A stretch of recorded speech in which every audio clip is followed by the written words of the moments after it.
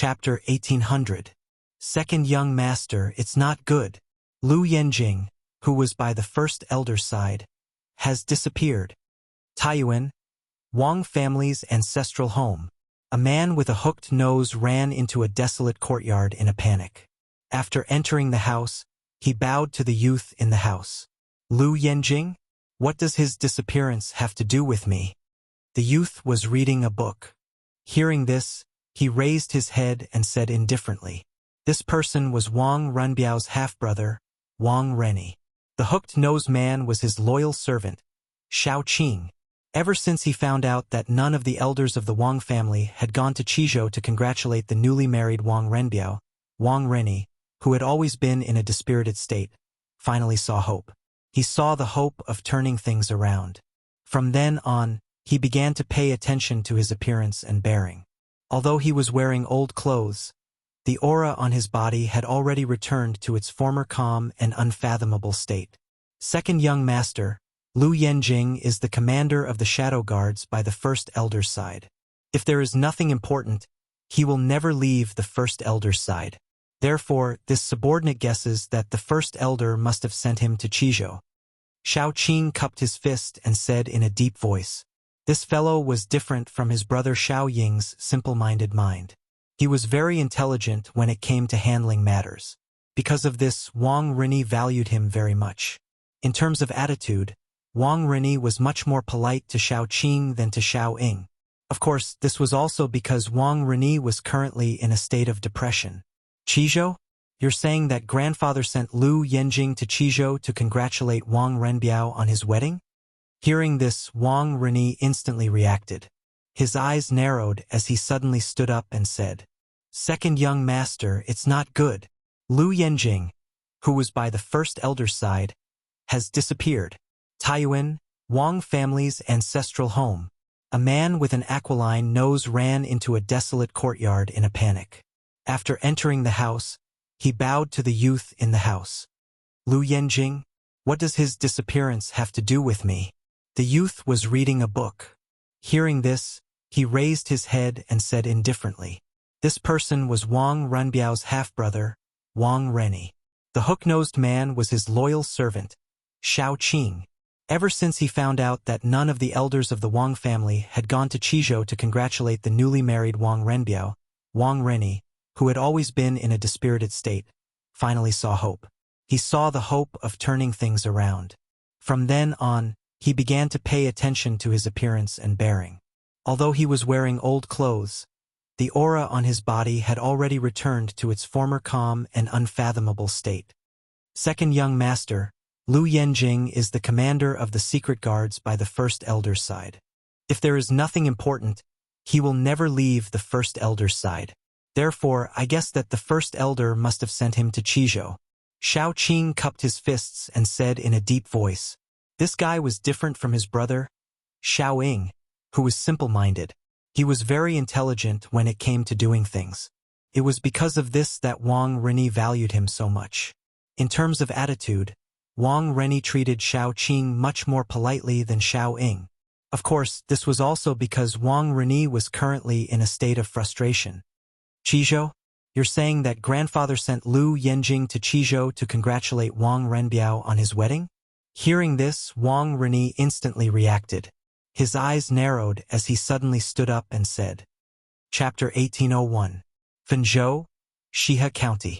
Mr. M.O., how was everyone's sleep last night? Has everyone rested enough? In the first-floor hall of the best inn in the county, Peng Lai Inn, Li Tai was having breakfast with Iron Egg and the others as he asked Mo Chue. This time, the academy had sent out a total of 32 members of the Trump Card Project. Most of them were students, and some of them were teachers from the academy's physics department. No matter what, the teachers from the academy were older than the students and had more experience living outside. Therefore, the students' meals and lodging were all arranged by Mo Huai and the other teachers. Haha, this inn is not bad. It's quite quiet at night. Just now, I saw that everyone was quite energetic. I think you must have had a good rest last night. After breakfast, we'll set off. This place is more than 100 miles away from Taiyuan Prefecture. We definitely won't be able to make it today. We won't stop to rest at noon. We'll try to settle down in Qi County before it gets dark. We'll set off from Qi County tomorrow morning. We'll probably reach Taiyuan by tomorrow evening. Mo Chue smiled and replied with a relaxed expression. This time, the academy had given them sufficient activity funds to lead the teachers and students to the north. Before they left, Yen Silu had specially instructed him that the teachers and students of the academy must eat, drink, and live well along the way. They must not be stingy about money. This was Yen Silu's idea, and also Li Zixuan's idea. This was because this group of 32 people were the elite members of the Academy's Trump Card Project. They were the Academy's treasures. This time, the journey to the north was long and tiring. The students were already working hard. Naturally, the Academy would not let them suffer in terms of food and lodging. Therefore, on their journey from Lantian County to Shihe County, Mo Chue and the rest of the Academy stayed in the best inns and ate the best delicacies, all in order to reduce the fatigue of the students on the journey. Then bring some dry food and try to reach Qi County by tonight. Li Tai nodded and decided. Although he was a student and Mo Chue was a teacher, Mo Chue was the overall commander of this operation. The final decision-maker should naturally be him. Moreover, Mo Chue recognized Li Tai's talent in engineering, so he was not unhappy with Li Tai overseeing the overall situation and commanding the troops. On the contrary, he was happy to help Li Tai by his side. Although Li Tai was born in the royal family and had a certain level of command ability, he was still young and did not have as much life experience as Mo Chue. Often, Mo Chue needed to step in at times like this. After the two came to an agreement, Dugu Xian walked in from outside and whispered into Li Tai's ear, "Your Highness, this general has already ordered the scouts to open up a path. The rest of the army can move out at any time and wait for your Highness to leave the city." Even though Mo Chue had booked the entire inn last night, and there were no other guests in the main hall, Dugu Xian, who was used to being in the army, had a strong sense of vigilance. He still chose to speak in such a manner to avoid revealing the whereabouts of Li Tai and the rest. This time, accompanying the teachers and students of the academy to the north was 1,000 imperial guards led by Dugu Xian and Dugu Feiying. Because this mission was confidential, they did not alert the local government. When they came to a county, only the people of the academy entered the city to stay in the inn, while the imperial guards were secretly stationed outside the city. Under normal circumstances, Dugu Xian would bring a few personal guards to protect Li Tai, while Dugu Feiying would lead the army outside the city. It was not that Li Tai and Mo Chue were discriminating, but that the physical fitness of the students and teachers of the academy was definitely not as good as Dugu Xian and the others, who had been in the army for many years. This journey was already very tiring. If they were to sleep in tents outside the city like the imperial guards, most of the people in the academy would have collapsed before they reached Taiyuan. Are the resources of the academy safe? Li Tai nodded and asked softly. The main purpose of their journey to the north this time was to build a telegraph relay station. When they left Lantian County, 3 of the carriages in the academy's team were loaded with the machinery, parts, and other materials needed to build the telegraph relay station. Such important things naturally couldn't be brought into the city or into the inn. If they encountered thieves, then their journey would be in vain. Therefore, the imperial army under Dugu Xian had been guarding the academy's materials all along the way. "Don't worry, Your Highness. The resources are safe," Dugu Xian replied briefly. To be able to take away 3 carriages of the academy's resources under the protection of 1,000 imperial guards, unless the enemy could send 5,000 soldiers to kill all of the imperial guards, it was impossible to take away the resources of the academy. "That's good." Li Tai nodded. At this time, he was almost done eating.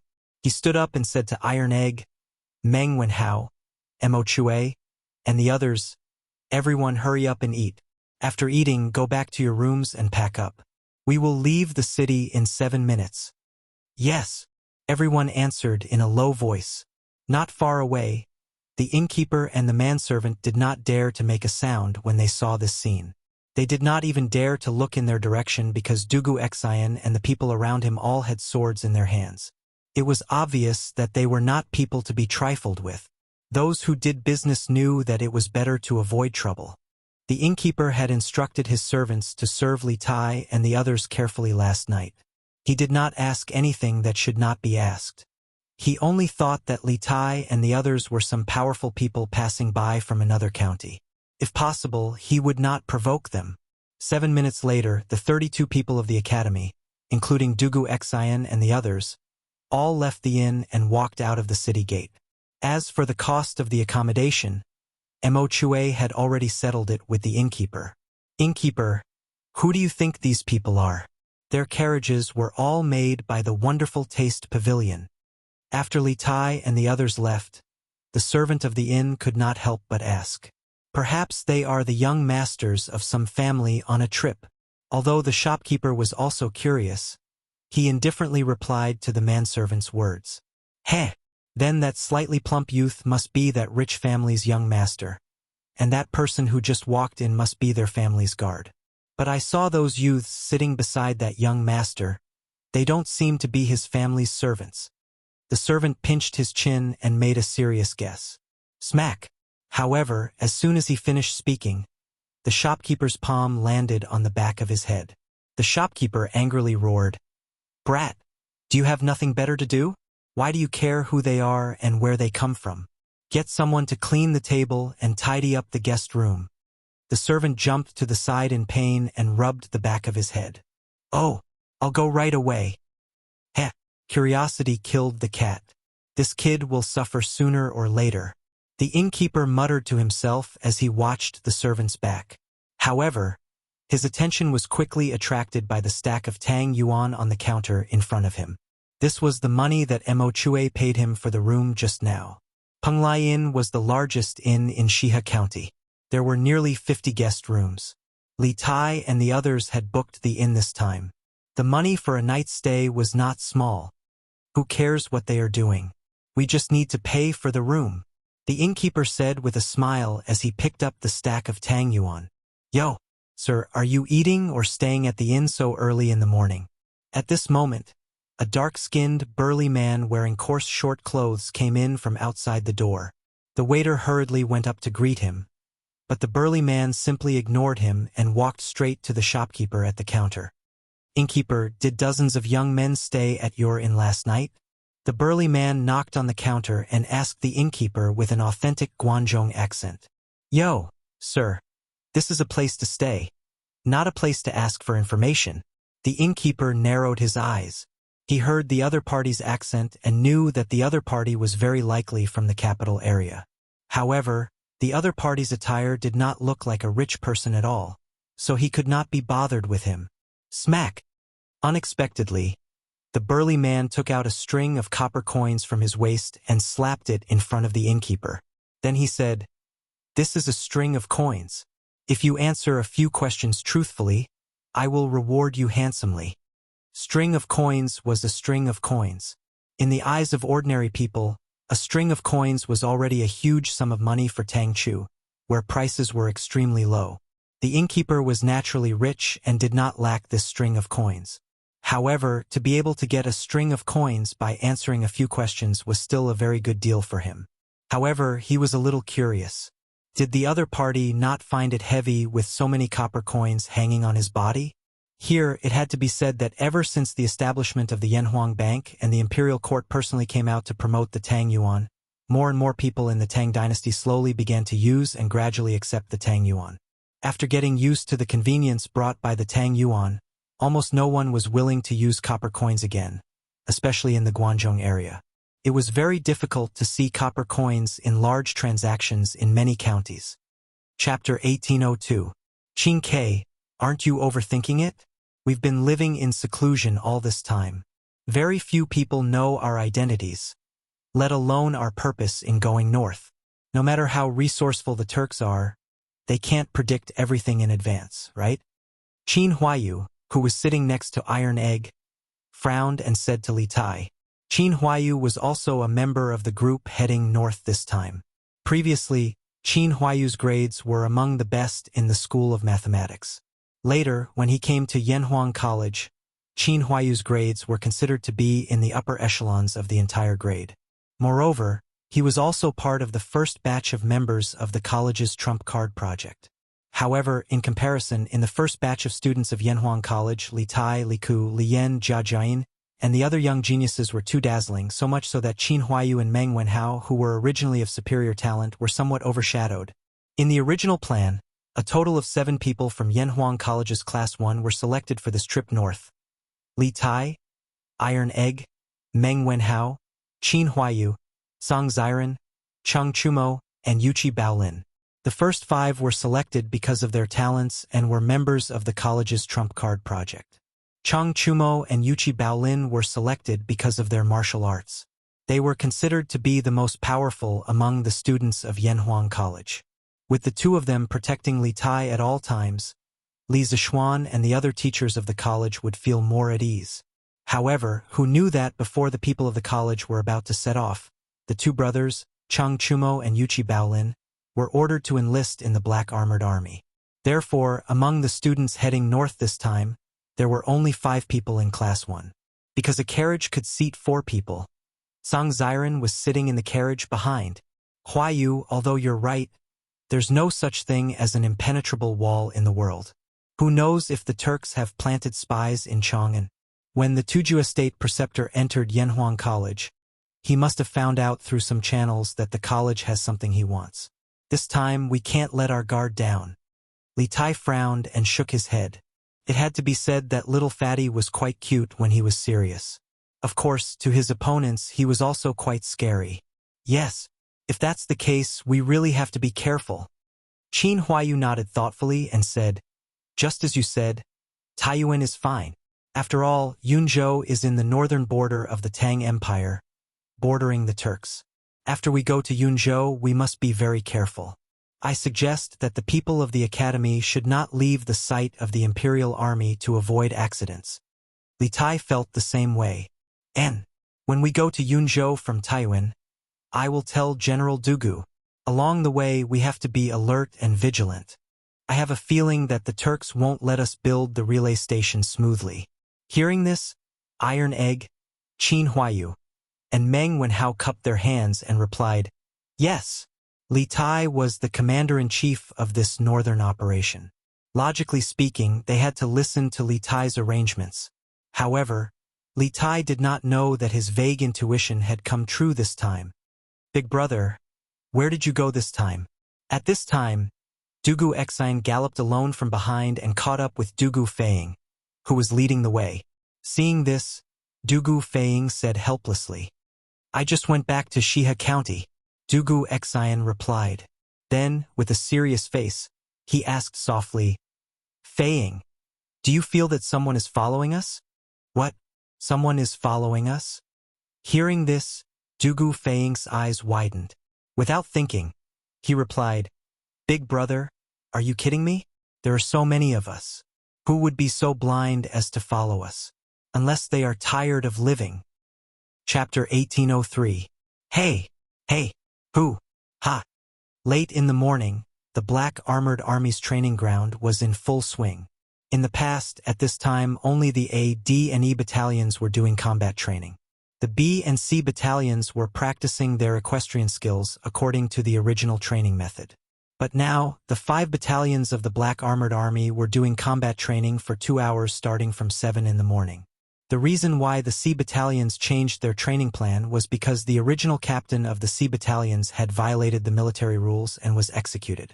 The current captain of the C battalions was Li Zishuan. The B battalions made the change because Qiu Xingong had requested Sun Tao to do so. A few days ago, Qiu Xingong had instructed Sun Tao to secretly learn from Li Zishuan's new training manual. This was because Li Zishuan's rules included hunting, which required the soldiers to have a certain level of close combat ability. In order to win this competition, Qiu Xingong had no choice but to copy Li Zishuan's new training manual. Ever since Zhang Kongyan had fallen from the horse, Qiu Xingong's influence in the Black Armored Army had been reduced by more than half. Now only the B battalion was under his control. Of course, what made him even more furious and fearful was Li Er's imperial edict that day. In front of all the soldiers, Li Er had punished him with a cane. This caused him to lose all faith in the black armored army. Even though he was extremely furious in his heart, he didn't dare take revenge on Li Zishuan right now, because he understood that the punishment of 30 strikes was Li Er's warning to him. If he dared to do anything, then Li Er would definitely not let him off easily. To Qiu Xingong, since he couldn't do it secretly, he would do it openly. He wanted to lead the B Battalion to defeat the E Battalion in the competition in a few days. He wanted to completely destroy Li Zishuan's reputation and make Li Zishuan understand that Li Zishuan was completely inferior to him in terms of training soldiers. Therefore, Qiu Xingong had been coming to the training ground more frequently than before. To be precise, he was coming to the B Battalion more frequently than before. Even though it was part of the military's job to supervise the training of the soldiers, Qiu Xingong was still the general of the Black Armored Army. No one dared to say anything when he came to visit. Not far from the B Battalion's training ground was the C Battalion's training ground. Li Zishuan happened to be patrolling the C Battalion's training ground. "Stop! Are the two of you training or playing house? Get your facts straight. The ones standing in front of you are Turks. Are you going to use such soft movements to attack the enemy?" At this moment, Li Zishuan saw a pair of soldiers fighting with extremely perfunctory and weak movements. He couldn't help but stomp his foot and loudly berate them. Swoosh! At this moment, a burly man suddenly appeared beside Li Zishuan. Without another word, the man stepped forward and kicked the two soldiers in front of Li Zishuan to the ground. He then pointed at the two soldiers and scolded them loudly. "You're a traitor! You're a traitor! Pangguang, Du Ziding, you two bastards always slacked off during training when Zhang Kongyan was here. Now that Sergeant Li is the C Battalion's lieutenant, you two are still slacking off. If you don't want to train, get out of the C Battalion as soon as possible. Don't tarnish the reputation of the Black Armored Army." The burly man was the C Battalion's lieutenant, Gao Gong. Chapter 1804. Training was a long and arduous process. At the same time, it was also a process that constantly stimulated one's potential. To shorten this process, they had to increase the amount of training at an appropriate time and not keep the same amount. Even though the soldiers of the Wu Battalion were the recruits of the Black Armored Army, they were not real recruits. Before they came to the Black Armored Army, they were the elites of the 12 guards of the capital. Naturally, their individual military and physical qualities were impeccable. The amount of training that Li Zishuan gave them was mainly for them to familiarize themselves with the training in the new drill. However, to the most elite heavy cavalry of the Tang Empire, this amount of training was obviously not enough. Therefore, when the soldiers seemed to be able to handle the current amount of training with ease, it was absolutely necessary to increase the amount of training appropriately. Joining the army in the past 2 days, I heard that the 2nd Battalion is also imitating our combat training. I wonder if it is Sun Tao's idea or General Qiu's. Sun Jiping said casually as he led Li Zishuan to inspect the training grounds of the Wu Battalion. "Ha! From what I see, this is most likely General Qiu's doing. He knows that he can't do anything to me in the dark, so he wants to use the 2nd Battalion to defeat me openly."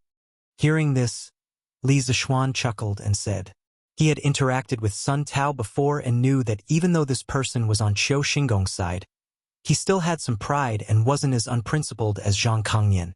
Therefore, he felt that with Sun Tao's character, if it wasn't for Qiu Xingong's pressure, he would never have done something as disgraceful as secretly learning from others.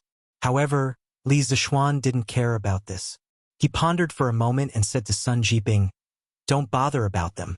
If they want to learn, let them learn. This way, it will prove that the new drill is indeed more suitable for the current Black Armored Army. As for us, we just need to do our own thing well. When the time comes, let's see if the student who stole from others is better than us." Li Zishuan's words revealed a strong sense of confidence. Sun Jiping couldn't help but be infected by this confidence. He calmed down a little and replied with a smile, "Yes, sir." Li Zishuan thought for a moment and said, "As for combat training, I just discussed with Gao Gong. In the future, everyone will have to rotate their opponents every day. This way, we can prevent them from colluding with each other and not working hard during training.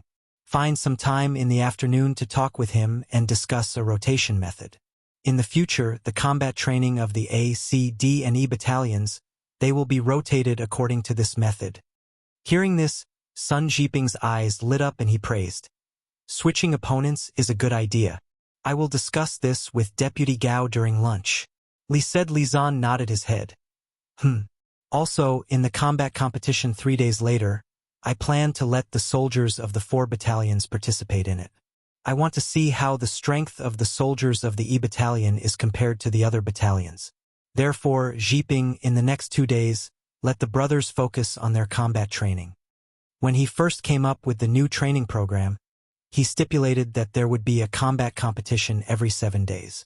This was to improve the combat ability of the soldiers. However, his original intention at that time was to let each battalion compete internally. Now he changed his mind. Now that he was in charge of the 4 battalions, he naturally had to treat everyone equally. Good. Then for the next 3 days, after every afternoon, I will let the soldiers take out an hour to practice their combat skills. However, I hope that in the aspect of combat, I can impart more experience and skills to my brothers. After all, you are a martial arts master.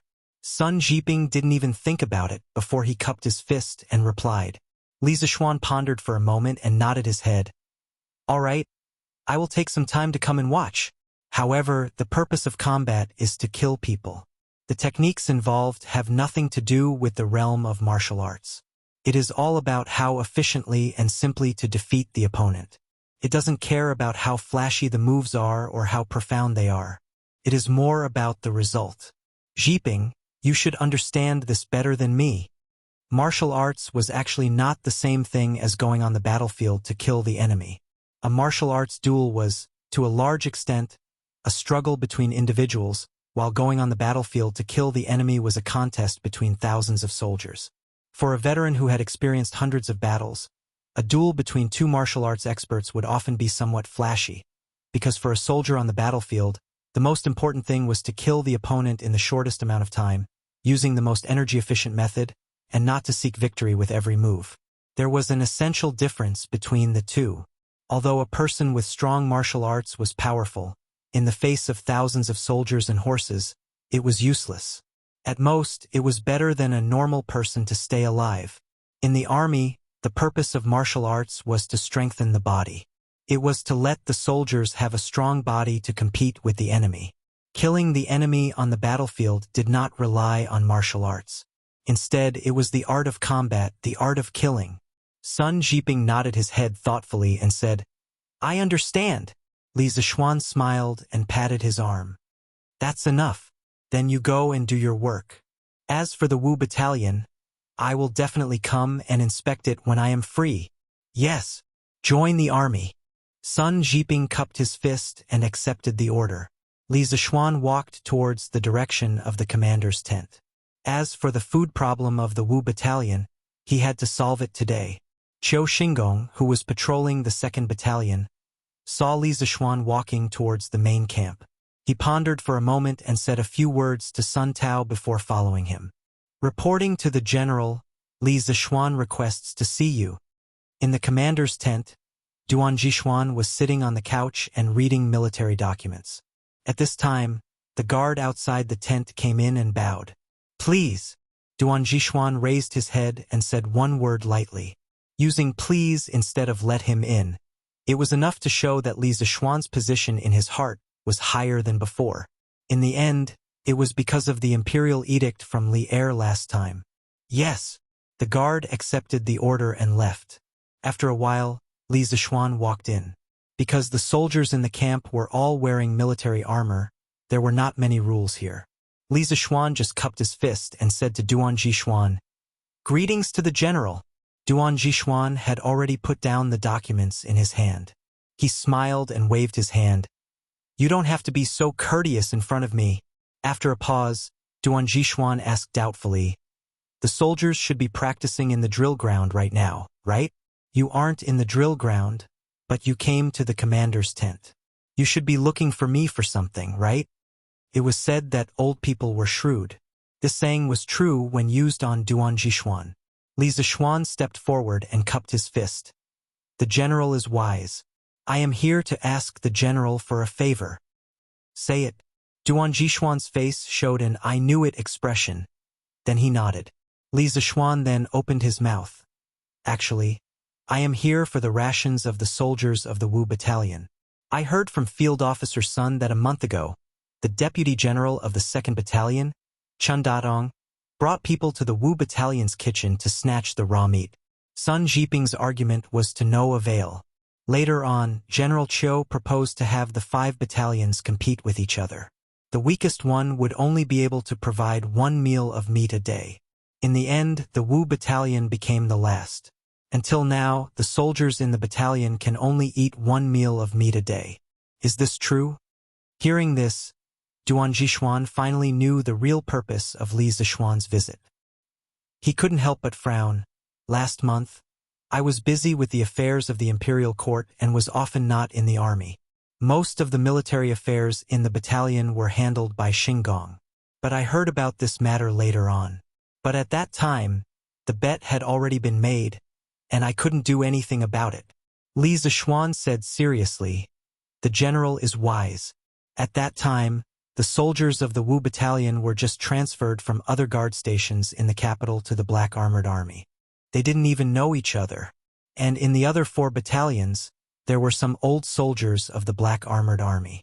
For the Wu Battalion, this competition was already unfair. How could the bet count? Ha! What Field Officer Li said is wrong.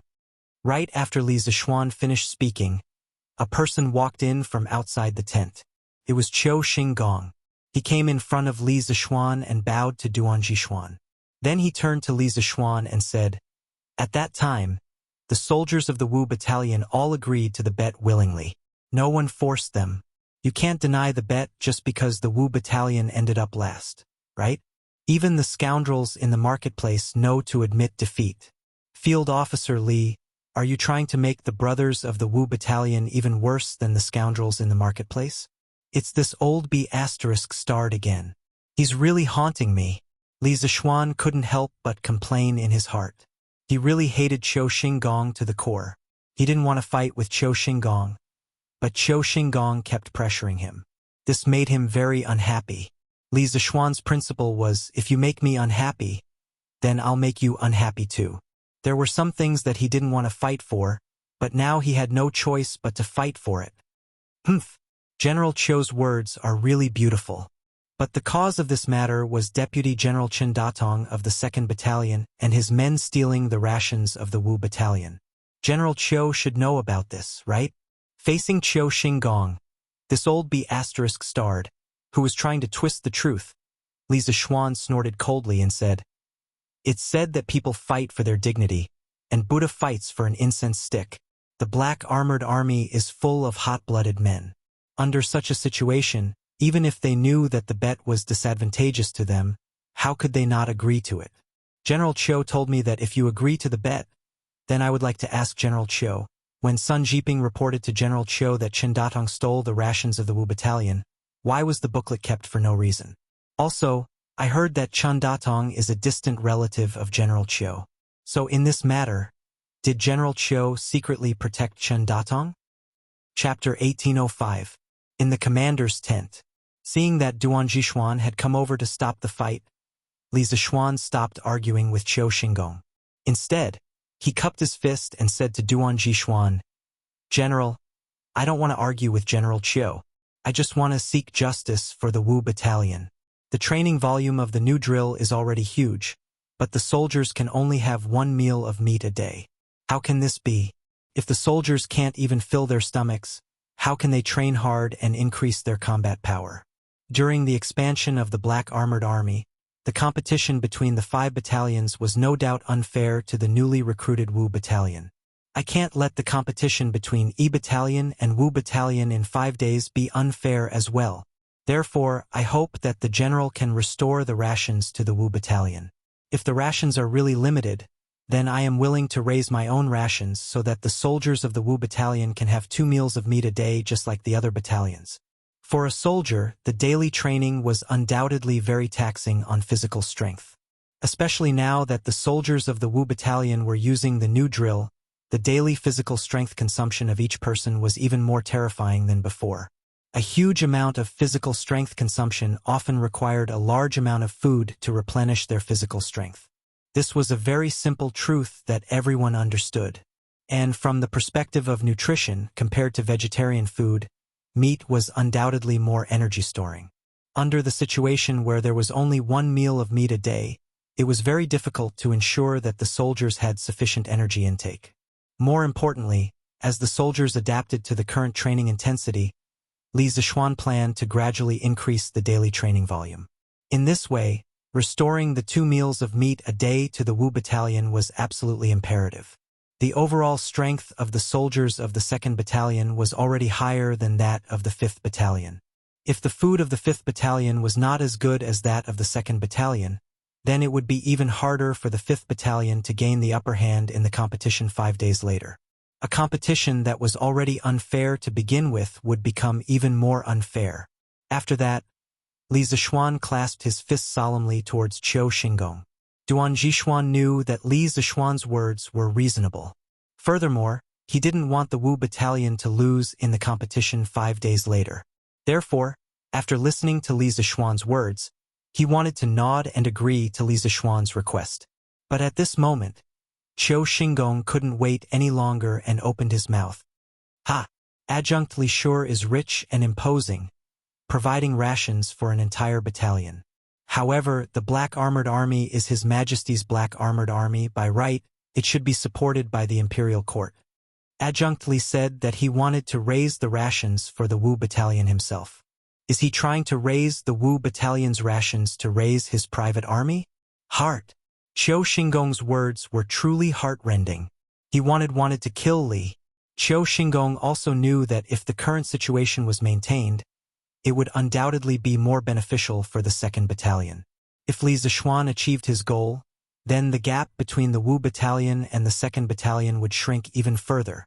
Therefore, whether it was for public or private reasons, he had to stop Li Zixuan. Li Zixuan's heart trembled, but his expression didn't change. He definitely wouldn't admit to such a crime. He turned to look at Qiu Xingong and sneered. What?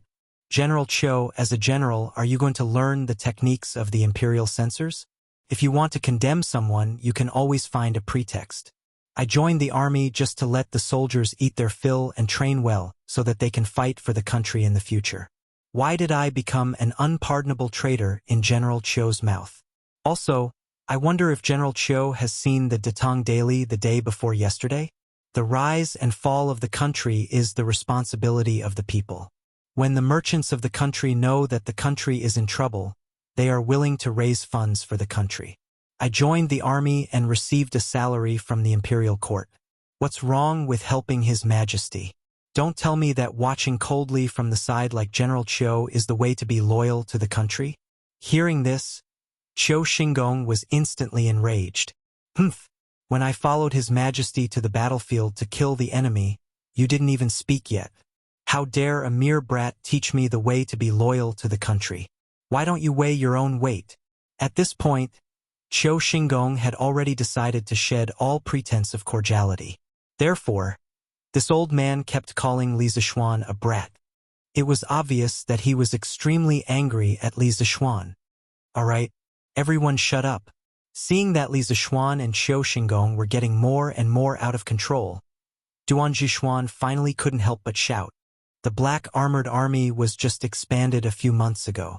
Right now, the most important task is to intensify the training and increase the overall strength of the Black Armored Army. Regardless of whether it is the 2nd Battalion or the 5th Battalion, they are all part of the Black Armored Army. Why should we divide them? If the newly expanded Black Armored Army does not have the strength to fight against the Turkic Wolf Riders before the attack on the Turkic Empire, not only will the 3 of us be punished by His Majesty, Du Jie will also be cursed for life. Therefore, I hope that the 2 of you can temporarily put aside your differences and work together to restore the Black Armored Army to its peak strength instead of blaming each other here. Duan Zixuan's words weren't biased towards any side. He was completely standing on the position of the Black Armored Army's general. He was stating the pros and cons of Qiu Xingong and Li Zixuan, hoping that the two of them would temporarily stop fighting and focus on the overall situation of the Black Armored Army.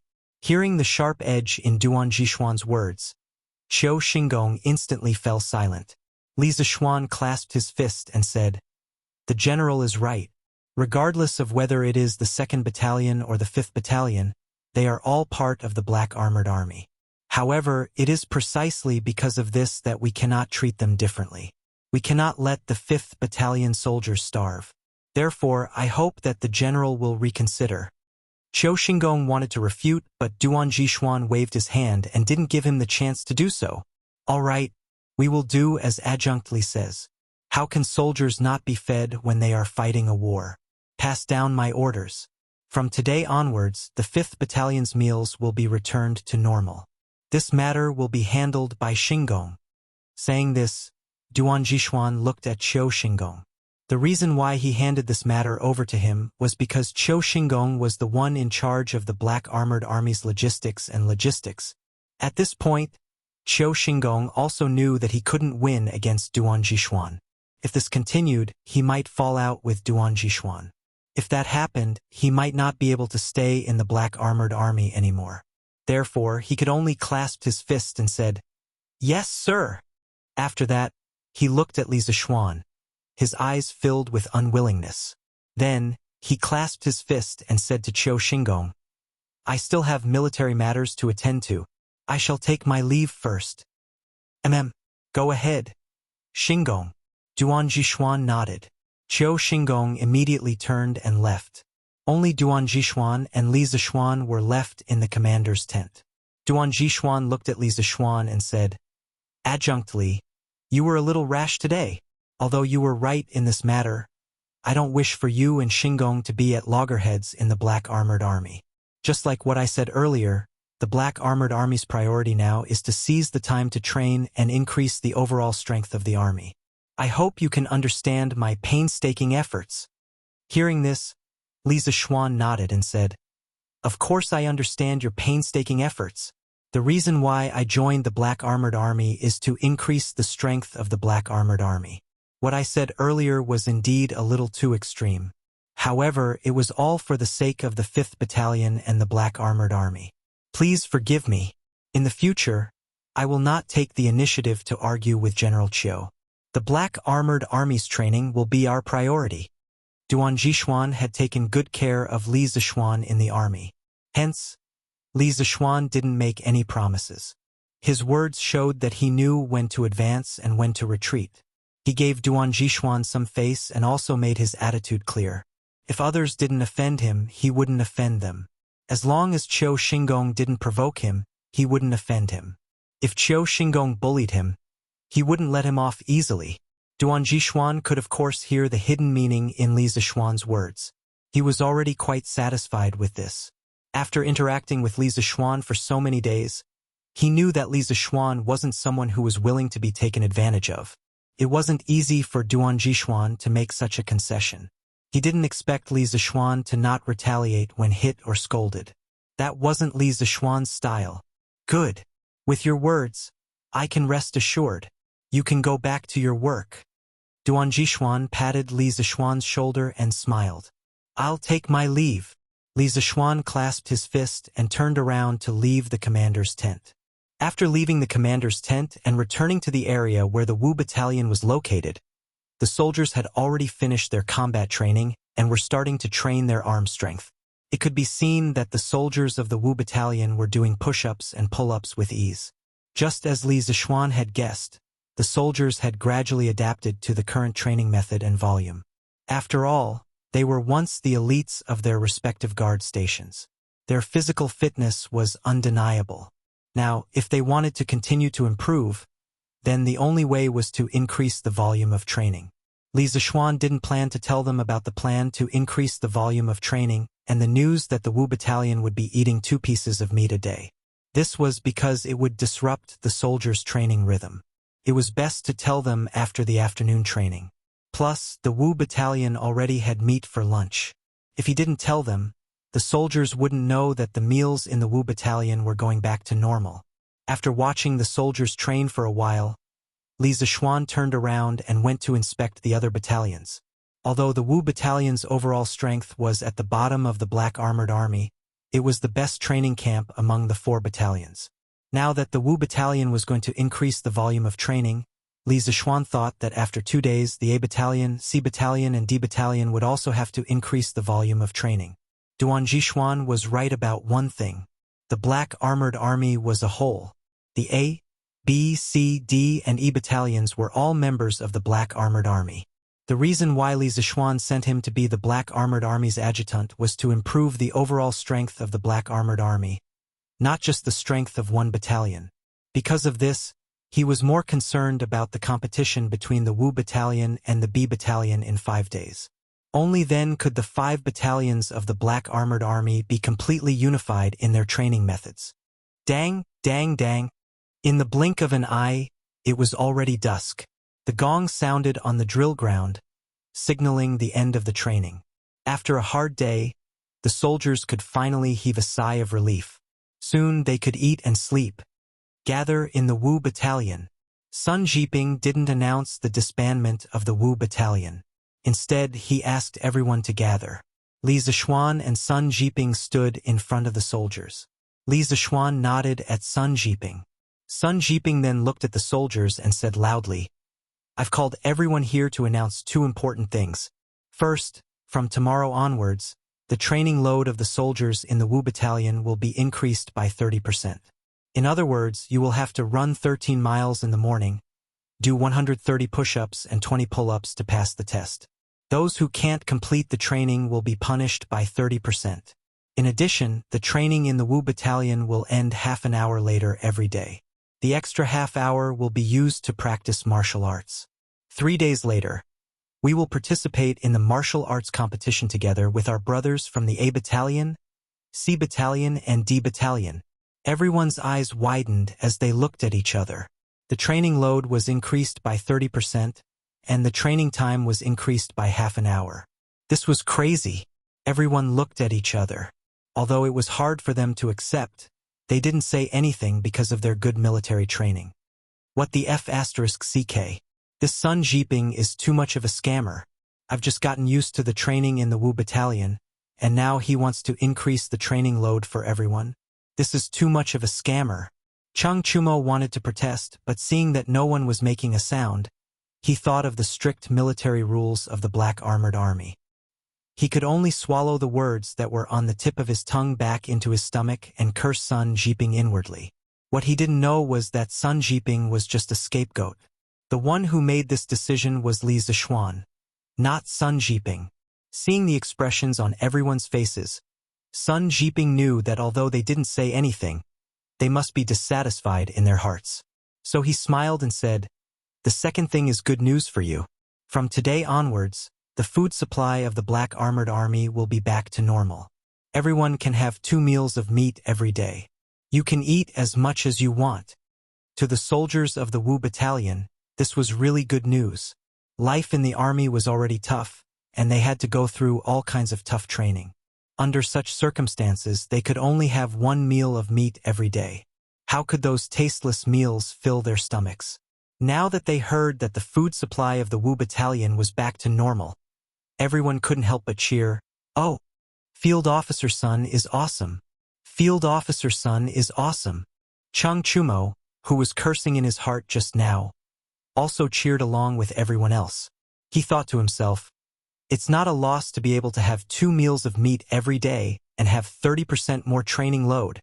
The cheers gradually washed away the slight unhappiness of the soldiers. Just as Cheng Chumo thought, to them, under such tough training, they could have 2 meals of meat every day. Even if their training load was increased by 30%, it was still not a loss. "All right, dismissed. Go to the kitchen to eat. There's meat in the kitchen tonight." Sun Jiping smiled and waved his hand. "Oh!" All the soldiers cheered and rushed to the kitchen. Before this, they couldn't eat meat at night. Chapter 1806. Hee. There really is meat in the kitchen tonight, Field Officer Sun. You didn't lie to us. Ha. Outside the kitchen of the Wu camp, Cheng Chumo winked at Sun Jiping, who was still queuing up after he got his food. Just now, when Sun Jiping announced the dismissal of the party, This guy had sprinted to the kitchen at the speed of 100 meters. Therefore, when most people were still queuing up, this guy had already gotten his food. That bowl was filled with plump, fresh meat. It was no wonder this guy was so smug. Sun Jiping smiled and didn't say anything, because in the Wu camp, he was the only one who knew how hard it was to restore 2 meals a day. Hey, you guys wait in line. I'll go eat first. Same old place. Chang Chumo laughed and didn't forget to tease Yuchi Baolin before he left. Haha, Baolin, your running speed is not good. Looks like you need to practice more in the future when you're running with armor on. After that, Chang Chumo held his bowl and walked proudly towards the foot of the wall not far away. That was the place where he, Li Zishuan, Sun Jiping, Yuchi Baolin, and the others always ate together. Field officer, why did our camp suddenly restore 2 meals a day? Didn't we lose to the other 4 camps before, so we got cut off 1 meal a day? Chang Chumo was a muddle-headed person, but not everyone in the Wu camp was muddle-headed. There were still people who wanted to know why the normal food supply was restored. A big guy who was queuing beside Sun Jiping and Li Zishuan asked Sun Jiping. This person was Wang Rong, a squad leader from the first team of the E Battalion. The two of them had met once when Li Zishuan was patrolling the camp a few days ago. Ding Dali, who was bewitched by Sun Tao and incited the soldiers to mutiny, was a soldier under Wang Rong. That's right. Field officer, that competition was arranged by General Chiu, and it was also General Chiu who set the punishment rules. Why is he so kind to restore 2 meals a day for us? Another soldier behind Wang Rong interjected at this moment. Although Sun Jiping was very strict with his subordinates during training, he could often get along well with the soldiers outside of the school. Hearing this, he glared at Wang Rong and the others and said in a bad mood, "Humph, you still have the nerve to ask? If it wasn't for you guys who insisted on participating in the competition set by General Chiu, how could our rations be reduced so openly? You know it's a trap, but you people still don't listen to advice and jump in." Sun Jiping's words had a hint of exasperation in them. When Wang Rong heard that, he scratched his head in embarrassment. Back then, he had also wanted to join the competition and teach Qin Datong a lesson. But who would have thought that the Wu Battalion would suffer a crushing defeat and become the weakest of the black armored troops? Even though he was a little embarrassed, Wang Rong was still a little unconvinced. "Lieutenant, although we were a little impulsive in that competition, but that bastard Chun Datong brought the 2nd Battalion people to steal our rations. If we were to swallow our anger and not teach that bastard a lesson, wouldn't we become cowards?" Squad leader Wang is right, it was the 2nd Battalion who provoked us first. They even took a sh*T on us. How can we be cowards? As soon as Wang Rong finished speaking, a few soldiers around him echoed in agreement. What happened in the end? Seeing this, Sun Jiping sneered and said, "In the end, the Wu Battalion became the last in the entire army. Not only did we become the laughingstock of the entire army, but our rations were also reduced openly." At this point, Wang Rong and the others lowered their heads in shame, but none of them admitted their mistake. They were ashamed because the Wu Battalion was indeed not as good as the other battalions, but none of them thought that it was a mistake to accept the competition. This was the stubbornness of a soldier. Sun Jiping changed the topic and continued, "If it wasn't for Colonel Li who pleaded with the Grand General today, all of you would only be able to eat meat once a day. I hope you'll remember this lesson and not act recklessly in the future." When everyone heard this, they finally understood why the Wu Battalion's rations were restored today. Wang Rong and the others who were nearby all cupped their fists towards Li Zishuan and said, "Thank you for joining the army. Thank you, Colonel, for pleading for us in front of the Grand General." Sun Jiping's voice was very loud just now, and it should have been mixed with true qi when he spoke. Very quickly, the soldiers in the other lines more or less heard the reason, and they all cupped their fists towards Li Zishuan. Li Zishuan didn't expect Sun Jiping to do this to the Wu Battalion soldiers. He actually didn't want to tell the soldiers the truth, but since things had already come to this, he wanted to use this opportunity to boost their morale. He waved his hand at the surrounding soldiers and said loudly, "All right, don't be so polite. This time I went to plead for you in front of the Grand General, not because I sympathize with you, and not because I want you to be grateful to me. I just want to give you a chance to have a fair battle with the 2nd Battalion. More than a month ago, the competition between the 5 battalions of the Black Armored Army was extremely unfair to the Wu Battalion soldiers who were all new recruits. At that time, you all took the initiative to accept the challenge, so I won't blame you. Similarly, Field Officer Sun won't blame you either. Because a real man is born in this world, there are things that you can do and things that you can't do. You can be killed, but you can't be humiliated. You all knew that you were no match for them, but you still accepted the challenge. This proves that you all have backbone and courage. The reason why you all lost in the end was because the Wu Battalion had just been established. You all didn't know each other well, so it was naturally difficult for you to win against the other battalions in terms of battle formation. A person's backbone and courage are innate, but strength can be nurtured. This is also one of the reasons why I have never given up on the Wu Battalion. Because I believe that as long as you all train hard for a period of time, you will definitely not be weaker than any of the other 4 battalions of the Black Armored Army. The shame of being the last battalion in the Black Armored Army shouldn't fall on your heads. Now, you all are the same as the 2nd Battalion. You all can eat 2 meals of meat every day.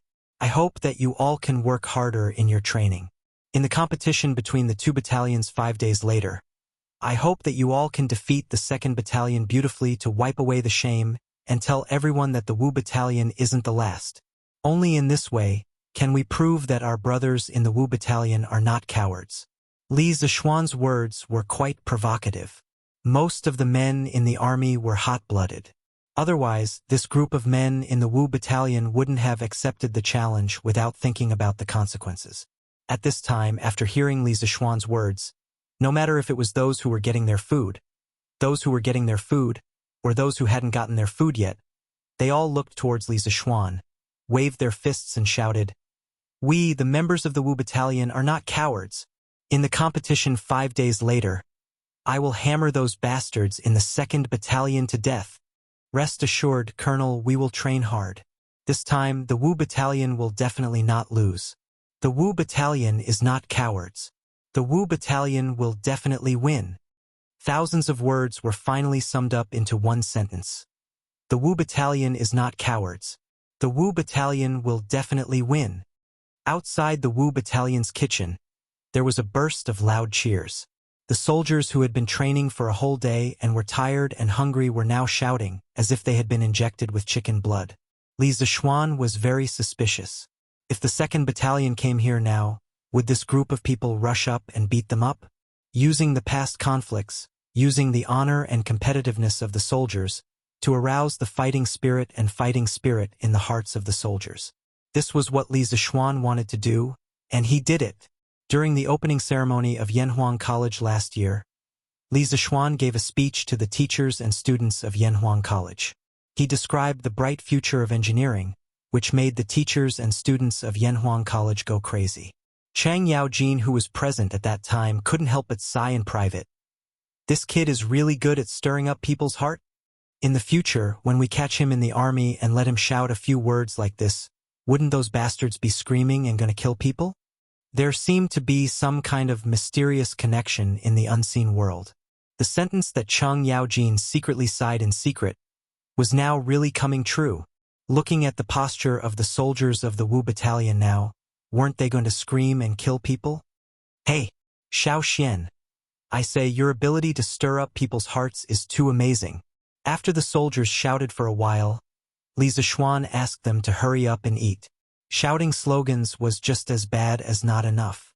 Shouting slogans occasionally could boost people's morale, but shouting too much would make people tired.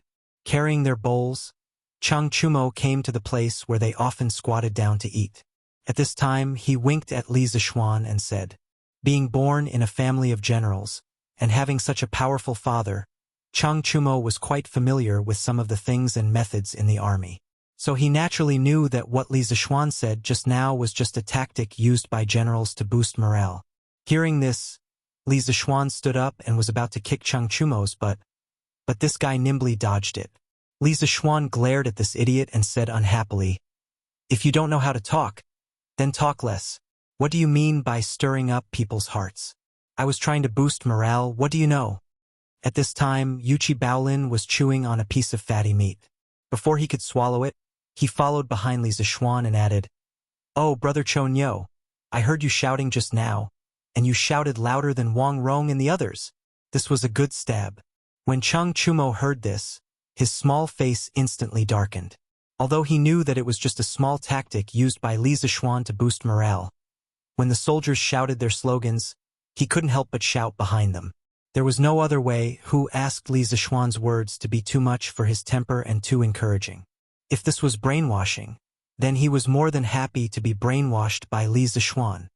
Haha, Baolin, if you know how to talk, then talk more in the future.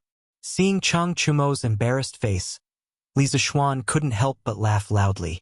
Then he patted Baolin's shoulder and said, Come, Baolin. I can't finish all this meat. I'll give it all to you." There were both fatty and lean meats in the kitchen, but in the end, there was still more fatty meat.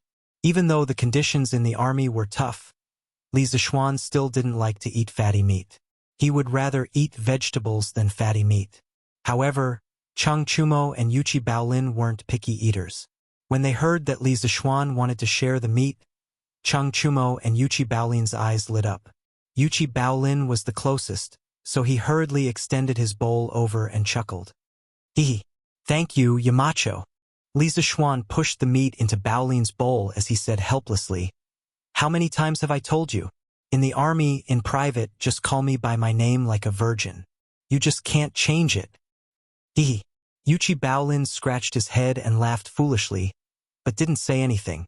Even though Li Zishuan treated him and Cheng Chumo as brothers, he respected Li Zishuan from the bottom of his heart, so he wouldn't call Li Zishuan by his name.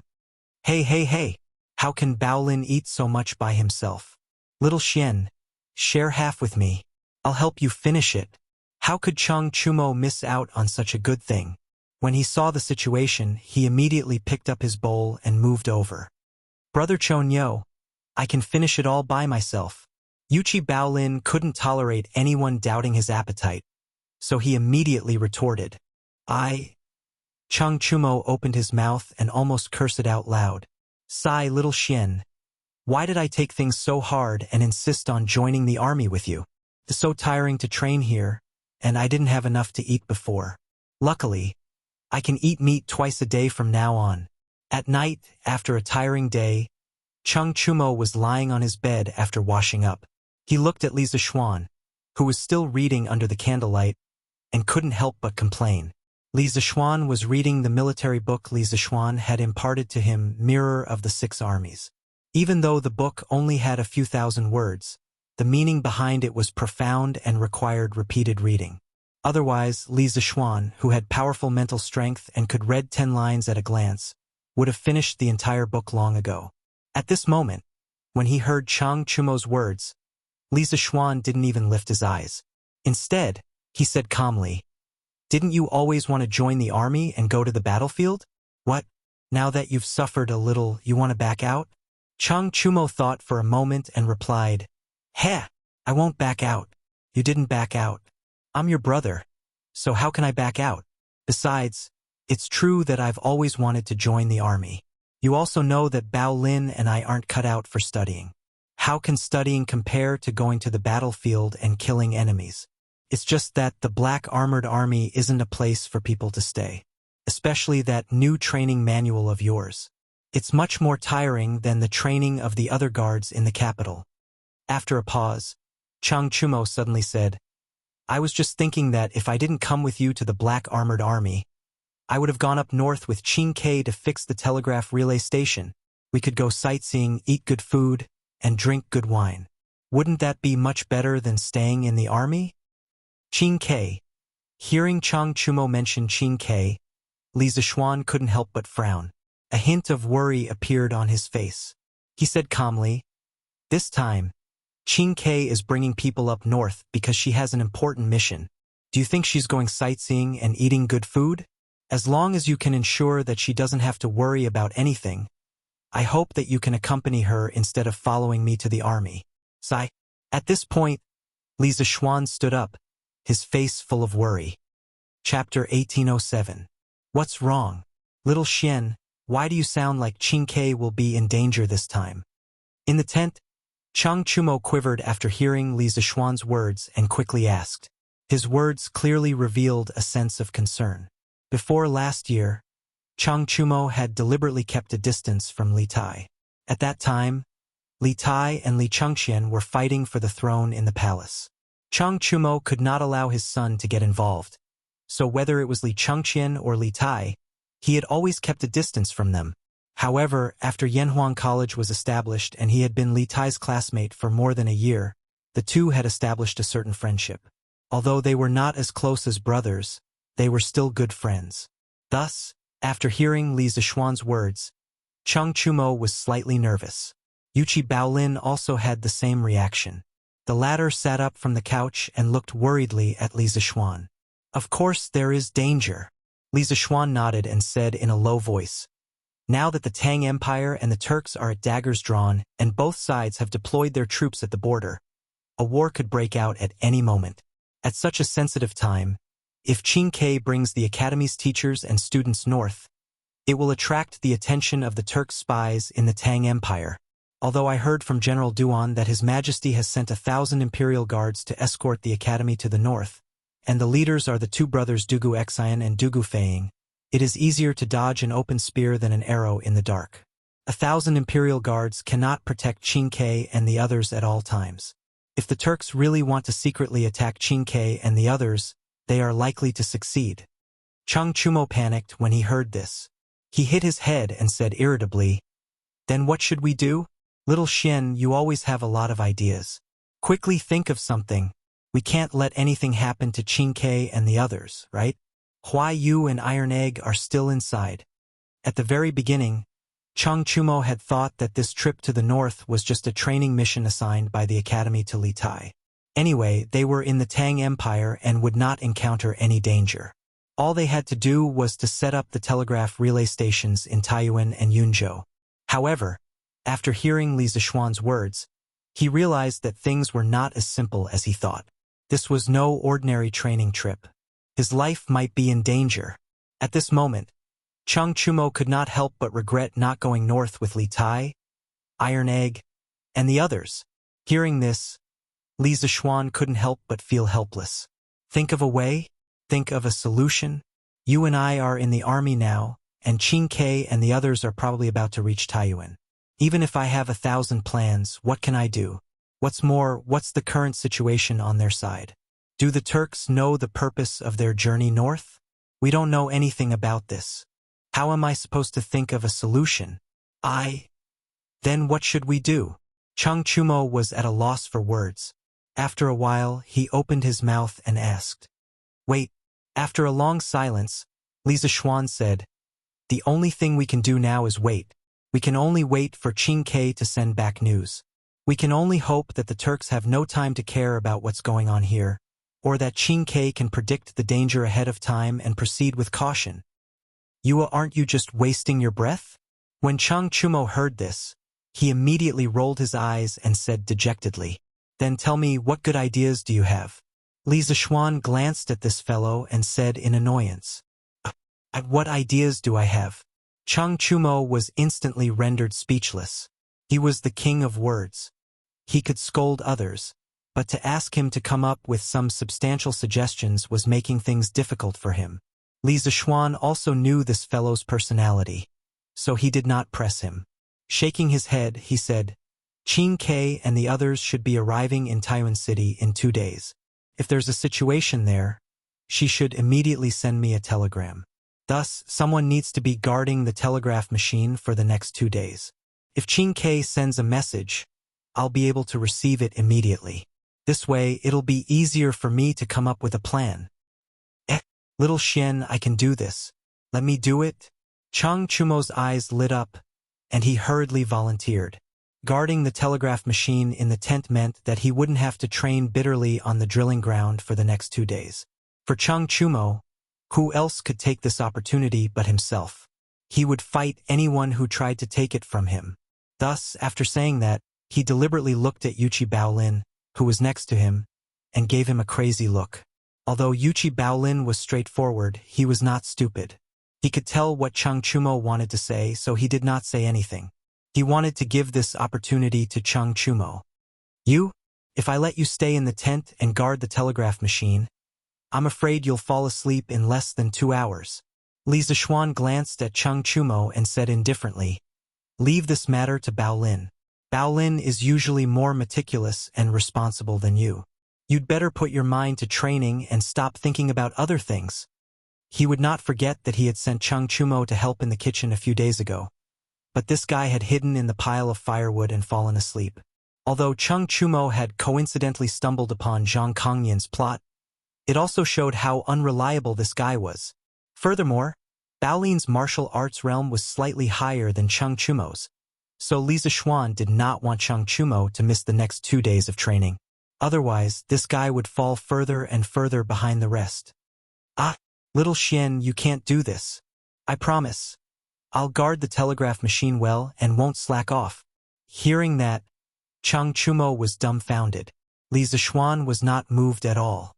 He looked at Bao Lin and asked, "Bao Lin, I'll leave this matter to you. You should be fine, right? I don't need you to translate the message. When the telegraph machine rings, just get someone to call me over." Bao Lin looked troubled.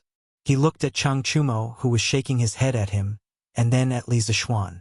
After hesitating for a while, he finally nodded and said, "Yamacho, don't worry. I'll take care of the telegraph machine for you." He did not want to disappoint Li Zixuan.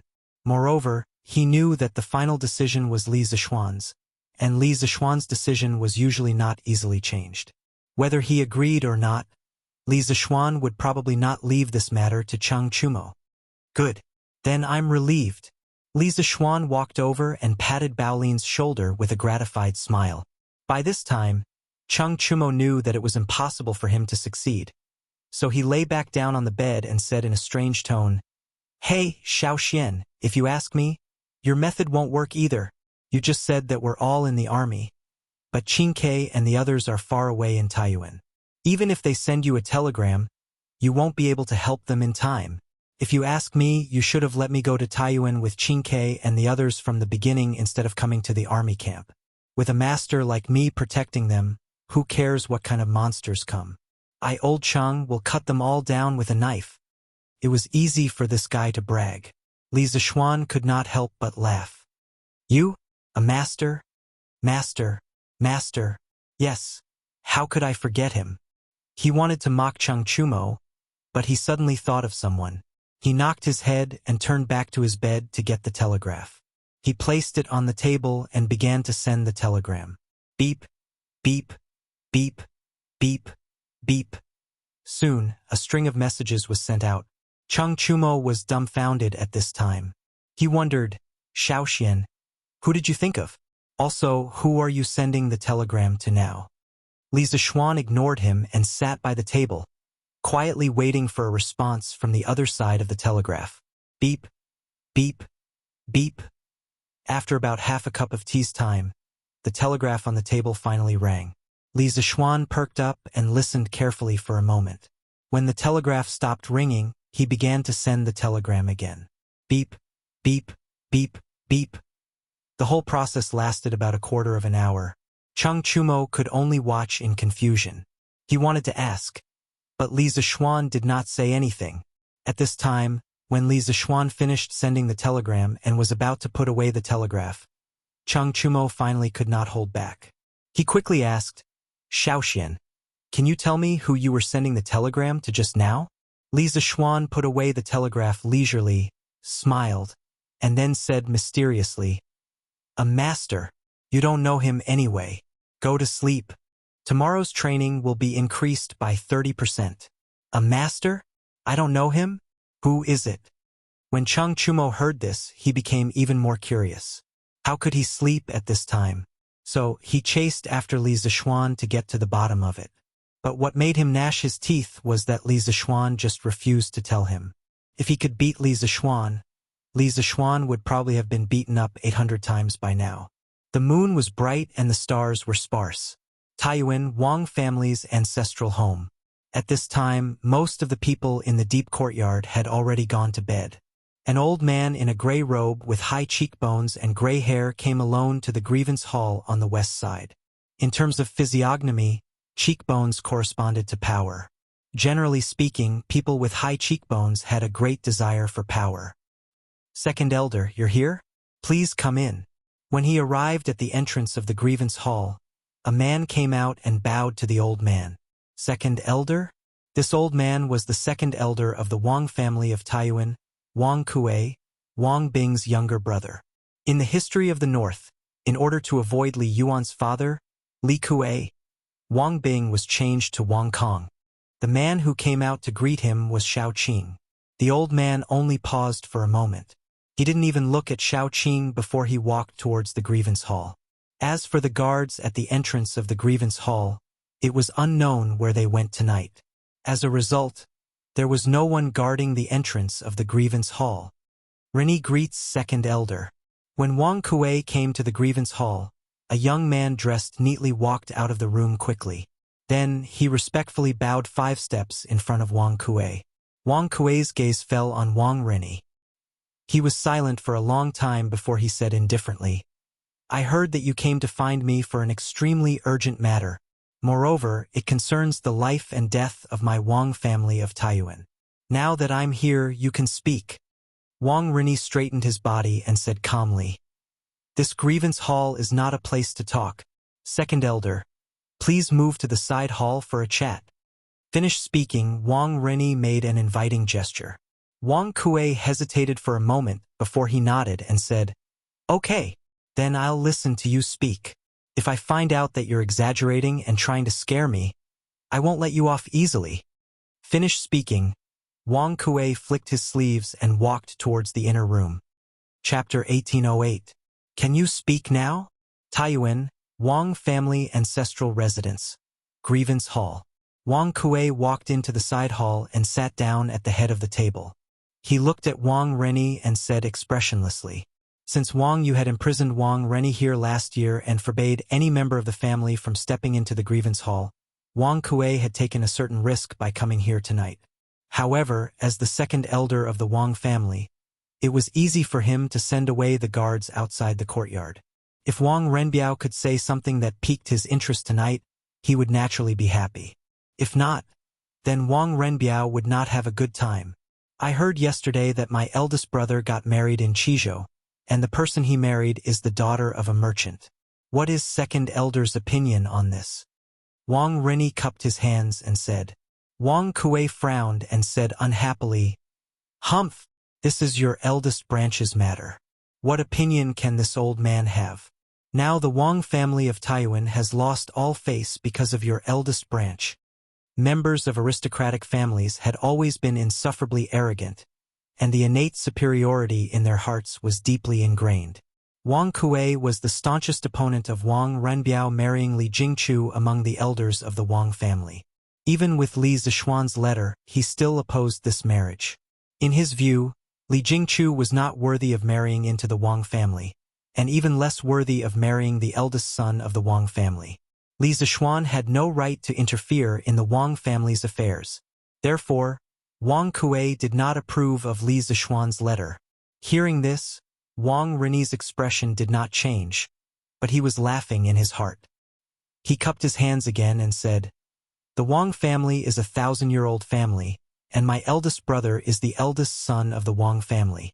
This matter is indeed lacking in consideration. However, second elder, have you thought about why my father, who has always put the family's interests first, agreed to my eldest brother's marriage this time?" Wang Kuei's face darkened. He frowned and said, "What do you mean?" Wang Rini was neither flustered nor slow as he said seriously, "My father is scared. My grandfather is also afraid. That's why no one dares to stop my elder brother's marriage." This time, without waiting for Wang Kuei to ask, Wang Rini continued, "Rini heard that the woman my big brother married was recognized as his foster sister by the Marquis of Yong'an. Now, the Marquis of Yong'an is in the limelight in the imperial court. Not only did he become a marquis at such a young age, he was even conferred the position of provincial governor of a province by the emperor. He is in charge of the military and political power of a province. He recognized that woman as his adopted sister because he wanted to facilitate this marriage. In the past few years, the aristocratic families have been in a state of turmoil, and the suppression of the aristocratic families by the imperial power has become an indisputable fact. My father and grandfather are unwilling to offend the Marquis of Eternal Peace, so they have chosen to acquiesce in this matter. They lowered their heads to the Marquis of Yong, and which is the same as lowering their heads to the imperial court. My big brother, as the eldest son of the first wife, ignored the interests of the clan and committed such a grave mistake. He should have been stripped of his status as the eldest son of the first wife. But because of the intervention of the Marquis of Yong, and nothing happened. It's laughable that our Wang family's 1,000 years of glory is now lowering our heads to a small marquis. Truly laughable. Towards the end, Wang Ren's deliberately calm face lost some of his composure. His voice also became filled with unwillingness and madness. Shut up. Although Wang Kuei did not approve of the marriage between Wang Renbiao and Li Jingchu, he would not allow others to humiliate the Wang family. After all, he was the second elder of the Wang family. At this moment, a trace of understanding flashed across his furious eyes. He looked at Wang Rennie and sneered. It seems that you are very jealous of your big brother and want to borrow this old man's strength to replace him? Humph! Dream on. You are only a bastard son of the eldest son. What right do you have to dare to covet the position of the future head of the Wang family? Chapter 1809. Then second elder is willing to let me be adopted by the second branch? In the side hall of the grievance hall, Wang Rennie looked at Wang Kuei and cupped his hands. Wang Kuei stroked his beard and pretended to be indifferent. I'm naturally happy that you're willing to be adopted by the second branch. Your second uncle has been married for many years and still doesn't have a son. You being adopted by him can be considered as fulfilling a wish of mine for many years. However, you have to get your father's consent. After all, you're his son. Wang Rennie's face flashed with resentment when he heard this. He said coldly, Humph! He never had a son like me in his heart. Otherwise, he wouldn't have imprisoned me here for an outsider, and he wouldn't have sent my mother back to the ancestral home from Sui province. Since he doesn't have a son like me in his heart, what right does he have to stop me from being adopted? As long as second elder and second uncle agree, I'll write a letter tomorrow and inform him of this matter. At that time, I only need second elder to help me say a few words in the clan, and he definitely won't stop me from being adopted by the second branch, because he only has Wang Renbiao as his son in his heart. Wang Kuei nodded and said, Good! If Wang Yu obstructs you in this matter, I'll speak up for you in the clan. Hong hasn't had a son for many years. I believe that big brother, third brother, and fourth brother will give me some face. Wang Rennie wanted to be adopted by the second branch, and the second branch just happened to have no children. The two sides really hit it off. In that case, Rennie thanks second elder. Wang Rennie's expression had returned to normal at this time. He cupped his hands and said to Wang Kuei. Wang Kuei's face turned solemn and he said in a deep voice, Then can you tell me your plan now? Compared to taking in a grandson, Wang Kuei was undoubtedly more concerned about how to strengthen the Wang family and seize the family's power. He was very dissatisfied with the Wang family's current decline. Of course, he was even more dissatisfied with the Wang family's current power. Wang Rennie frowned and said, I can tell second elder, but before I tell you the overall plan, second elder has to help me do something. What is it? Wang Kuei frowned. At this time, some displeasure had already risen in his heart. You haven't done anything yet, and you want me to do something for you? How could there be such a good thing in this world? Wang Rennie looked at Wang Kuei with a determined gaze and said, I need second elder to help me break free from my imprisonment. I want to leave this grievance hall. Hearing this, Wang Ku looked directly into Wang Rennie's eyes. He had reason to suspect that Wang Rennie was trying to use him to help him break free from his imprisonment. However, he could not see a trace of deceit or evasion in Wang Rennie's eyes. This proved that Wang Rennie's acting skills were either superb, so superb that he could deceive his experienced eyes. If not, then everything Wang Rennie said before was the truth. After staring at Wang Rennie for over 10 breaths of time, Wang Kuei shook his head and said, "It was your father, Wang Yu, who imprisoned you here. Even though I'm his senior, he's still the current patriarch of the Wang clan, so I have no right to release you." Wang Rini seemed to be mentally prepared for this. Hearing this, he insisted, "In the past, Second Elder would indeed find it difficult to release me. But now, I'm about to become a member of the second branch, which means I'm Second Elder's grandson. The one who committed a mistake and was imprisoned was Wang Yu's son, not your grandson. If I'm still locked up in the grievance hall, then what face will the Wang clan's second branch have left? I believe that as long as Second Elder puts pressure on my father with the other elders, he will definitely not refuse to give you face. Moreover, this plan can't do without me. Only when I leave the grievance hall can the plan succeed. At that time, I can help Second Elder seize power in the clan, killing two birds with one stone." Wang Rini's initiative to be adopted by the Wang clan's second branch was really killing two birds with one stone. Not only could he gain Wang Kuei's trust, but he could also use this to get out of his current predicament. Just think about it, the Wang clan's second branch only had Wang Hong, but he didn't have a son for so many years. If this continued, the Wang clan's second branch was likely to be cut off. In this case, if Wang Rini took the initiative to be adopted by the second branch, Wang Kuei only needed to sell his pitiful image in the clan, and the other elders of the Wang clan would agree to let Wang Rini be adopted by Wang Hong. After Wang Rini was adopted by the second branch, Wang Yu couldn't continue to imprison Wang Rini. Could he? That would be equivalent to slapping the second branch in the face. Although the Wang clan's first branch was stronger than the second branch in terms of strength, between the two branches, at least on the surface, they had to maintain harmony. Therefore, on this matter, Wang Yu was very likely to compromise. At that time, Wang Rini would be able to get what he wanted and completely regain his freedom. Wang Kuei's eyes narrowed. After hearing Wang Rini's words, he quickly understood the crux of the matter. He couldn't help but feel a wave of emotions in his heart. This Wang Rini was so young, but his mind was so meticulous.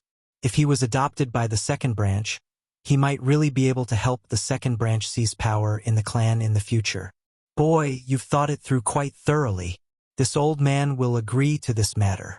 Tomorrow you will write a letter to your father, and this old man will first discuss the matter of your adoption with big brother and third brother. Once you are adopted by the second branch, this old man will naturally help you leave the grievance hall. After pondering for a moment, Wang Kuei said lightly, "If Wang Rini was adopted by the second branch and released from prison, it was in the interest of the second branch."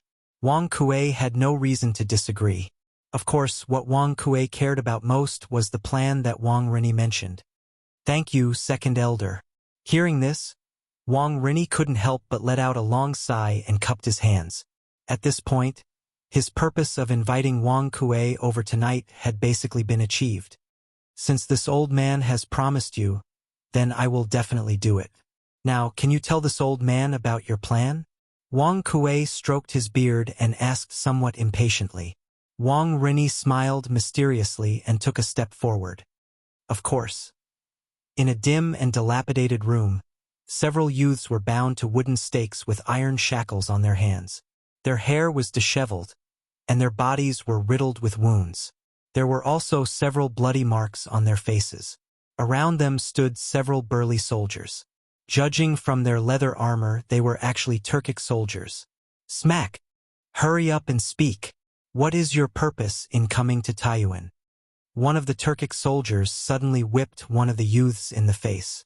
In an instant, another deep bloody mark appeared on the youth's face. But what was strange was that this Turkic soldier actually spoke in Han, and he spoke very fluently. He didn't seem like a Turkic at all, but a native of the Central Plains. Tui! Unexpectedly, the youth didn't seem to feel any pain. Instead, he spat a mouthful of bloody saliva on the soldier's face and mocked, "Dream on! As a student of Yanhuang College, I will never betray the college and the Great Tang. On the other hand, you people are clearly Han, but you are willing to be the lackeys of the Turks. I'm afraid you have even forgotten the surname of your ancestors. A bunch of beasts who have forgotten their ancestors. Tui! Bastard! You're courting death." The soldier was furious when he heard this. He whipped the youth's head again. Blood immediately flowed out. The youth let out a muffled groan and lowered his head. He no longer had any signs of life. "Stop! Come at me if you dare!" The young man near the door shouted loudly at this time. "Heh! You are the king of Wei of the Great Tang. How can we bear to kill you so easily?" The Turkic soldier in the lead walked over and looked at the youth with a sinister smile. This youth was actually the king of Wei, Li Tai. With that, the leader of the Turkic soldiers turned around and ordered, "Continue whipping him. Beat him to death. I'd like to see if these brats' mouths are tougher or if my whip is tougher." The soldier who had been whipping the youth earlier replied, "Yes, leader." Smack. "Hurry up and speak. What is your purpose in coming to Taiyuan, you people of Yanhuang College?" In the room, the sounds of whipping and yelling could be heard. The leader of the Turkic soldiers looked at Li Tai and said coldly, "How about it? Your Highness, are you going to speak or not? If you don't say it now, your companions will all die in front of you one by one. Once they are all dead, it will be your turn. You trash. Let us go if you know what's good for you. Otherwise, when my reinforcements arrive, I will tear you to shreds." Li Tai was so angry that his face was pale. He looked at the leader of the soldiers and shouted, "Yo, our king of Wei sure has a temper." The leader of the Turkic soldiers laughed sinisterly. Then his expression changed and he slapped Li Tai. He said fiercely, "Tui, do you really think you are the king of Wei? Here you are just a dog. You have to do whatever I tell you to do." He waved his hand and said to his subordinates, "Kill one. Let our king of Wei see who is in charge here." "Yes, leader," the executioner quickly replied. Then, without hesitation, he pulled out his sword and pointed it at the head of the young man in front of him. "No, Iron Egg." When Li Tai saw this, he couldn't help but widen his eyes in anger. However, he was still shackled and could only watch as the soldier raised his blade and chopped down. A round head rolled onto the ground. "Hey, how about it? You should speak now, right?" The leader of the soldiers patted Li Tai's face and laughed sinisterly. Li Tai stared at the leader of the soldiers. His eyes were filled with hatred. It was as if he wanted to pierce through the head of the soldier in front of him. The leader of the soldiers saw that Li Tai was not speaking. He waved his hand again and said, "All right, since our king of Wei won't speak, we will continue killing." "Yes, leader." Bam! Another human head fell to the ground. "Kill again. Kill again." After a while, except for Li Tai, the rest of the young men in the room were all beheaded. The leader of the soldiers looked at Li Tai and asked, "It's your turn now.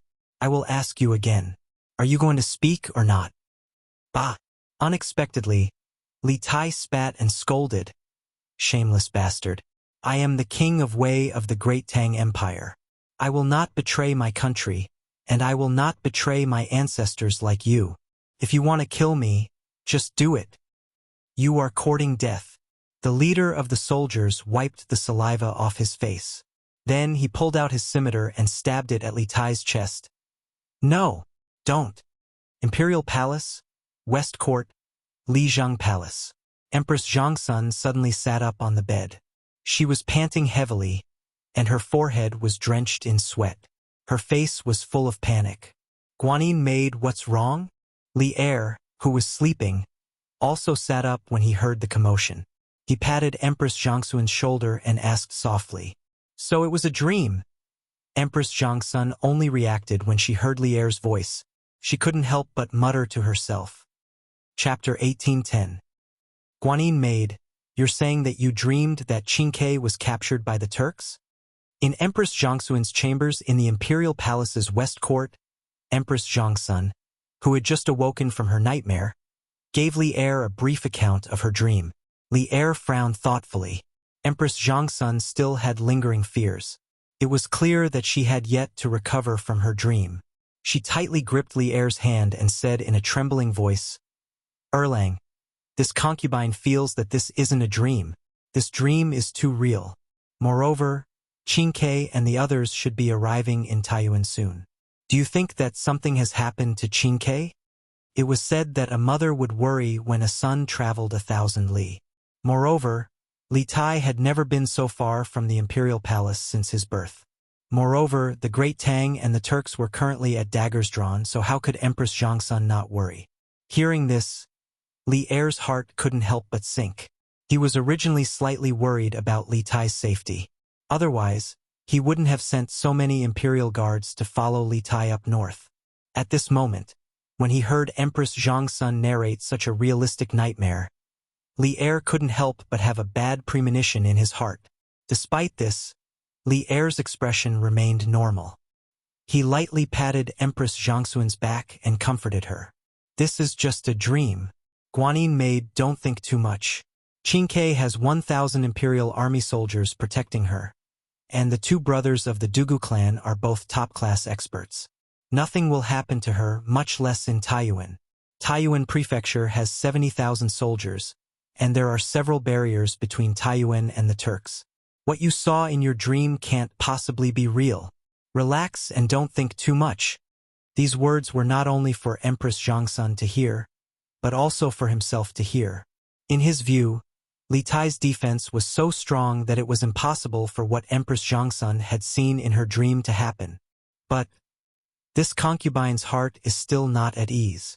"Erlang, has there been any news from Qingke recently?" Empress Zhongsun patted her chest and panted a few times before turning to Li Er.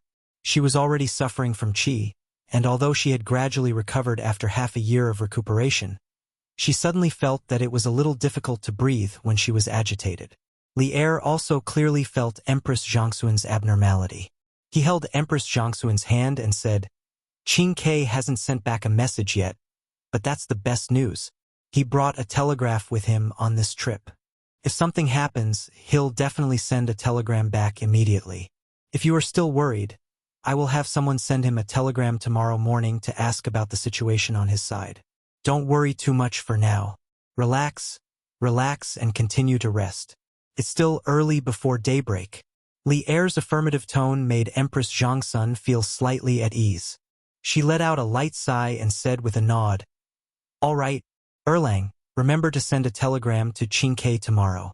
Also, send someone to inform me when Qingke returns." Ordering the emperor to do things was somewhat out of line for the empress, but Li Er and Empress Zhongsun had been husband and wife since young and had deep feelings for each other. He naturally would not care about this. He smiled and comforted, "Guanin's servant, don't worry. If there is news tomorrow, Zhen will send someone to inform you. Now go to sleep." "Thank you very much, Your Majesty." Empress Zhongsun smiled as if relieved of a heavy burden. The two of them lay down again. After a while, the sound of steady and regular breathing sounded in the bedchamber. "Your Majesty, the notice of conscription has been urgently sent to all the provinces and counties. The Ministry of War has formulated a conscription plan for all the provinces and counties. All the provinces and counties are actively selecting elites. It is estimated that in a few days, the elites of the provinces and counties will enter the capital one after another. When the time comes, the 150,000 troops will be stationed on a plain south of Chong and city at the foot of Nyosho Mountain, with Fengshui at the back and building toward the east. Fengshui, one of the 8 rivers of Chang'an, was located in Shi County south of Chang'an City. It was also about 20 miles east of Nyosho Mountain. In the morning court, Li Jing, the minister of the Ministry of War, reported to Li Er the recent progress of the imperial court's preparations for war. Among them, he inevitably mentioned Li Er's request to conscript the soldiers into the capital. Although Chang'an City was the largest city in the world, it had a population of 1 million. Don't underestimate this population. Cities in this era were not like modern times where they were all high-rise buildings. The floor area ratio of residential houses was very low. Many nobles and officials often had mansions of hundreds of acres. Under such circumstances, it was not easy for Chang'an City to accommodate 1 million people. It was already the limit that they could fit into the 12 garrison camps in the capital. There was really no ready-made place to build another army camp for 150,000 troops. Therefore, the 150,000 elite soldiers recruited from all over the country could only be stationed outside the city. The location of the military camp had to be near a water source. Hearing this, Li Er nodded in satisfaction and said, "The 150,000 troops will be stationed in one camp. The location of the camp is very important. The Bank of Fengshui in the south of Chong and city is a good place. Li Jing, hear me. The Ministry of War is to immediately set up a camp by the Bank of Fengshui in the south of the city. The Ministry of Works and the Ministry of Revenue will allocate all the resources needed. When the 150,000 elite soldiers arrive, immediately begin training." Li Jing cupped his fists and accepted the order. This old official receives the order. Li Er nodded and then looked at Xiao Yu among the civil officials. He said in a deep voice, "Xiao Yu, this old official is here." Xiao Yu stepped forward and cupped his fists. Li Er opened his mouth and said, "Today, there will be a sum of military funds added to the Ministry of Revenue. This sum of military funds will be used to supply the 150,000 elite soldiers that are about to enter the capital. Minister Xiao, you must make sure that the soldiers do not lack their armor and food, and even more so, do not affect their training progress." Xiao Yu frowned and cupped his fists. He asked, "This old official is bold to ask. Your Majesty, is this military fund from the fundraising event that will be held in Lantian City this afternoon?" Hearing this, the rest of the officials in the Taiji Palace all perked up and listened attentively. This time, Li Er did not hide anything. Instead, he openly admitted, "That's right. It is the fundraising event that will be reported this afternoon." This was the first time Li Er admitted in front of the civil and military officials that the 150,000 soldiers military fund was mainly from the fundraising event held by the Yan Huang Chamber of Commerce. The officials were only guessing before. Now that they heard Li Er personally confirm it, they could not help but be at a loss. Some of them, such as Zhang Sun Wuji, had a smile on their faces. Xiao Yu said with a serious face, "Your Majesty, do you really think that with just these commoner merchants, you can raise enough military funds to supply the 150,000 soldiers for a few months?" The rest of the officials also started to mutter. Obviously, from their point of view, it was impossible to raise so much money with just the commoner merchants. After all, the concept of merchants prioritizing profit was already deeply ingrained in the hearts of the people. Moreover, it was the hearts of these scholars. Li Er smiled faintly. "Whether it is possible or not, we will know before dusk today. At that time, if the money raised is not enough, I will think of another way. No matter what, before the army departs, we will definitely raise enough money and rations. Minister Xiao, you only need to wait until the fundraising event is over and lead the officials from the Ministry of Revenue to take over the military fund and make the overall arrangements." This old official receives the decree. Since Li Er had said this, Xiao Yu did not have anything else to say. Although it was said that since ancient times, the imperial court did not compete with the people for profits. However, now that the Great Tang and the Turks were about to go to war at this critical juncture, no one cared about this. Li Er nodded his head in satisfaction. The situation in the north is getting more and more tense. The war between the Great Tang and the Turks is also getting more and more urgent. I hope that all of you can work together and make preparations before the war to ensure that our Great Tang will not lose this war." The officials clasped their hands together and said, "We obey the decree." Seeing that the matters that needed to be discussed were more or less discussed, Li Er opened his mouth and said, "My beloved officials, please report to me. If there is nothing else, the court is dismissed." After waiting for a while, no one stepped forward. The eunuch standing at the side of the hall shouted with a sharp voice, "The court is dismissed. Farewell, Your Majesty." As the officials sent him off, Li Er stood up and left the Taiji Palace, heading toward the Ganlu Palace. "Zhao Song, go and arrange for someone to send a telegram to Qingke from the Imperial Astronomer. Ask him about the situation over there." Returning to the Ganlu Palace, Li Er did not even change into his normal clothes before instructing Zhao Song. In the Imperial Palace, there was a telegram placed in the Imperial Astronomer's platform, temporarily under the care of the Imperial Astronomer. The function of the imperial astronomer was to observe the astronomical phenomena, calculate the solar terms, and set the calendar. From the Qin, Han, to the southern dynasties, the imperial astronomer was in charge of the astronomical calendar. The secretary province of the Sui dynasty was under the imperial astronomer Chao. In the Tang dynasty, the imperial astronomer bureau was changed to the imperial astronomer bureau.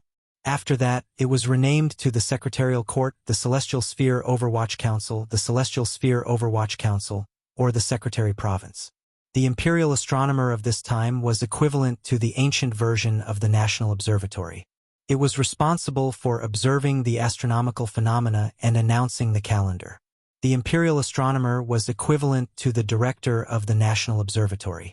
Due to the calendar and the fact that the ancients believed that the changes in the astronomical phenomena were directly related to the changes in human affairs, the imperial astronomer's position was very important. The reason why the telegram was kept in the imperial astronomer's observatory was mainly because the observatory's observatory was located at a higher location. When sending telegrams, it would be easier for electromagnetic signals to travel further.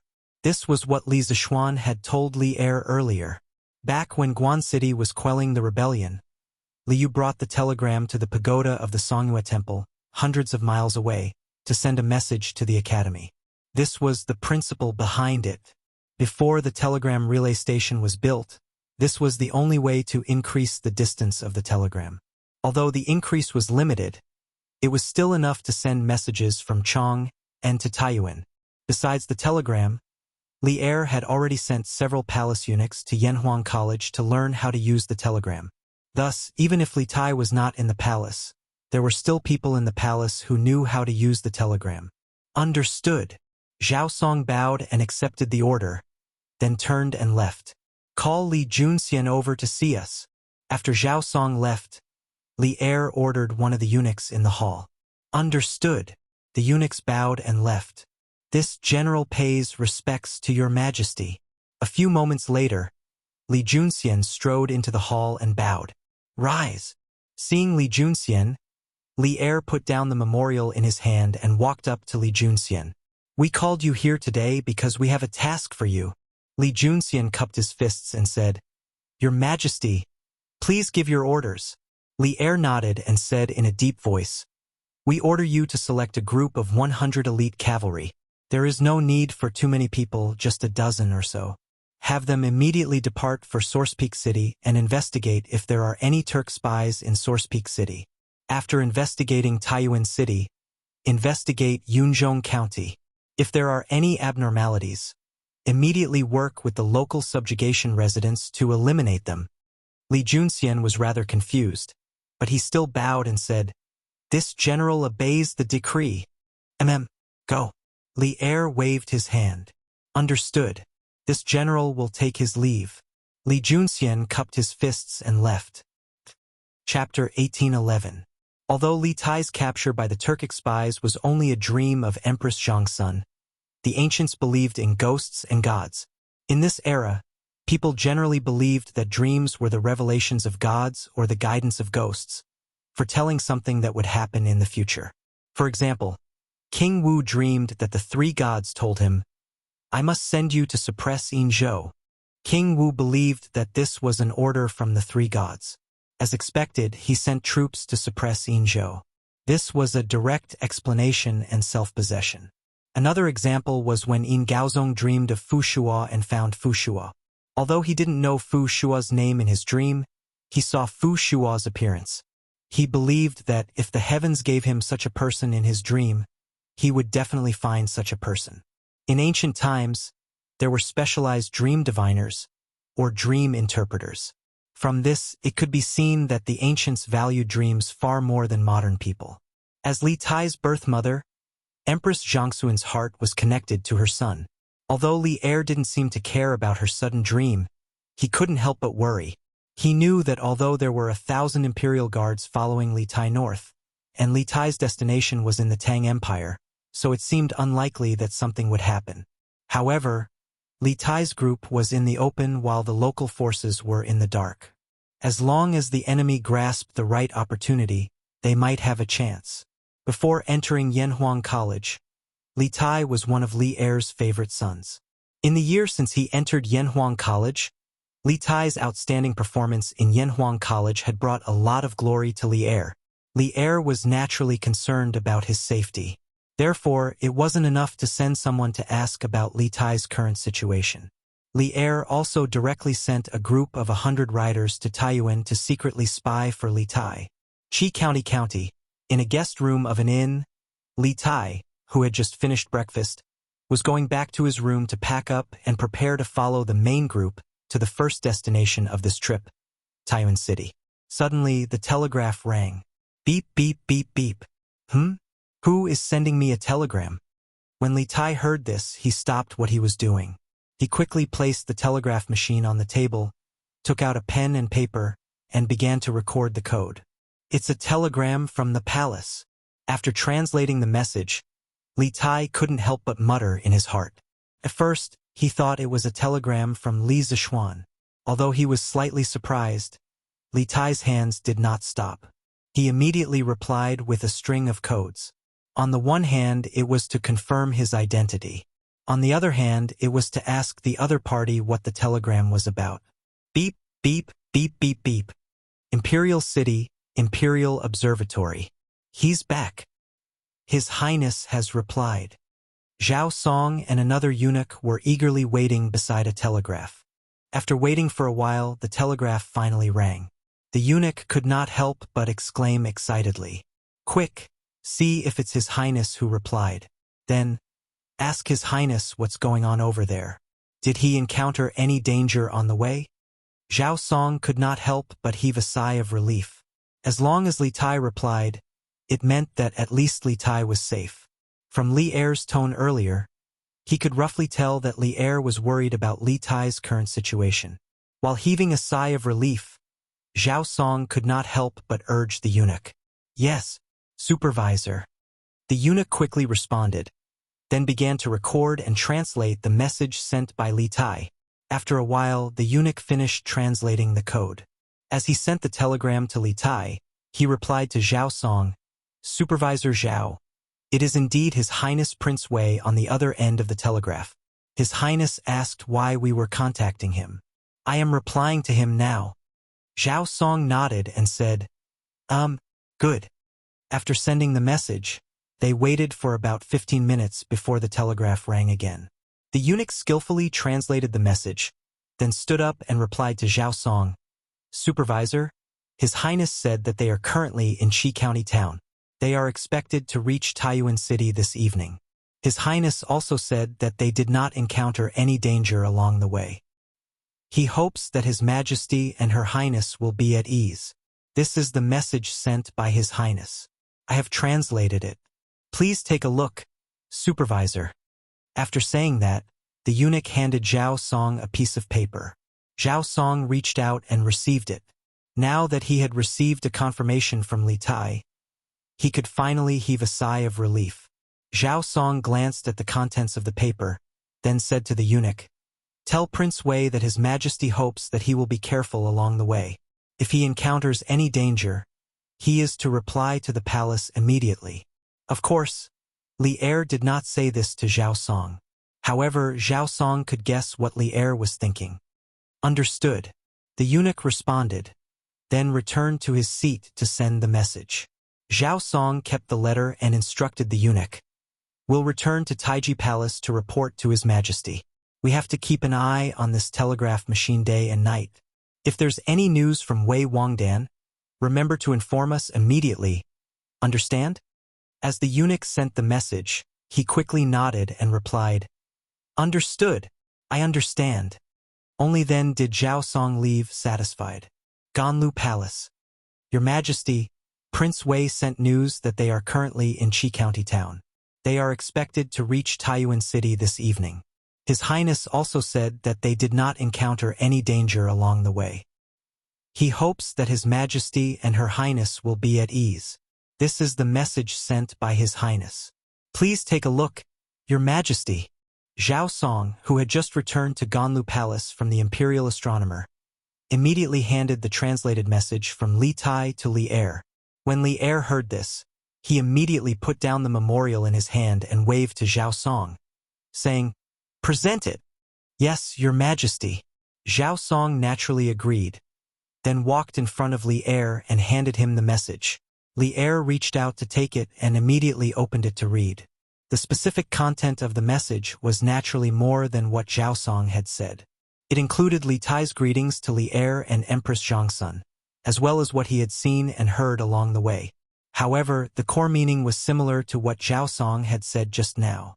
Soon, after Li Er finished reading, a smile appeared on his face. He handed the letter back to Zhao Song and instructed, "Send this letter to the Empress. She must be worried sick at this moment." "Yes, Your Majesty." Zhao Song took it with both hands, then turned around to make the arrangements. Qi County Town. After sending the telegram, Li Tai finally walked out of the room with his luggage.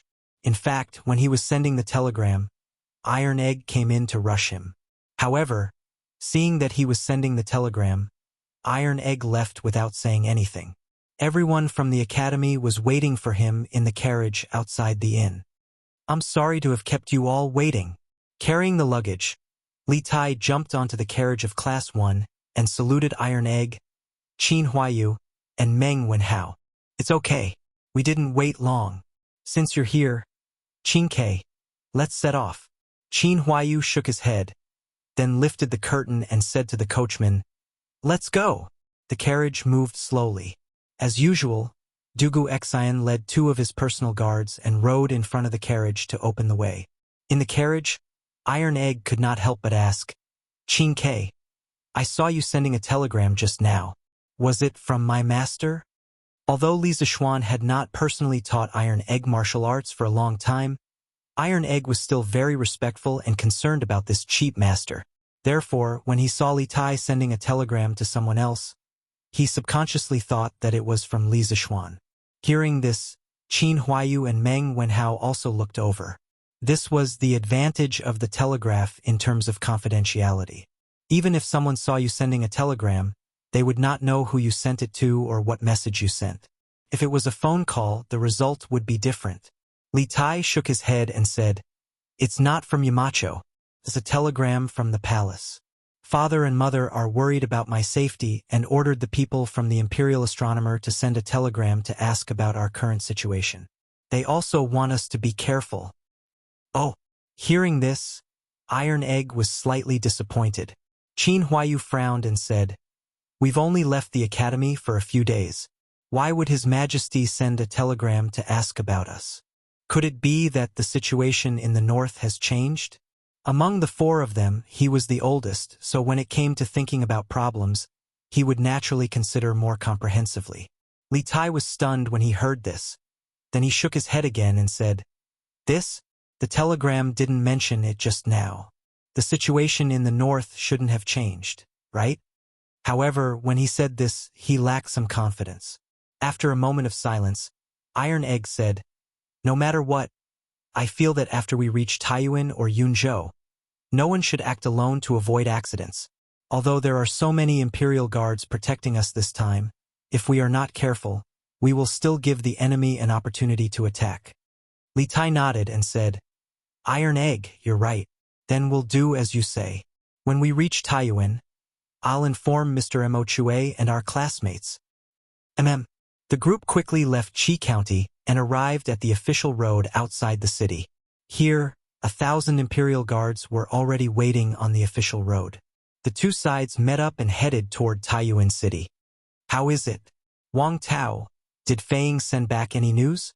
Outside the carriage, Dugu Xian called in the deputy general and asked in a low voice. Yesterday, when they left Shiha County Infan Province, Dugu Xian decided to send Dugu Fang to lead a team of elites and sneak into Taiyuan City in plain clothes. They were to secretly investigate whether there were any hidden dangers in the city. It was better to nip them in the bud. The deputy general cupped his fists and said, "General, no messenger from General Fang came back last night or this morning." "Okay, I got it." Dugu Xian patted his head. Even if Dugu Xian had sensed something amiss in Source Peak City, he wouldn't have been able to send news back so quickly. Based on the travel time, Dugu Feng and the others should have only arrived at Source Peak City yesterday evening. Thinking of this, Dugu Xian ordered his deputy general. When we're about to reach Taiyuan City, I'll lead 50 elite soldiers into the city with His Highness. You take the rest of the soldiers with this general's order and settle down in the camp of Taiyuan Subjugation House. If there's any situation, I'll send someone to inform you. If there's no time to inform, then use fireworks as a message. Dugu Xian understood that the power hidden in the dark was the most terrifying. He didn't want to expose all of his power in the open. Otherwise, the enemy would target his power in the open and make very specific plans. This would be very disadvantageous for them. In addition, the Curious Pavilion Workshop had invented fireworks last year before the New Year, making Yanhuang College the most beautiful boy on New Year's Eve.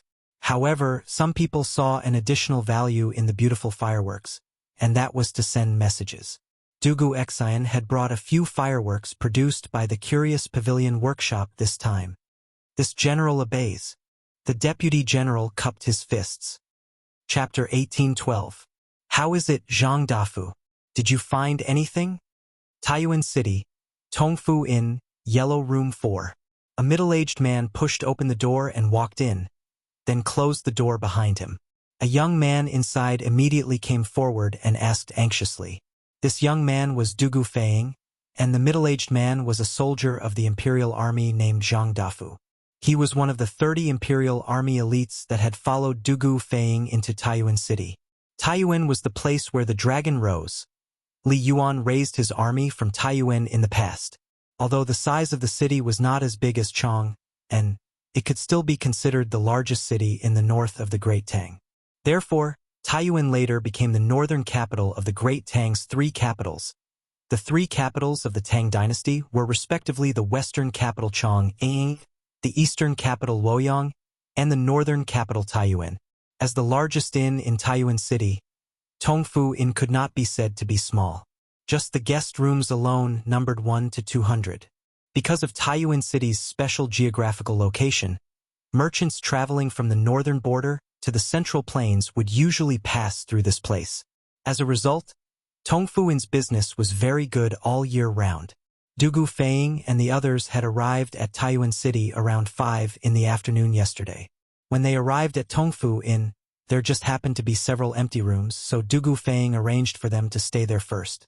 Taking advantage of the darkness of the night, 10 some Imperial Army experts with better lightness skills conducted a thorough investigation of the several hundred guest rooms in the inn. In the morning, Dugu Feng had sent Zhang Dafu and several waiters to inquire about some information. At this time, Zhang Dafu had come to report the results to Dugu Feng. Replying to General, according to this subordinate's investigation, a group of Turks indeed stayed at this inn the day before yesterday. This group's actions are very suspicious because they disguise themselves as Han people during the day. Others might not be able to see it, but I, Zhang Dafu, have fought Turks on the northern border before, so how could I not see it? This group seems to be led by a middle-aged man called Zhu Hongsheng, but I reckon that this name is definitely fake. This Zhu Hongsheng is currently staying in the Sky Room. According to the waiters of the inn, he usually goes out at 7 in the morning and only comes back in the afternoon. I've already had my brothers keep an eye on him. Zhu Hongsheng? A Turk disguised as a Han? This Tongfu Inn is indeed fishy. Dugu Feng's eyes brightened. Hadn't he infiltrated Taiyuan City in advance to capture the Turkic spy? However, even he didn't expect that things would progress so smoothly. Since the waiter said that this Zhu Hongsheng will go out around 7 a.m., then send 2 vigilant brothers who are good at Qinggong to follow him. See what he's going to do and who he's meeting, then report the information to me. After pondering for a while, Dugu Feng instructed Zhang Dafu. Although Zhu Hongsheng was very suspicious, he did not have any direct evidence to prove that Zhu Hongsheng was a spy sent by the Turks to Taiyuan City. To catch a thief, he still had to take the stolen goods. Yes.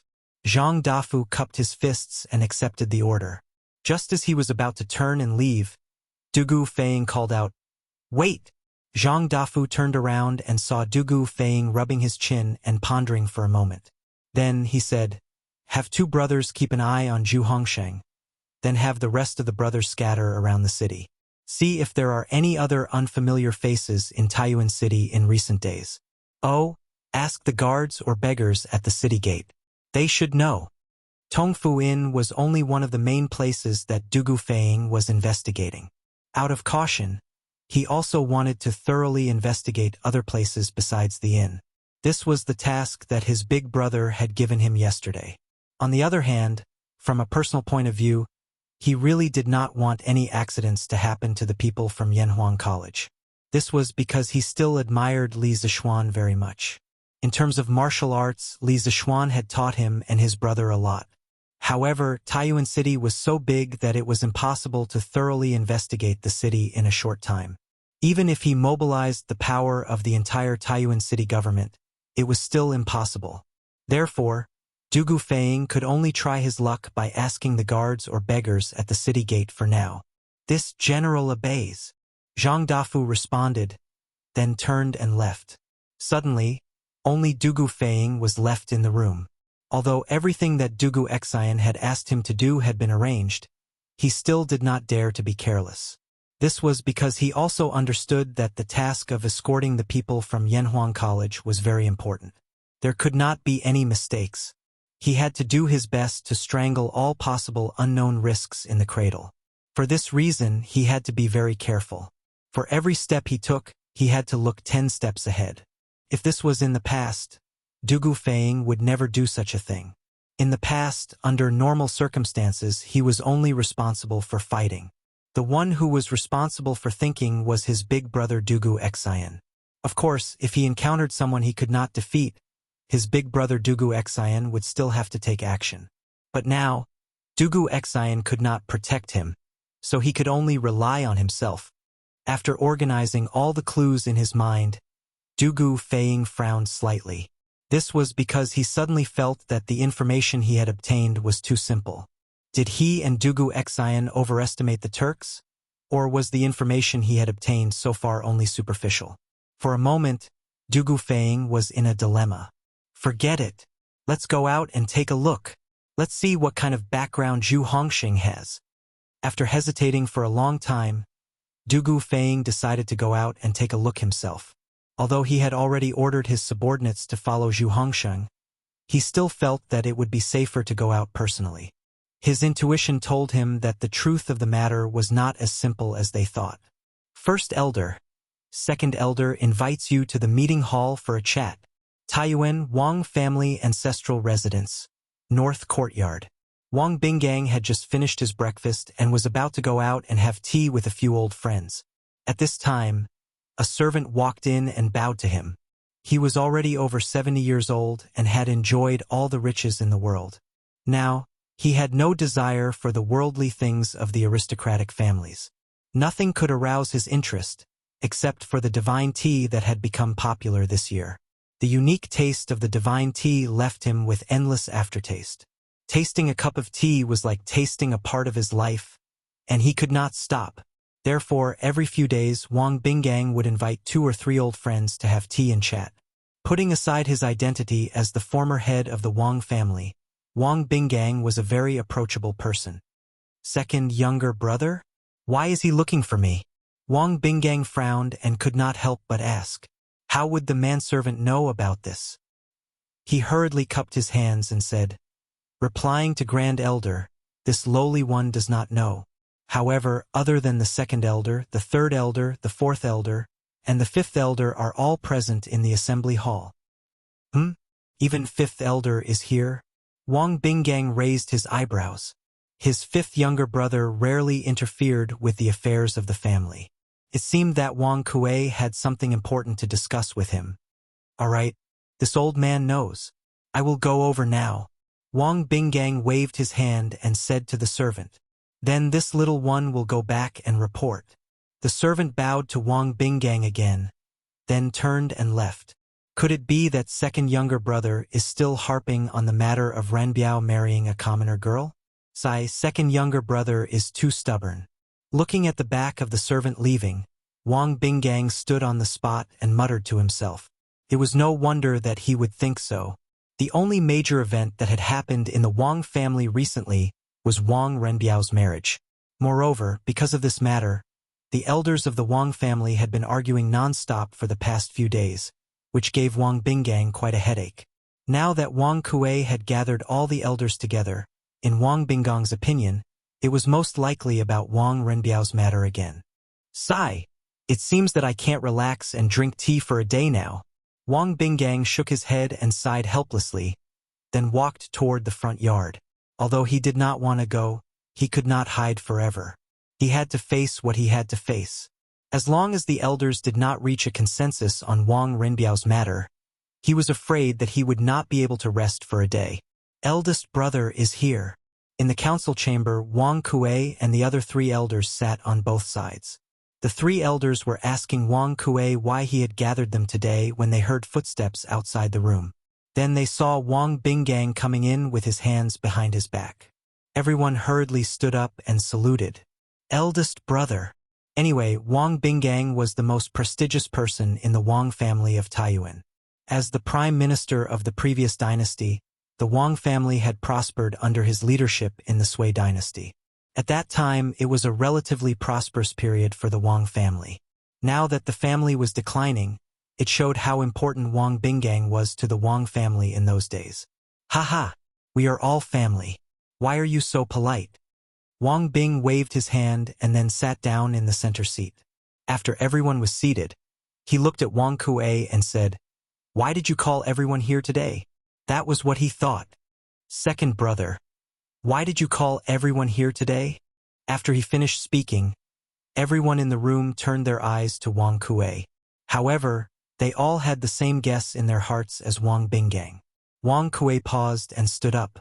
Today, I have troubled you to come here because I want you to help me with something. Unexpectedly, today's Wang Kuei was not as aggressive as before. Instead, he was very humble.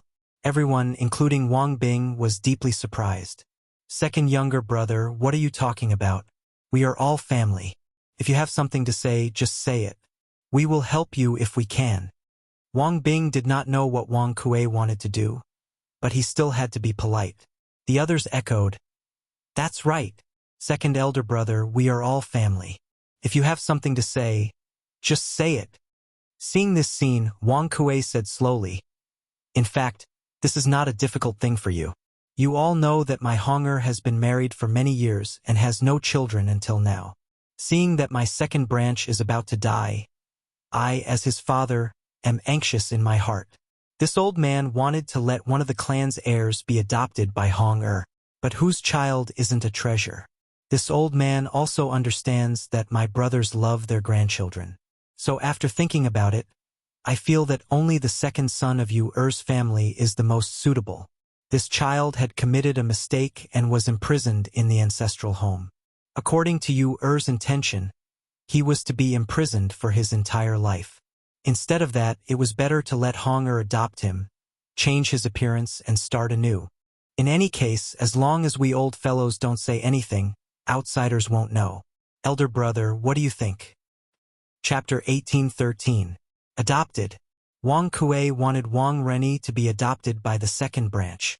In the meeting hall of the Wang family's ancestral mansion, everyone was shocked after hearing Wang Kuei's words. At first, they were like Wang Bing, thinking that Wang Kuei had called them here because of Wang Renbiao. Therefore, after hearing Wang Kuei's intentions, everyone in the hall couldn't help but be stunned. Second brother, I can understand your feelings. The second branch has made a lot of contributions to the Wang family over the years, but I'm afraid that we can't make the decision to pass on benevolence and righteousness to the second branch. Wang Bing was also stunned, but when he recovered, he said, "Second brother, you have to ask you and Rennie's opinion on this matter." Haha, elder brother is right. Second brother, you have to ask Rennie and you Er's opinion on giving Rennie to the second branch. That's right. If both of them agree, it will be a good thing for the second branch and the Wang family.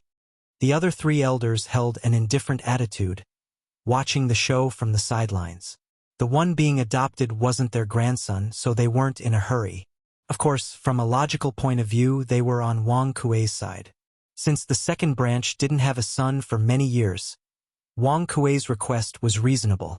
Hearing that, Wang Kuei smiled slightly and clasped his hands at everyone, saying, Her. Elder brother, third brother, fourth brother, and fifth brother, how could I not know what you said? I sent someone to Grievance Hall yesterday to ask Renee's opinion. This child is filial and can understand my pain of not having a grandson. He said he is willing to be adopted by the second branch. He will write a letter to you today. I'm sure you will understand the second branch's difficulties. But in the end, this matter still needs elder brother's approval. Elder brother won't be reluctant when the time comes, right? Wang Kuei's smile was really a smile with a knife hidden in it. From a personal point of view, no one would want their grandson to be adopted by others. Even if the grandson was disobedient and often made mistakes, he was still their grandson. However, if Wang Bing did not agree, he would definitely be known as a stingy and selfish person in the clan. Moreover, this was equivalent to publicly breaking off relations with the second branch. In the current unstable situation of the aristocratic clans, the Wang clan's elders wouldn't allow this to affect their unity. Adopted. Wang Kuei wanted Wang Rennie to be adopted by the second branch. In the meeting hall of the Wang family's ancestral mansion, everyone was shocked after hearing Wang Kuei's words. At first, they were like Wang Bing, thinking that Wang Kuei had called them here because of Wang Renbiao. Therefore, after hearing Wang Kuei's intentions, everyone in the hall couldn't help but be stunned. Second brother, I can understand your feelings. The second branch has also made a lot of contributions to the Wang family over the years, but I'm afraid that we can't make the decision to pass on benevolence and righteousness to the second branch. Wang Bing was also stunned for a moment. When he came to his senses, he said, Second brother, you have to ask for Yu's opinion and Ran Yi's opinion on this matter. Haha, elder brother is right.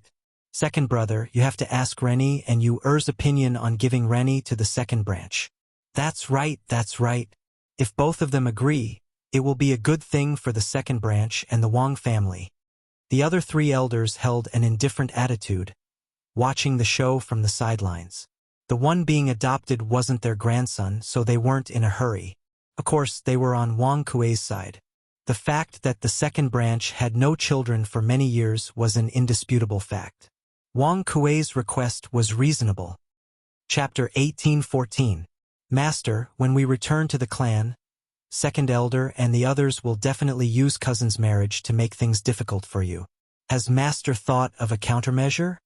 On the official road from Qi County to Taiyuan, a convoy was escorting a carriage northward. Princess Tong and looked at Wang Yu and asked. On the way from Qizhou to Taiyuan Prefecture, they had to pass through Qi County as well. However, unlike Li Tai's group from the Yanhuang Academy, Wang Yu's group did not travel too heavily. Instead, they traveled light and traveled much faster. Moreover, Wang Yu was in a hurry. Even if they stayed at an inn in the county at night, they still set off before dawn. If not for this, they might have run into the Yanhuang College group on the road. But even though they had been on the road, Princess Tong, and did not show much fatigue. This was all thanks to the carriage they were riding in. This carriage was the one that Li Zishuan had sent to Wang Renbiao as a wedding gift on the day of his wedding. Last year, when Li Zishuan had just transmigrated, he had established the Curious Pavilion workshop. At the time, the Curious Pavilion's first luxury product was a new type of carriage. With its extremely small wheel friction, outstanding shock-absorbing performance, and spacious interior, the Curious Pavilion's new carriage became an instant hit, quickly winning the favor of the upper echelons of the Great Tang. After that, with the establishment of Yanhuang College, Li Zishuan's painstaking efforts to create a system of production, learning, and research gradually took shape. The Curious Pavilion workshop's technology and R&D capabilities gradually increased.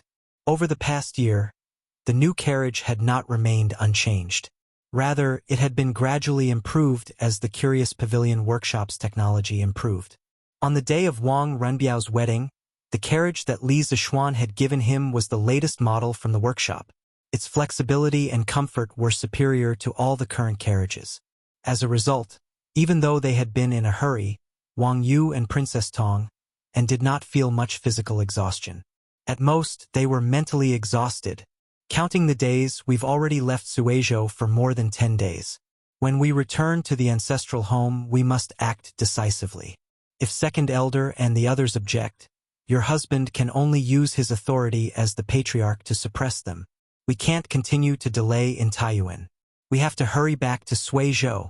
If we delay government affairs and His Majesty blames us, not only will this old man not be able to take the blame, the Wang clan will also not be able to take the blame.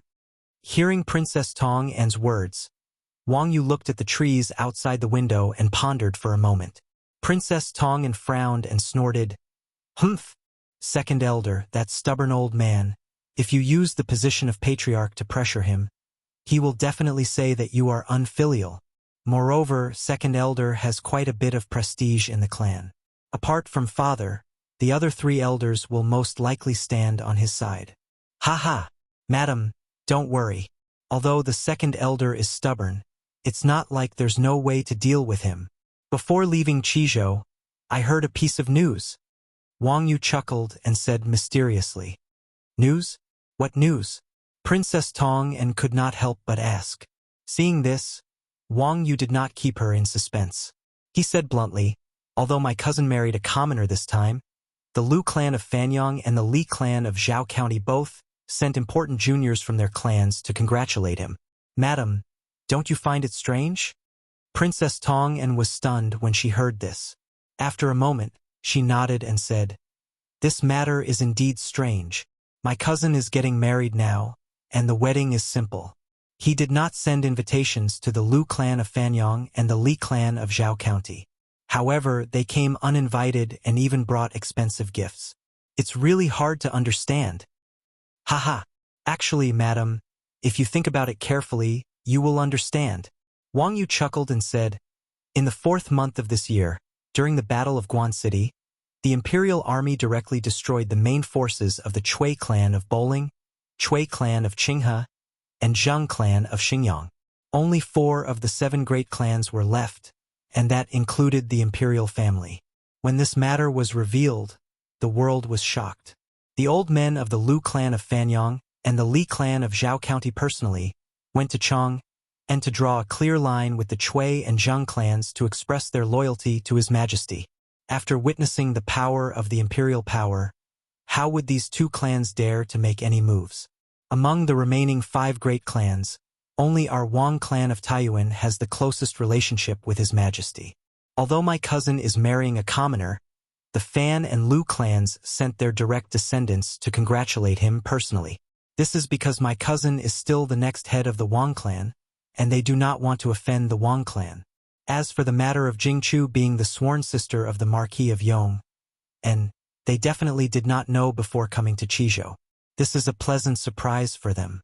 This trip to Qizhou did not offend the Wang clan, but also indirectly sold the Marquis of Yong An's favor.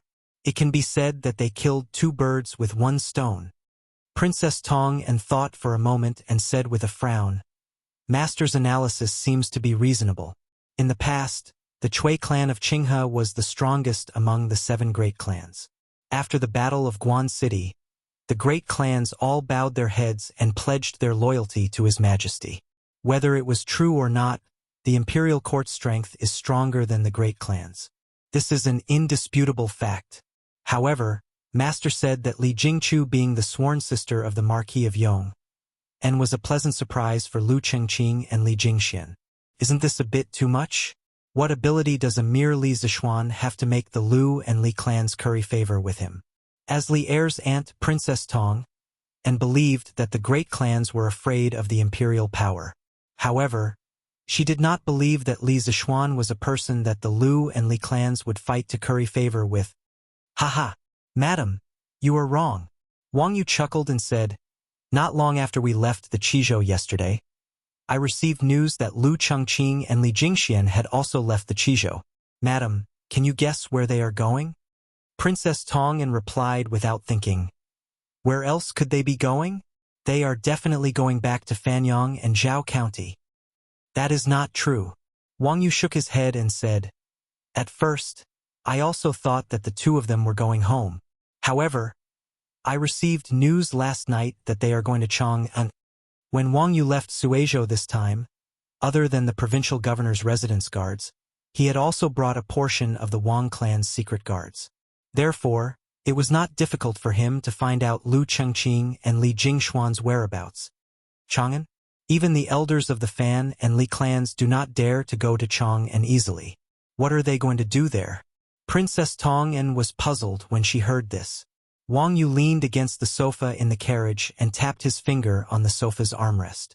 He smiled and said, I am guessing that they are not going to Chang'an City, but to Lantian County outside Chang'an City. Madam, don't forget that there is a donation gathering in Lantian County this afternoon. The person behind the scenes is the Marquis of Yong'an. Princess Tong, and also knew about the donation gathering. She opened her mouth and said in surprise, Master, you are saying that the two of them are going to participate in the donation gathering? How is that possible? The money from the donation gathering will be sent to the Imperial Palace in the end. Wang Yu smiled faintly and said, Why is that not possible? If Madam does not believe me, then just wait and see. By tomorrow morning at the latest, the news of the eldest sons of the Lu and Li clans participating in the donation gathering will reach Taiyuan. Princess Tong'an was silent. Although Wang Yu's analysis was reasonable, she still found it hard to believe. Seeing this, Wang Yu continued, Lu Chengqing and Li Jingxian participating in the donation gathering is not only giving face to the Marquis of Yong'an, but also showing their loyalty to His Majesty and the imperial court. This is killing two birds with one stone. Moreover, Madam, don't underestimate the Marquis of Yong'an. He is the wealthiest businessman in the world.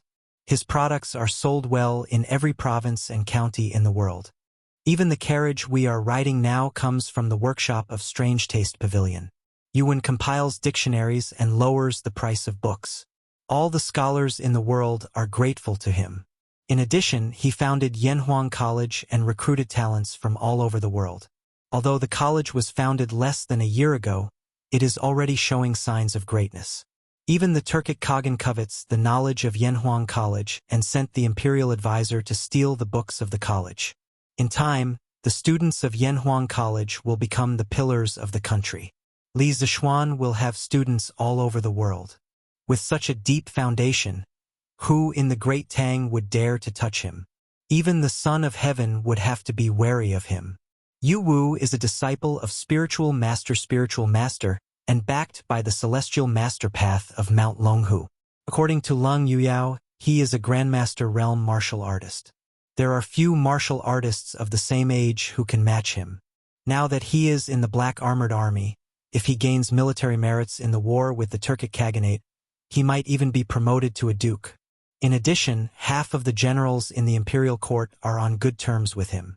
With Li Jing, Chang Yaojin, Qin Qiong, Yuqi Jingda, and the other old generals looking after him, who would dare to touch him?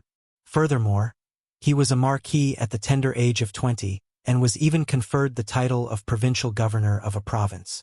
Among the civil and military officials of the imperial court, apart from Zhangsun Wuji and Fang Xianling, who else was more favored by the emperor than the Marquis of Yong'an? As long as he doesn't do anything foolish, he will definitely reach the top of the court and have a limitless future. Many people have underestimated his value.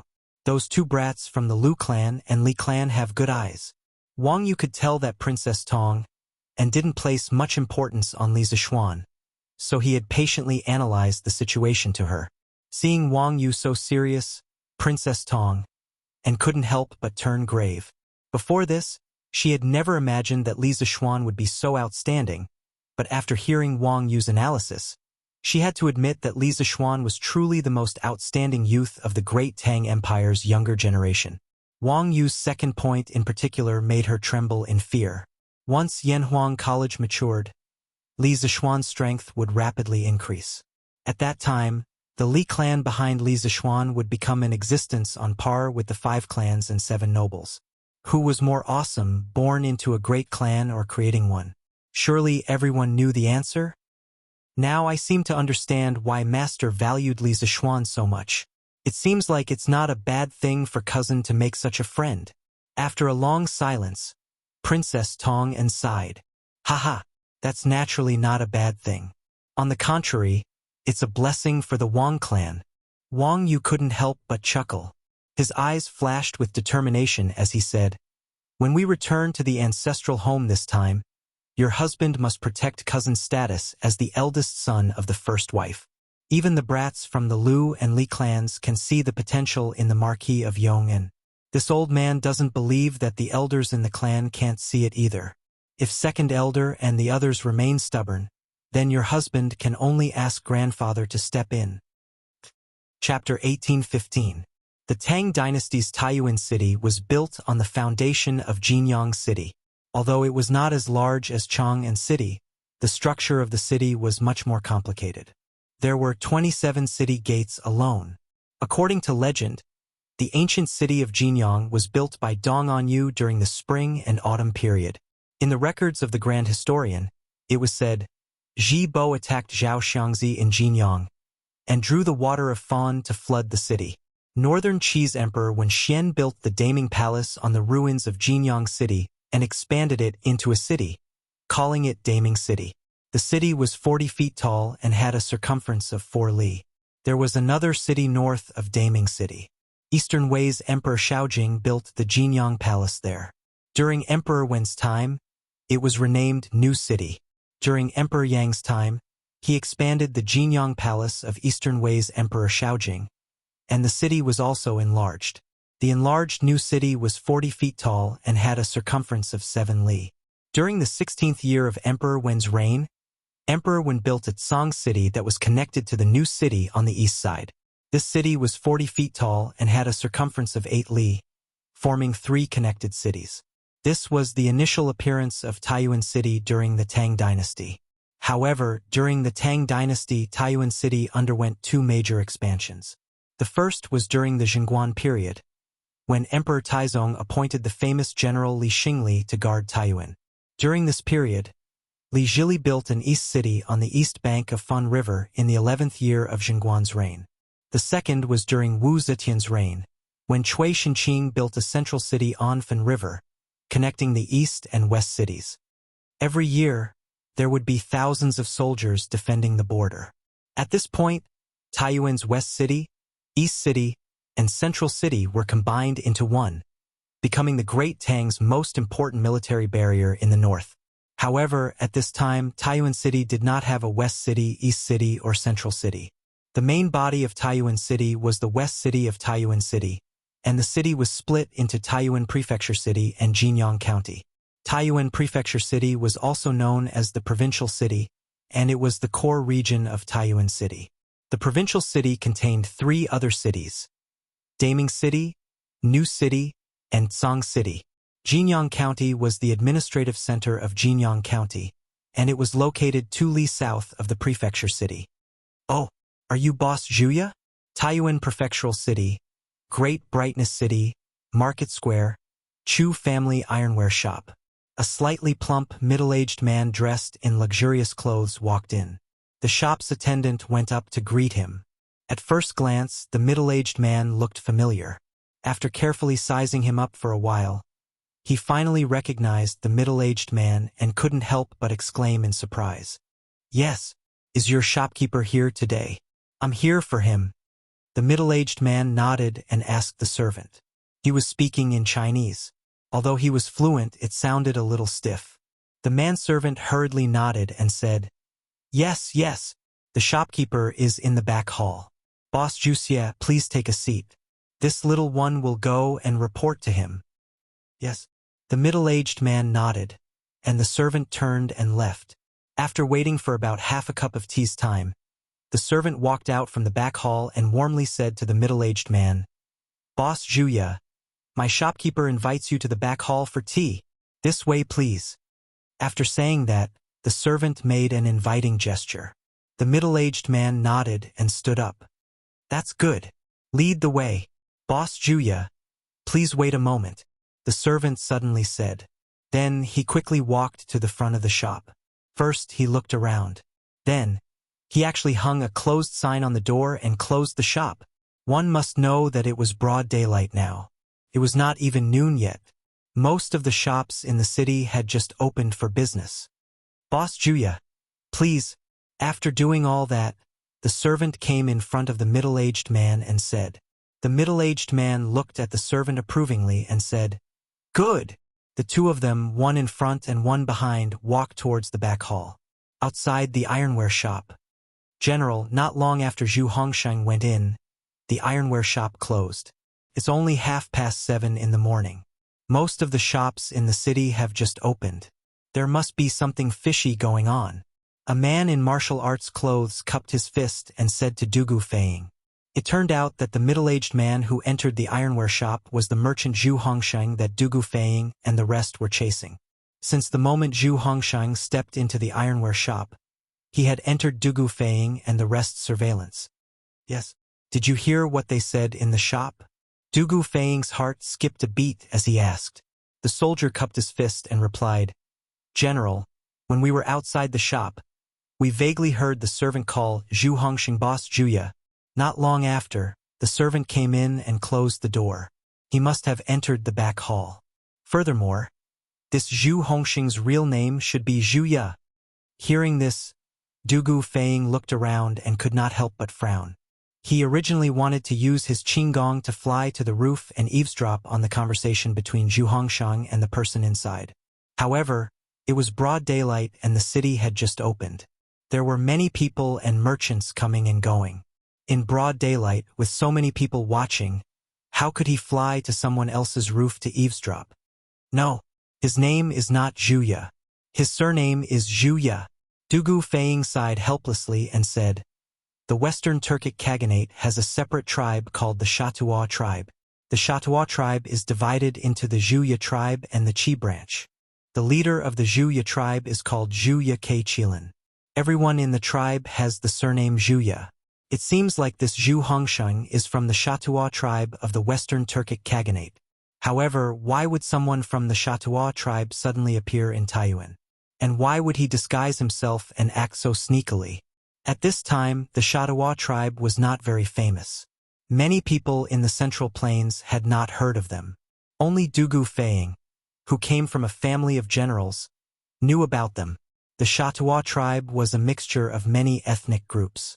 Its ethnic origins included the Turkic, Hueha, and Sut, the 9 families of Zhao ethnic groups. Within each ethnic group, there were also several tribes. It could be considered a minority tribe with a complicated mix of members. In the early Tang dynasty, the Shatuwa tribe was an unremarkable tribe. There were very few records of them in the literature of the Tang dynasty. The Shatuwa tribe only rose to prominence at the end of the Tang dynasty. After the Daibei dynasty, the Shatuwa tribe became an all-powerful tribe in China's history. They suppressed the Huangqiao uprising, fought for hegemony in the Central Plains, controlled the House of Tang, and eventually established the later Tang, later Jin, and later Han dynasties in the Central Plains. In that case, this Zhu Hongsheng must be from the Turkic Khaganate. General, do you want me to arrest him? The soldier cupped his fist and suggested to Dugu Feiying. If we arrest him based on this, I'm afraid it will bring us trouble. Before we arrest him, we must investigate his background and his purpose in coming to Taiyuan City. Dugu Feiying shook his head and said in a deep voice, Go and investigate this ironware shop. Find out what this shop mainly sells. Who is the shopkeeper? Once you find out, report to me immediately. Also, keep a close eye on this Zhu Hongsheng. I want to know where he goes and who he meets. Yes, General. The soldier cupped his fist and accepted the order.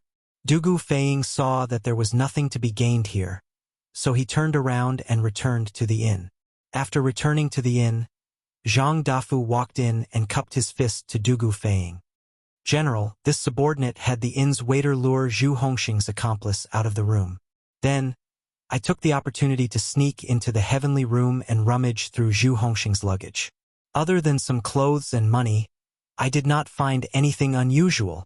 Dugu Feiying was dumbfounded. He asked in disbelief, You didn't see any account books? Zhang Dafu scratched his head and mumbled, Well, we did see a few booklets, but this subordinate and the others aren't literate and couldn't understand what was written in them. This subordinate wanted to bring a booklet out, but I was worried that Zhu Hongsheng would find something strange when he returned. So I didn't. You. Dugu Feiying put his hand to his forehead and almost cursed it out loud. This was truly a case of not being afraid of a godlike opponent, but being afraid of a pig-like teammate.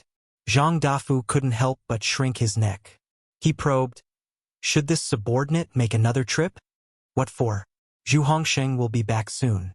If you steal the account books now, you'll definitely be caught." Dugu Feiying waved his hand in annoyance. Dugu Xian had given him the task of eliminating the hidden dangers in Source Peak City, and he had achieved nothing until now. It was inevitable that he would feel irritated. Zhang Dafu thought for a moment, then cupped his fists and suggested, "General, why don't I capture Zhu Hongsheng and interrogate him? Compared to the safety of Prince Wei and the others, even if we capture the wrong person, it won't matter, right?" "No." Dugu Feiying frowned and thought for a moment before shaking his head. Compared to the safety of King Wei and the others, a mere Zhu Hongsheng is naturally insignificant. However, if he really is an ordinary merchant, then our actions might alert the enemy and alert the Turkic spies with ill intentions. When that happens, it will be even harder to capture them. Zhang Dafu clasped his fist and said, "General, you're right. What should we do now? His Highness and the others should be in the city by dusk today." Dugu Feiying stood with his hands clasped behind his back. He paced around the room, thinking of a countermeasure. Using his brain was not his forte. He was only good at fighting and doing funny things. The current situation was so complicated. Trying to find a way to break out of this situation was simply too much of a brain burner for him.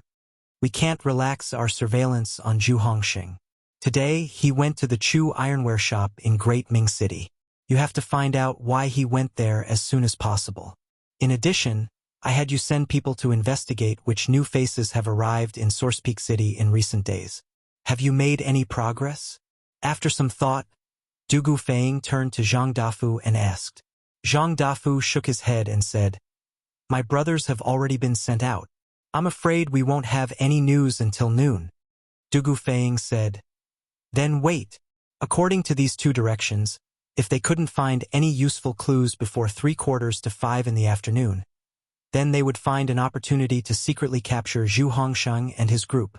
At present, this Zhu Hongsheng's behavior is indeed suspicious." This was a helpless move. According to Dugu Feiying's original plan, he would capture Zhu Hongsheng after gathering enough evidence. However, time waits for no one. Li Tai and the others would arrive in Source Peak City before dark and stay at Tongfu Inn. Dugu Feiying couldn't let Zhu Hongsheng, this uncertain factor, stay by Li Tai's side. In any case, from the clues they had so far, Zhu Hongsheng was indeed very suspicious. This general obeys. Zhang Dafu's expression shook. He quickly cupped his hands and accepted the order. Seeing that Dugu Feiying had no other orders, Zhang Dafu cupped his hands and turned to leave. In the room, Dugu Feiying rubbed his eyebrows and muttered to himself, "I hope this decision is right. Otherwise, it will be troublesome." Chapter 18:16. 7 in the morning, in the Wang family's ancestral home. Wang Kuei once again came to the grievance hall. Hearing the commotion, Wang Rini hurriedly came out and asked impatiently, "Second elder, how did it go? Did my grandfather agree?" Of course he agreed. Wang Kuei glanced at Wang Rini and said lightly, "What? Grandfather really agreed? That's great." Hearing this, Wang Rini was pleasantly surprised. When he thought about how he had been imprisoned for more than a year and finally had the chance to regain his freedom, he could not help but tremble with excitement. Those who had never been imprisoned would never be able to understand the pain of being surrounded by walls all day long. For Wang Rini, this 1 year had been a complete and utter torture. "Don't be happy so early. Your father is back and will be here soon. You'd better think about how to get through your father first." Seeing Wang Rini's excited face, Wang Kuei put his hands behind his back and said casually, "What? My father is back. Isn't he in Chizhou? Even if he left Chizhou, he should have returned to Suizhou. Why did he return to the ancestral home?" Hearing this, Wang Rini was obviously stunned. Obviously, this news caught him off guard. "Why are you panicking? Even if your father didn't come back, according to the original plan, shouldn't you send him a letter next? Now that he's back, it saves us the time of sending letters back and forth. Make some preparations. I reckon that the clan will have another meeting about this in the afternoon. Your father will definitely be present. I've already helped you pass the Great Elder's test. The rest is up to you. You have to convince your father back then. Seeing Wang Ren's panicked face, Wang Kuei frowned and reprimanded in a deep voice. Wang Ren was shocked when he heard this and quickly covered the panic on his face. He cupped his hands and said, "Second Elder, please forgive me. I lost my composure. You're right. No matter what, this confrontation between me and him is inevitable. Don't worry, if grandfather and father summon me in the afternoon, I'm confident that I can convince them to not stop me from being adopted by the second branch. But when the time comes, I'm afraid we'll need second elder to cooperate with us."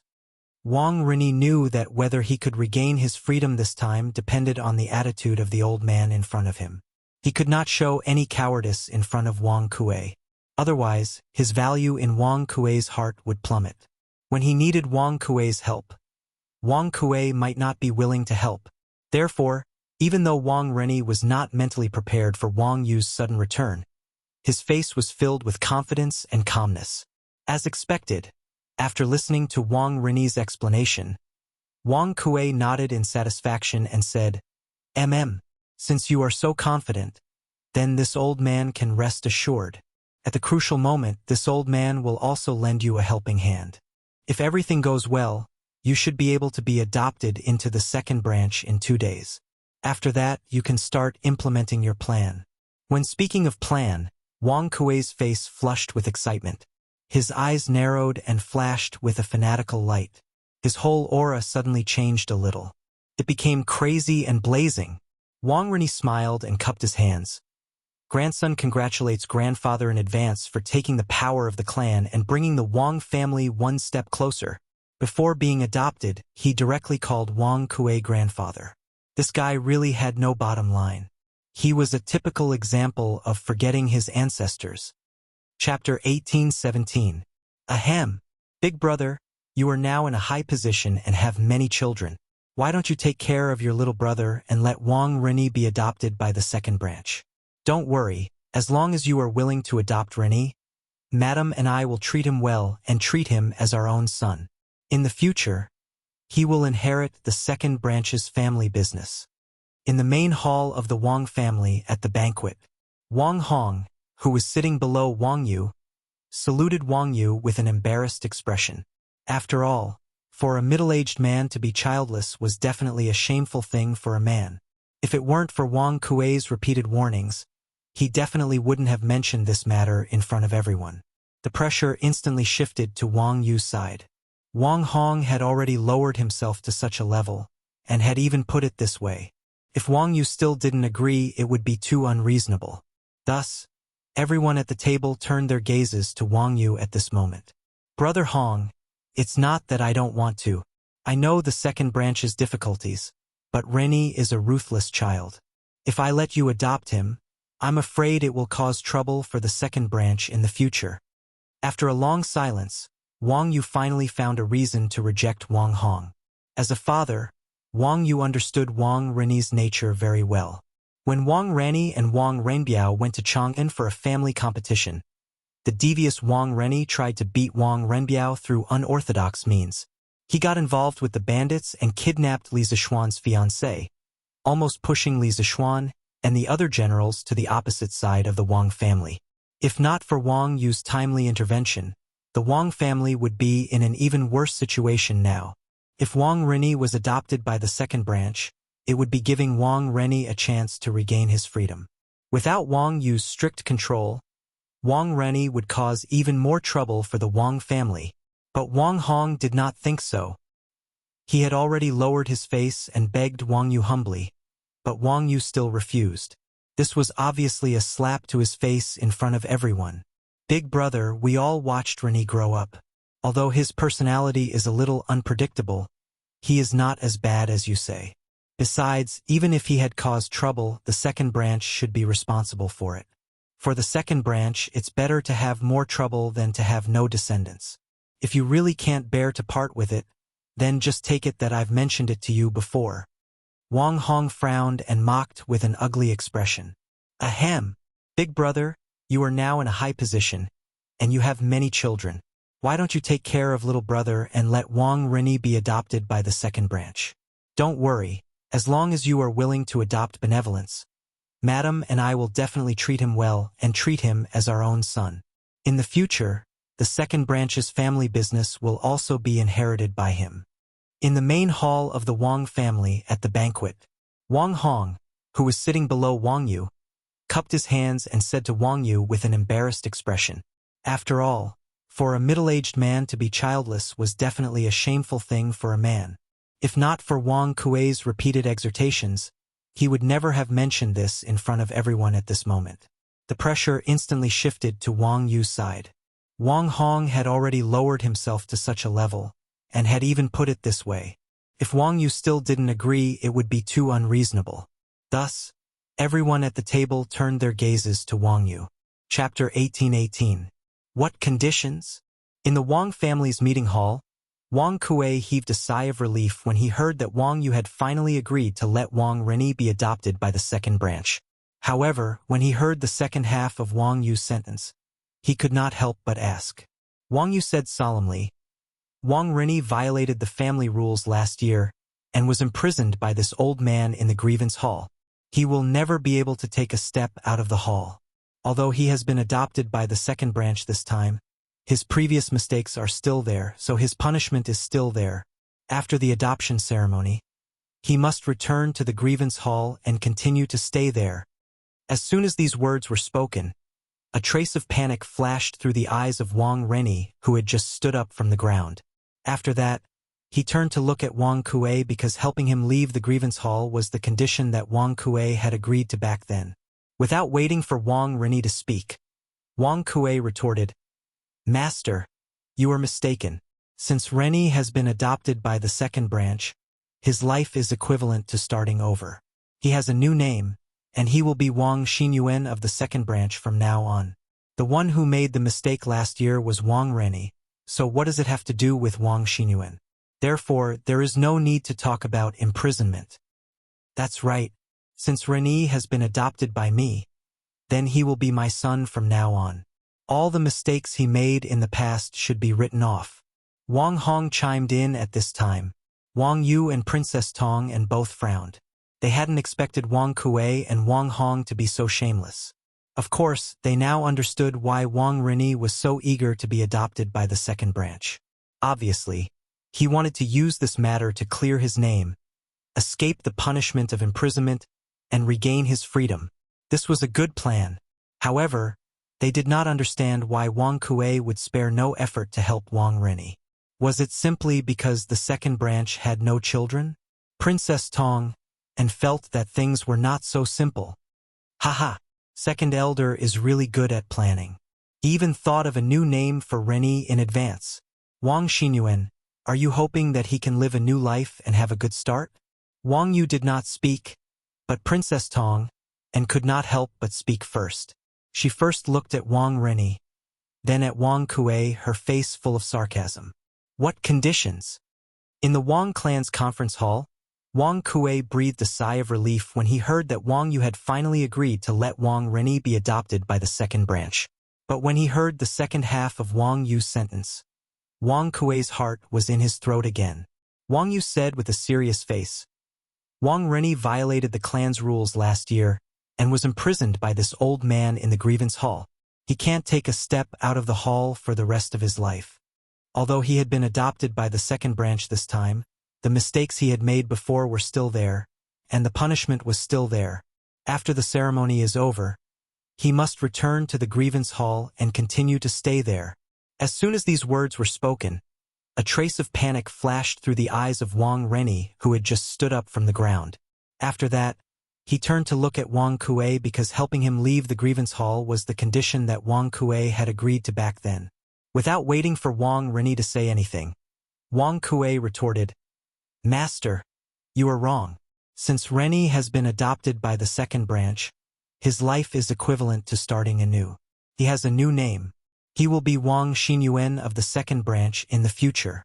The one who made the mistake last year was Wang Rini. What did it have to do with Wang Xinyuan? Therefore, there's no need to talk about imprisonment." Chapter 18-19. Wang Kuei's move of retreating to advance was very effective, directly turning the situation around. Everyone in the meeting hall couldn't help but nod inwardly. First, everyone felt that Wang Kuei's request wasn't excessive. In the end, he just wanted the second branch to continue to have descendants. Second, Wang Kuei had already taken a step back and guaranteed that Wang Rini would never leave Source Peak City. This was already cutting off Wang Rini's future career. Third, Source Peak City was the origin of the Wang family. The Wang family had operated in Source Peak City for many years, and its power could be said to be deeply rooted. Wang Rini could change his appearance and name, and then he would only move within the boundaries of this territory. The imperial court wouldn't know. Thus, the Wang family's third elder looked at Wang Bing and said, "Big brother, second brother just wants to leave an heir for the second branch, and this request isn't excessive. You and the family head should agree, right?" The fourth elder chimed in, "That's right, big brother. The 5 branches of the Wang family have always been of the same breadth and branch. Don't hurt the harmony because of this, and big brother's request isn't excessive. His Majesty is busy every day. As long as Rini doesn't leave Source Peak City, His Majesty won't know about this." The fifth elder said, "Big brother, please leave an heir for the second branch." The 3 of them had begged Wang Bing and not Wang Yu mainly because they thought that Wang Bing would give them a way out on account of their brotherhood. Reality proved that their actions were effective. A trace of hesitation flashed across Wang Bing's face. He looked at Wang Yu and said after a moment, the family rules can't be abolished, but we can't hurt the harmony of the family." Wang Bing was reminding Wang Yu to stop before going too far. Wang Yu thought for a moment and said, "Since that's the case, Wang Rini will be adopted by the second branch from now on, and his imprisonment will be lifted. However, he can't take a step out of Source Peak City for the rest of his life. If he violates this, he will be expelled from the Wang family. I hope that second elder will take good care of him in the future. Don't make any mistakes and put the family at a disadvantage." The aristocratic families were a huge group, and they were also a huge body of interests.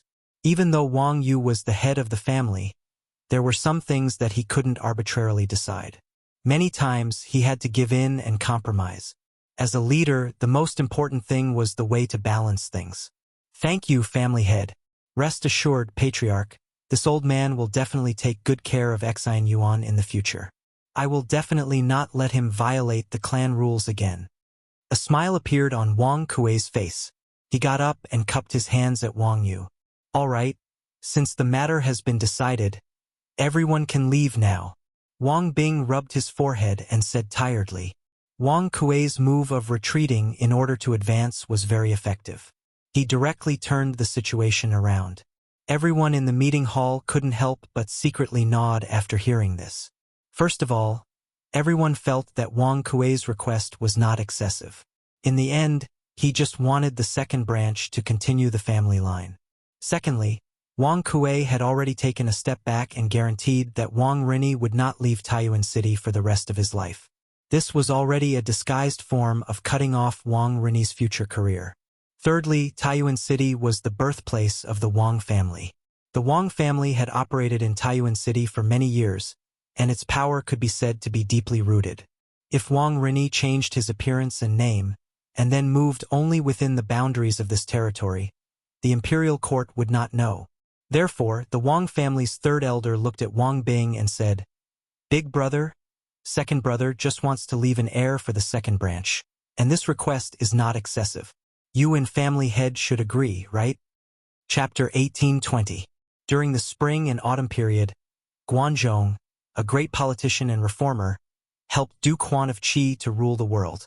He reformed the way taxes were collected in the past and implemented the Guan Shanhai.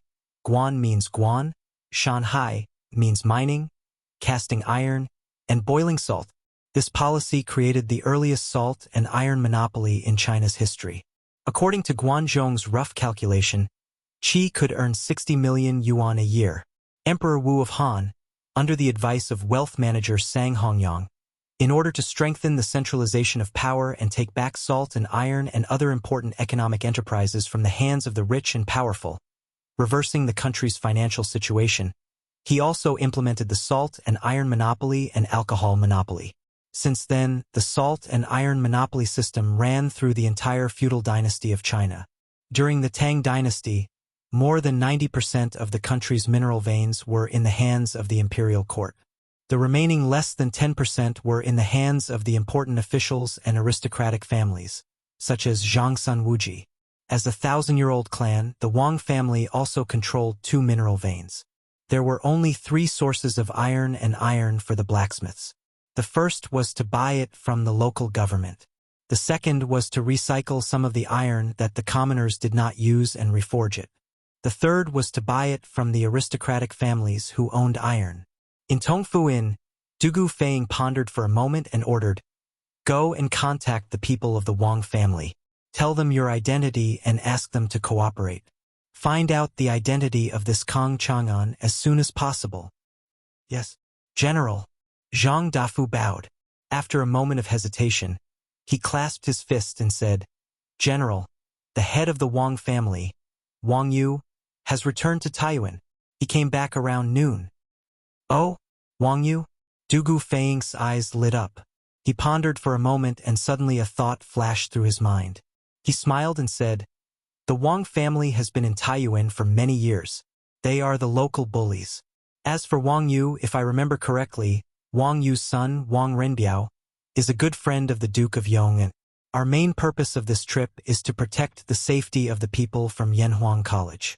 So, to a certain extent, we should be on the same side as Wang Yu. Get ready and follow me to the Wang family. If we can get their help, it will be very convenient for us to do things in Taiyuan City." As a 1,000-year-old clan, the Wang clan also controlled 2 veins. There were only 3 sources for the iron and iron ores required by the common blacksmiths. First, they could buy them from the local government. Second, they could recycle some of the ironware that the common folk didn't use and reforge. Third, they could buy them from the aristocratic families that owned iron ores. Within Tongfuin, Dugu Feiying pondered for a moment before instructing, "Go get in touch with the Wang clan's people and reveal your identity. Ask them to cooperate and investigate this Kong Chang'an's identity as soon as possible." "Yes, General." Zhang Dafu bowed and accepted the order. After a moment of hesitation, he cupped his fists and said, "General, the head of the Wang family, Wang Yu, has returned to Taiyuan. He came back around noon." "Oh, Wang Yu?" Dugu Feiying's eyes lit up. After pondering for a moment, an idea suddenly flashed through his mind. The Wang family has been operating in Taiyuan for many years and is the local tyrant. As for Wang Yu, if I remember correctly, Wang Yu's son, Wang Renbiao, has a good relationship with the Marquis of Yong'an. Our main purpose of this trip is to protect the safety of the people from Yanhuang College. So, to a certain extent, we should be on the same side as Wang Yu. Get ready and follow me to the Wang family. If we can get their help, it will be very convenient for us to do things in Taiyuan City. Chapter 1821. Constable's son, you are? The arrival of nearly 100 Yamen runners naturally attracted the attention of the host of the fundraising event, Lin Wenyuan. He hurried forward and asked Constable Sunday Lantian County was Li Zishuan's fief, and the host of today's fundraising event was the Yan Huang Chamber of Commerce. The mastermind behind the scenes was Li Zishuan. So Lin Wenyuan naturally did not misunderstand that Constable's son had brought so many people here to cause trouble. However, he did not expect that the Lantian County Yamen, as the government, would actually send people here today. After all, the fundraising event mainly invited businessmen. Old Master Lin, I am under the orders of County Magistrate He to bring people here to maintain order and ensure that the fundraising event will proceed smoothly. Cough. I hope that Old Master Lin will not be offended by the number of people who came. Constable's son very politely cupped his fists towards Lin Wenyuan and said. Hearing this, Lin Wenyuan hurriedly said, What are you saying, Constable's son? This fundraising event involves a huge sum of money. For the County Yamen to send people here, I am naturally more than happy to oblige. Why would I be offended? In a while, I will invite Constable's son in for tea. Lin Wenyuan was a businessman. If it was in the past, When would he not bow and scrape in front of officials? Now that he was an important member of the Yan Huang Chamber of Commerce and had Li Zishuan's protection, he could not help but straighten his back. But even so, he didn't dare to be complacent, arrogant, and despotic, because he knew who gave him everything he had now. He was now dealing with people in the officialdom. Adhering to the principle of being neither servile nor overbearing, if people respect him, he will respect them tenfold. He would not embarrass the Yan Huang Chamber of Commerce, nor would he cause unnecessary trouble for the Yan Huang Chamber of Commerce. Hee. Old Master Lin, you don't have to be so courteous. I am just a boor. Today, protecting this Longmen Inn is my duty. You don't have to care about me. In a while, the county magistrate will come personally. Constable Sun smiled and cupped his fists towards Lin Wenyuan. Hearing this, Lin Wenyuan was slightly taken aback. He did not expect that not only would the county yamen send a constable to maintain order, even county magistrate he would be coming personally. This was a donation gathering organized by the Yan Huang Chamber of Commerce. Wasn't county magistrate he afraid that his identity would be exposed to gossip? Although that was what he was thinking, Lin Wenyuan remained calm and collected. He cupped his hands respectfully and said, Constable Sun is really diligent and responsible. Then I will go and entertain the guests. When county magistrate he arrives, I will definitely welcome him personally. At this moment, cries of surprise rang out from the crowd. Then, the crowd took the initiative to open up a path. An official in a purple official robe with a golden jade belt at his waist walked toward the Dragon Gate Inn with 7 or 8 low-ranking officials. Looking at the color of the leader's official uniform, he was actually a third-grade official. Whoa! Where did this high-ranking official come from? Looks like he's from Chang. Isn't this Minister Xiao from the Ministry of Revenue? What is Minister Xiao doing here? The onlookers were whispering to each other in low voices. It was not that they had not seen high-ranking officials before. Even the emperor had come to Lantian County before. It was just that all third-grade officials and above were important officials of the imperial court. Now that the donation gathering was about to start, a third-grade official suddenly came here. It was inevitable that the crowd could not help but discuss in low voices. Lin Wenyuan's heart skipped a beat. He hurriedly went up with the other members of the Yan Huang Chamber of Commerce and bowed respectfully. Lin Wenyuan of the Yan Huang Chamber of Commerce greets Minister Xiao.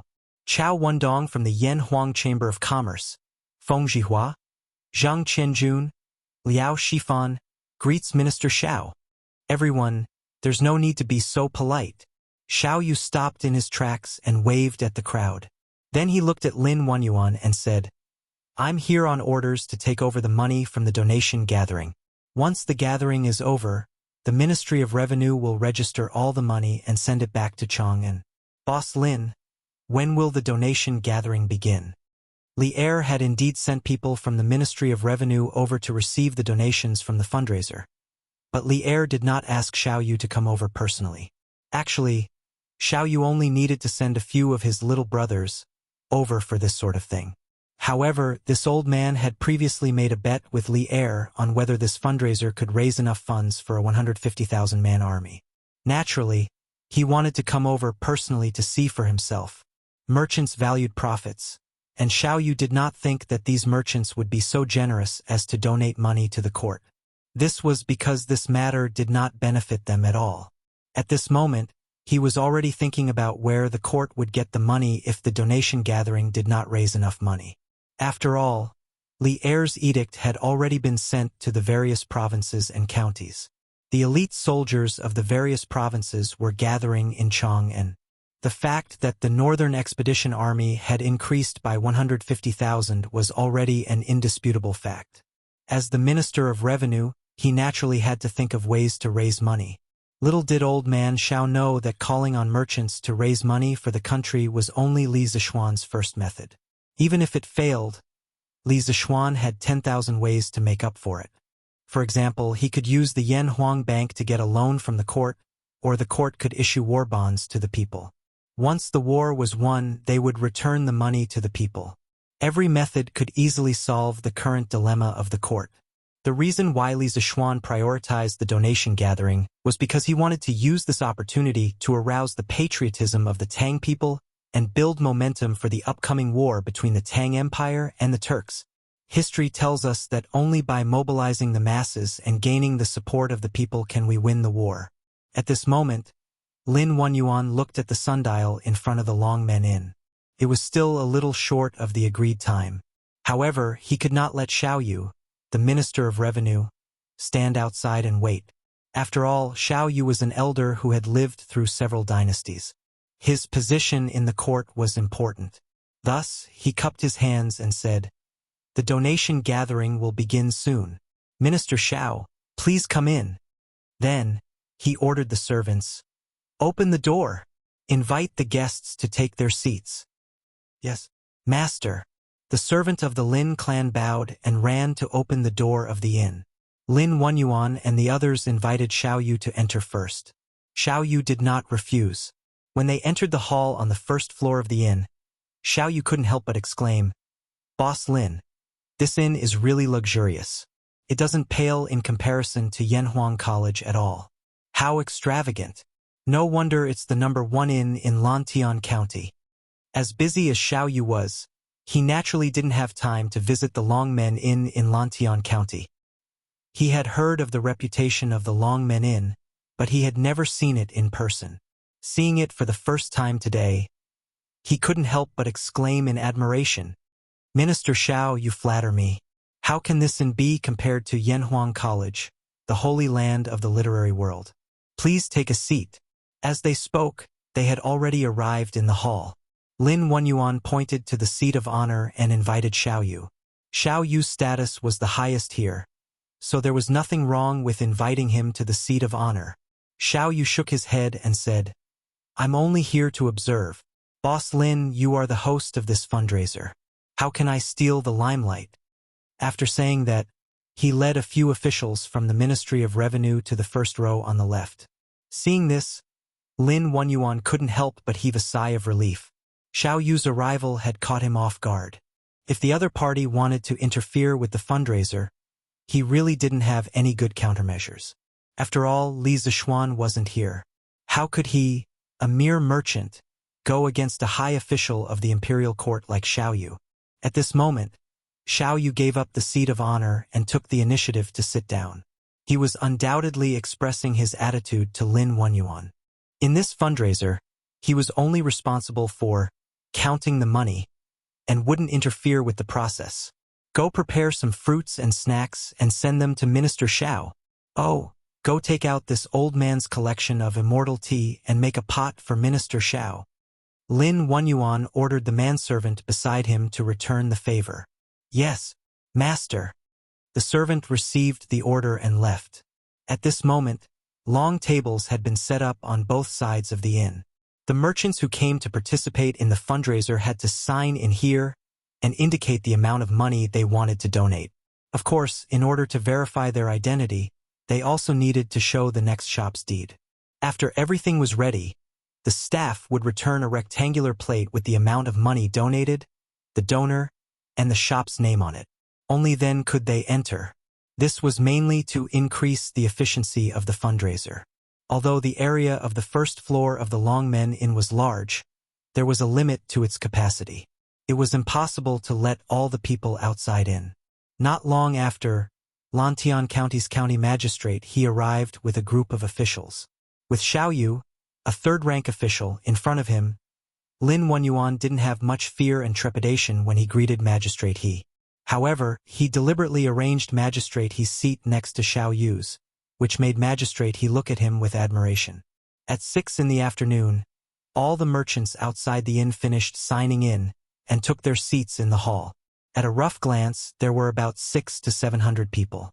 As for those who hadn't arrived yet, as long as the fundraiser wasn't over yet, they could still continue participating after signing in. This was the humane aspect of the fundraiser. It was worth mentioning that Li Yu had brought the reporters from the editorial department of Tang Daily over as well. Of course, they were not there to donate money, but to record this patriotic event so that they could publish it in tomorrow's newspaper. It was a hot summer day, But the hall on the first floor of the Long Men Inn was abnormally cool. This was because there were buckets of ice placed around the hall. In front of each bucket, there was a maid holding a fan to fan it. It was like a human air conditioner. As such, the people in the hall naturally didn't feel the heat. After hearing the waiter report that the merchants outside had all entered, Lin Wenyuan walked to the front of the crowd. He held the latest loudspeaker developed by the Strange Taste Pavilion, which was a handheld megaphone. He faced the crowd and said, "Dear friends from the business world, I am Lin Wenyuan. On behalf of the Yen Huang Chamber of Commerce and Marquis, I would like to express my gratitude to all of you." Although Lin Wenyuan didn't shout hysterically, his voice reverberated throughout the hall. The merchants who had been whispering to each other a moment ago immediately quieted down. After Lin Wenyuan finished speaking, he bowed deeply to the crowd. His attitude was sincere and his expression was sincere. This fundraiser wasn't just beneficial to the Yen Huang Chamber of Commerce. It was also beneficial to the imperial court and the people of the world. However, Lin Wenyuan could only represent the Yen Huang Chamber of Commerce. As for the imperial court and the people of the world, he wouldn't dare to represent them. "Boss Lin, there's no need to be so courteous. The rise and fall of the country is the responsibility of the people." At this moment, someone in the hall said loudly. Once this was said, many people immediately echoed his words. That's right, that's right. The rise and fall of the country is the responsibility of the people. We are here to do our part for the Great Tang. That's right, that's right. Without the stability of the country, how can we merchants do business? Boss Lin, there's no need to be so courteous. We are doing our best for the country, and also for ourselves. The voices of agreement from the crowd moved Xiao Yu slightly. He hadn't expected these merchants to have such a high level of awareness. Regardless of whether these people were sincere or not, since they were able to enter the Long Men Inn today, it meant that they were here to donate money. This was real money. Chapter 1822. Good. Everyone has spoken well. The hall on the first floor of the Dragon Gate Inn looked like a modern academic lecture hall. Lin Wenyuan stood in front of the crowd, raised the loudspeaker, and spoke loudly. The rise and fall of the country is the responsibility of all people. The Great Tang is not a Great Tang of one person, but a Great Tang of all people. Although we merchants have never been paid by the imperial court, we have been able to do business in peace precisely because His Majesty and the Emperor Emeritus established the Great Tang, ending the chaotic era of the Sui and creating a golden age of peace for the people of the realm. And now, the Turks harbor wild ambitions against our Great Tang, repeatedly invading our borders. A war is inevitable between the Great Tang and the Turks. Although we merchants normally do not speak of national affairs, if the Great Tang is defeated in this war, the Central Plains will fall into chaos. We will all become slaves of a conquered country, so where will we go to do business? The common people say that merchants value profit, but Marquis once said to this old man that value profit and righteousness. What matters is the person, not the status. Those who value profit in their bones, no matter what status they have, will place profit above all else and vice versa. Now that the country is in danger, if we don't value righteousness, how can we talk about profit in the future? Today, I have gathered all of you here in the hope that you can place the country's righteousness above all else and contribute money and strength to the imperial court to raise military funds, so that the imperial court can defeat the Turks and bring peace to the Great Tang's borders and its people. Lin Wenyuan's speech had come from his heart, and his words were forceful and forceful. Through the loudspeaker, his emotional voice resounded through the hall, and even the common people outside the Dragon Gate Inn could hear him clearly. At this time, emotional words were often the most touching and infectious. Especially since most of the people present today were businessmen, they could empathize with Lin Wenyuan's words. After Lin Wenyuan's words, those old foxes, who had been in the business world for a long time and had become sophisticated in the business world, could not help but be slightly moved. They could clearly sense something surging in their bodies. Hot blood. Yes, it was hot blood. A blood that many merchants had not felt in a long time.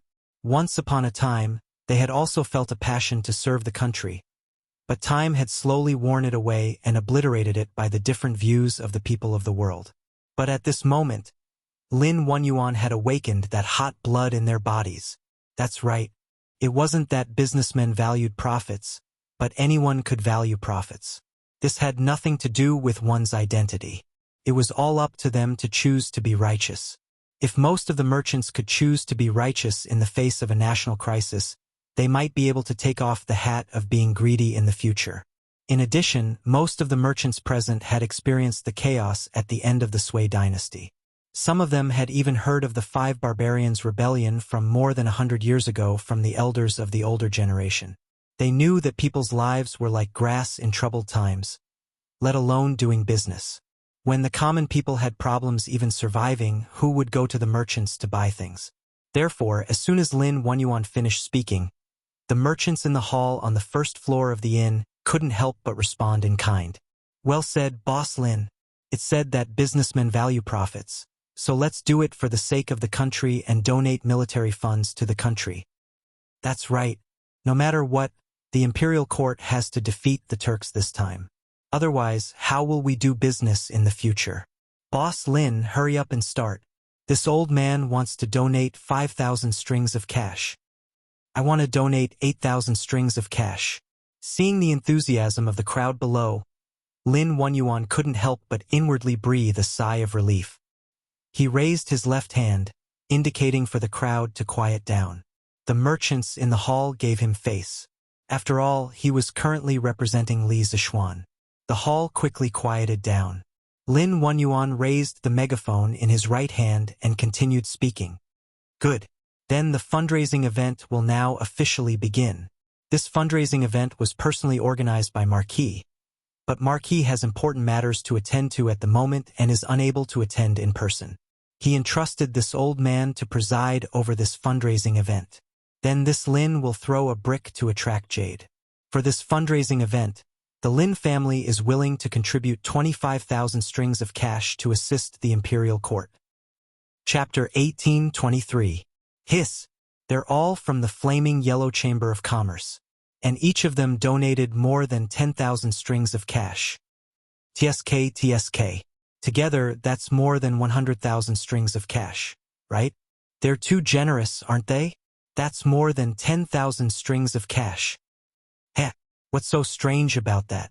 The Flaming Yellow Chamber of Commerce monopolizes the trade of bicycles, new carriages, celestial tea, footballs, and other exotic items in the Great Tang. The members of the Flaming Yellow Chamber of Commerce earn huge profits every year. Naturally, it's not something small shops like ours can compare to. TSK. I wonder how I can become a member of the Flaming Yellow Chamber of Commerce. This world was like a pyramid. Those who stood at the top of the pyramid were always in the minority. The merchants who came to the fundraiser today were the same. Wealthy people like Lin Wenyuan and Chao Wendong were in the minority after all. Most of them belonged to the category of those who had little family wealth. After the grand opening of the fundraiser, everyone couldn't help but exclaim in private. Wang Peng of the Treasure House donates 30,000 strings of cash. At this moment, when the name Lin Wenyuan read out was finally not from the Flaming Yellow Chamber of Commerce, his next sentence caused another huge uproar. Wow! 30,000 strings of cash. Did I hear wrongly? Oh my God! It's finally not from the Flaming Yellow Chamber of Commerce. But this person actually donated 30,000 strings of cash, the same amount as Marquis. Where did this Wang Peng of the Treasure House come from? He's actually willing to donate so much money? The merchants sitting in the hall on the first floor of the inn were in an uproar. What did they hear? Someone actually donated 30,000 strings of cash, an amount comparable to Li Zishuan. More importantly, this person was not from the Flaming Yellow Chamber of Commerce? Where did this Wang Peng of the Treasure House come from? For a moment, this question surfaced in everyone's mind. But after regaining their senses, many people immediately reacted. After all, most of the people present were merchants from Chang'an City or nearby Chang'an. This, if I remember correctly, this treasure house belongs to the eldest son of the Wang family of Taiyuan, Wang Renbiao. Wang Renbiao? Isn't Wang Renbiao also from the Flaming Yellow Chamber of Commerce? After all this time, He's still from the flaming yellow Chamber of Commerce. Wang family of Taiyuan? Did that mean that the Wang family of Taiyuan was also participating in this fundraising event? TSK, with the Wang family's financial resources, they can really take out 30,000 strings of cash. No. This treasure house is the private property of the Wang family's eldest young master. It doesn't belong to the Wang family of Taiyuan. Then why didn't young Master Wang donate in his own name, but in the name of the treasure house's shopkeeper? Yes, if I could donate that much money, I would definitely donate it in my own name. Soon, someone revealed the background of the treasure house. Wang Renbiao, the owner behind the scenes, also surfaced. However, many people were somewhat puzzled. Why did Wang Renbiao give this opportunity to make a name for himself to his own shopkeeper instead of himself? However, there was no lack of smart people present. An old man explained to his companion in a low voice, "The eldest young master of the Wang family is now the provincial governor of Qizhou and represents the Qizhou officialdom. This donation drive is mainly for us merchants. It will be inconvenient for the eldest young master of the Wang family to donate money in his own name. Therefore, he can only participate in the name of his shop's shopkeeper." His words were reasonable and instantly received the agreement of many people. Now, looking at the whole Tang dynasty, it was extremely rare to see someone like Li Zishuan, who was a high official in the imperial court and openly engaged in the business of merchants among the people. Most people in the officialdom would only let their family members or subordinates engage in the business of merchants behind the scenes and would not put it out in the open. The following facts proved that it was indeed as the old man had guessed. Li Jingchu of the Li Family Carriage Company of Yong County in Qizhou donates 2,000 strings of cash. While the crowd was discussing in low voices, Lin Wenyuan did not stop and immediately read out the next name. The reason why he was so anxious was because the client of these two donations was the same person. In the middle back row, a fat middle-aged man in luxurious clothes stood up and walked forward with 2 cards in his hands. Then, the old man showed the cards in his hands to the crowd. One of them had 30,000 strings of cash written on it and was signed by Zhu Baozhai, while the other had 2,000 strings of cash written on it and was signed by Li Jingchu of the Li Family Carriage Company. After showing the cards, the old man put the cards in his hands into the cardboard box. Then, under the guidance of the venue's staff, he went up to the 2nd floor of the inn to pay the corresponding donation amount. This old man was actually the client of both donations. Seeing this, the people below could not help but discuss again. What is the relationship between the Li Family Carriage Company and Zhu Baozhai? No, it should be the relationship between the eldest son of the Wang family and this Li Jingchu. Why did they let Wang Peng donate their money? Li Jingchu? From the name, it sounds like a girl. TSK, 2,000 strings of cash. This girl is really generous. I think I have heard of this Li Jingchu. A few days ago, I sent the shopkeeper to Qizhou to deliver a batch of goods. At that time, I heard that the governor of Qizhou, Wang Renbiao, would be marrying a commoner girl in a few days. That girl is called Li Jingchu. Huh? So the two of them are husband and wife. Then why are they donating separately? They can just be combined. Who knows? For a moment, the crowd started to gossip about Wang Renbiao and Li Jingchu in private. Very soon, the truth of the matter was more or less restored. After all, they were businessmen. In this world, they were the ones with the most up-to-date information. At that moment, Lin Wenyuan threw out another bombshell. Li Cheng, the shopkeeper of the Ingenious Craftsman Pavilion, donates 30,000 strings of cash. Whoosh! This time, Xiao Yu, who was sitting in the first row on the left, could not help but narrow his eyes, and he looked slightly shocked. At that moment, not only were the people in the hall shocked, but even the onlookers outside the Longmen Inn were also in an uproar. 30,000 strings of cash. Another 30,000 strings of cash. What's the background of this Ingenious Craftsman Pavilion? However, this time, the background of the Ingenious Craftsman Pavilion was dug out very quickly. The Ingenious Craftsman Pavilion? The Ingenious Craftsman Pavilion in Chong and West City? Isn't that the shop of that person in the palace? That person in the palace? Who is it? It's His Highness the Crown Prince. What? His Highness the Crown Prince? How is that possible? Shoo! Lower your voice. I heard that His Highness the Crown Prince is also a member of the Flaming Yellow Chamber of Commerce.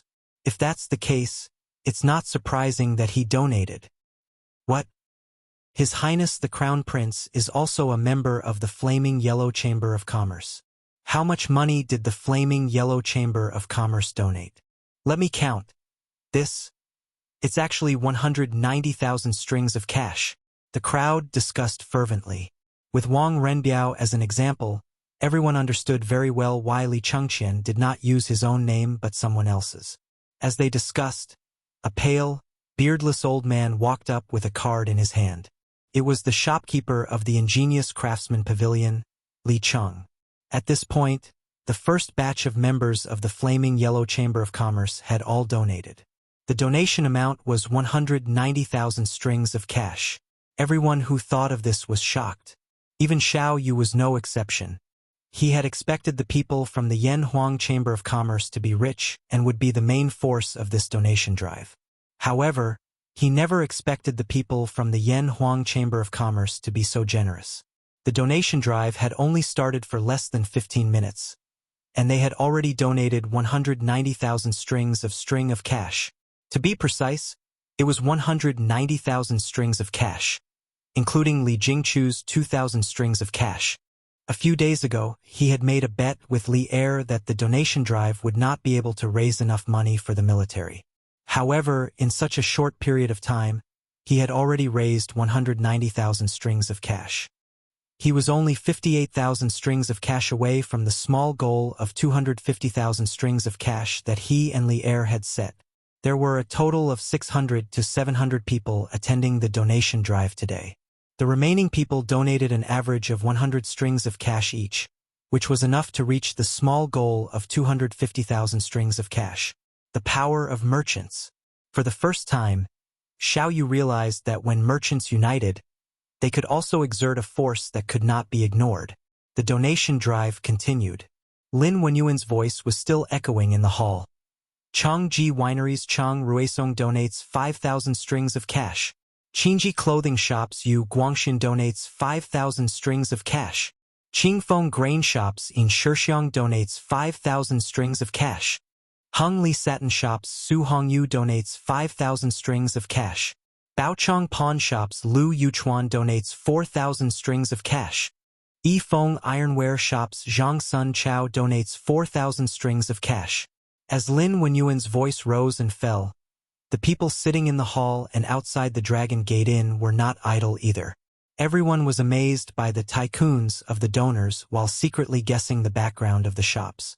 Although some of the shops had mediocre backgrounds, some of the shops had deep backgrounds. Most of the people present were merchants near the capital, so they were naturally well informed about Chang, and soon they had dug up the backgrounds of some of the shops. Isn't this Duke Lu's winery? He also sent people to donate money? Hey, isn't this Duke Yi's shop? This shop belongs to Duke Yi's family. Eh? There's actually a shop belonging to Duke Zhao's family. Everyone was shocked to discover that not only did Wang Renbiao and Li Chengqian from the imperial court send people to participate in this donation drive, but other civil and military officials like Chang Yaojin, Qin Xiong, Yuqi Jingda, Zhang Sunwuji, and others also sent people to participate in this donation drive, and all of them donated a considerable amount. Sitting on the left side of the row, Xiao Yu finally could not remain calm. His eyes widened, and his face was filled with disbelief. If Wang Renyi and Li Chengqian were to participate in the donation drive because they were members of the Flaming Yellow Chamber of Commerce, it was still reasonable. However, Chang Yaojin, Qin Xiong, Yuqi Jingda, Zhang Sunwuji, and other civil and military officials also came. That was completely out of his expectations. Crazy. Crazy. This was clearly a donation drive that was open to the merchants of the Great Tang. Why did all the civil and military officials of the imperial court come? That's not right. Chang Yaojin, Qin Xiong, Zhang Sunwuji, and the others all donated money. If I don't donate, then wouldn't? Suddenly, Xiao Yu's hand that was stroking his beard trembled violently, and he almost pulled his beard out. This was because he suddenly realized a problem. He had been scammed. Chapter 1824. Taiyuan City. The Wang clan's ancestral home. Master. There's someone outside who says he wants to see you. In a courtyard near the northwest of the Wang clan, a manservant walked into a side hall and reported to Wang Yu. Who wants to see me? Wang Yu was in the middle of resolving family matters.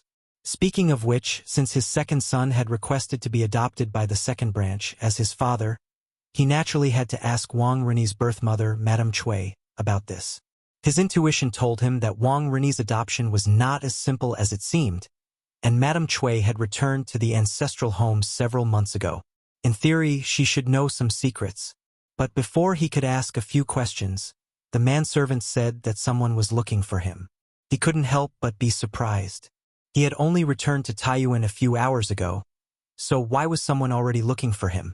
The manservant held an item in his hand and bowed to Wang Yu. Master, that person did not say. He only asked this lowly one to present this item to Master. He said that once Master sees this item, you will definitely see him. Oh, let this old man see. Wang Yu raised his brows and ordered the manservant. Yes, Master. The manservant naturally accepted the order and stepped forward to hand the item in his hand to Wang Yu. Wang Yu stretched out his hand to receive it. The manservant handed over a token wrapped in brocade. Wang Yu lifted the brocade and focused his eyes to see that it was actually a token. After clearly seeing the words engraved on the token, his eyes trembled, and then he quickly wrapped the token up again. He then instructed the manservant, "Take a look at the token. Hurry and invite him in." "Yes, Master." The manservant obeyed and left. Wang Yu turned to Princess Tong'an and Wang Ren's birth mother, Cui Qinfang. After a few moments of thought, he said, "Madame Qinfang, return to the rear courtyard and rest. This old man has some matters to take care of." Princess Tong'an had wanted to ask Wang Yu what had happened, but when she heard this, she stood up and looked at Wang Yu, then at Cui Qinfang, who was sitting across from him. Without saying anything, she turned and left. Cui Qinfang bowed and said, "Yes, Master, this concubine will take her leave." After bowing, Cui Qinfang followed Princess Tong'an out the door. Although Wang Ren had been adopted by the second branch and had completely become a member of the second branch as his mother, as long as Wang Yu did not divorce her, she would always be a member of the eldest branch and had to live under the roof of the eldest branch. After the two women left, Wang Yu was the only one left in the room. Not long after, the manservant from before came in with a young man in tight clothes. Wang Yu waved his hand at the manservant and ordered, "You can leave first. Close the door while you're at it. Without my orders, don't let anyone come close to this place." The manservant's expression turned cold as he bowed to receive the order and said, "Yes, Master." The manservant left and closed the door. Only then did the young man cup his fists and bow to Wang Yu. "This general, Dugu Feiying, greets Provincial Governor Wang." That's right, the young man who came to see Wang Yu was Dugu Feiying. The fish talisman he had the manservant pass in was the Imperial Army's general. This could directly prove his identity. It was because of this that Wang Yu dismissed the others in the room. The Imperial Army would not leave the capital so easily. Now that an Imperial Army soldier had come to Taiyuan and had not revealed his identity to the manservant and only passed the fish talisman to Wang Yu, it meant that he did not want others to know his identity. At the same time, it also meant that this Imperial Army soldier did not want others to know the purpose of his visit. "Haha, so it's a brat from the Dugu family. Have a seat." Hearing this, Wang Yu laughed and threw the fish talisman in his hand to Dugu Feiying. He pointed to the chair beside him and said, "The Dugu family was a noble family from the North Zhou to the Sui dynasty. The founding empress of the Sui dynasty and Li Yuan's first wife were all from the Dugu family. Although the Dugu family was not as powerful as the 5 families and 7 nobles, they were not far behind. Therefore, after hearing Dugu Feiying's identity, Wang Yu's attitude became very polite. However, Dugu Feiying did not sit down as he was told. He cupped his fists and said in a deep voice, Thank you, Provincial Governor Wang. However, this general still has military affairs to attend to. I came here today to ask Provincial Governor Wang for a favor. After I'm done, this general will leave. Seeing that Dugu Feiying's tone was hurried, Wang Yu did not have the intention to continue the small talk. Instead, he went straight to the point and asked, General Dugu, please tell me what you need. If I can help, I will do my best to help. Hearing this, Dugu Feiying was overjoyed. He quickly said, to be honest, this general came to Taiyuan with my brother mainly to protect the safety of His Royal Highness Prince Wei and the people from Yanhuang College. This general brought people to Taiyuan yesterday. My brother, Prince Wei, and the others will only arrive at Taiyuan at dusk today. After this general arrived at Taiyuan City, he discovered a group of extremely suspicious people who were suspected to be Turkic spies hiding in Taiyuan. This general was worried that this person would harm Prince Wei and the others, so I sent people to monitor him, who knew that he would disappear right under the noses of this general's subordinates. Dugu Feiying made a long story short. He told Wang Yu about what he had encountered after arriving at Taiyuan City, as well as the two key suspects, Zhu Hongshang and Kang Chang'an. Hearing this, Wang Yu frowned. After thinking for a while, he opened his mouth and asked, You said that His Royal Highness Prince Wei and the people from Yanhuang College are coming to Taiyuan? I wonder if you can tell me their purpose in coming to Taiyuan? It wasn't that he wanted to pry for information, but he didn't understand. Even if Zhu Hongshang and Kang Chang'an were Turkic spies in Taiyuan City, why would they harm Li Tai and the others? If he wanted to help Dugu Feiying solve this problem, he had to understand the cause and effect of this matter. Hearing Wang Yu ask this question, Dugu Feiying couldn't help but look troubled. Seeing this, Wang Yu waved his hand and laughed. Haha, since it's not convenient to say, then forget it. Don't violate military discipline because of this old man. Seeing that there was no one else in the room, Dugu Feiying hesitated for a moment, then said, There's no harm in telling you. His Royal Highness Prince Wei and the others have come to Taiyuan to complete a top-secret mission from Yanhuang College, which is to build a telegraph relay station in Taiyuan City. It will be used to quickly transmit information between the frontline soldiers and the imperial court when they attack the Turks in 2 months. His Majesty is worried that the Turks will send people to obstruct or harm His Royal Highness after learning of His Royal Highness's purpose. So he sent me and my brother to lead 1,000 Imperial Army soldiers to escort him.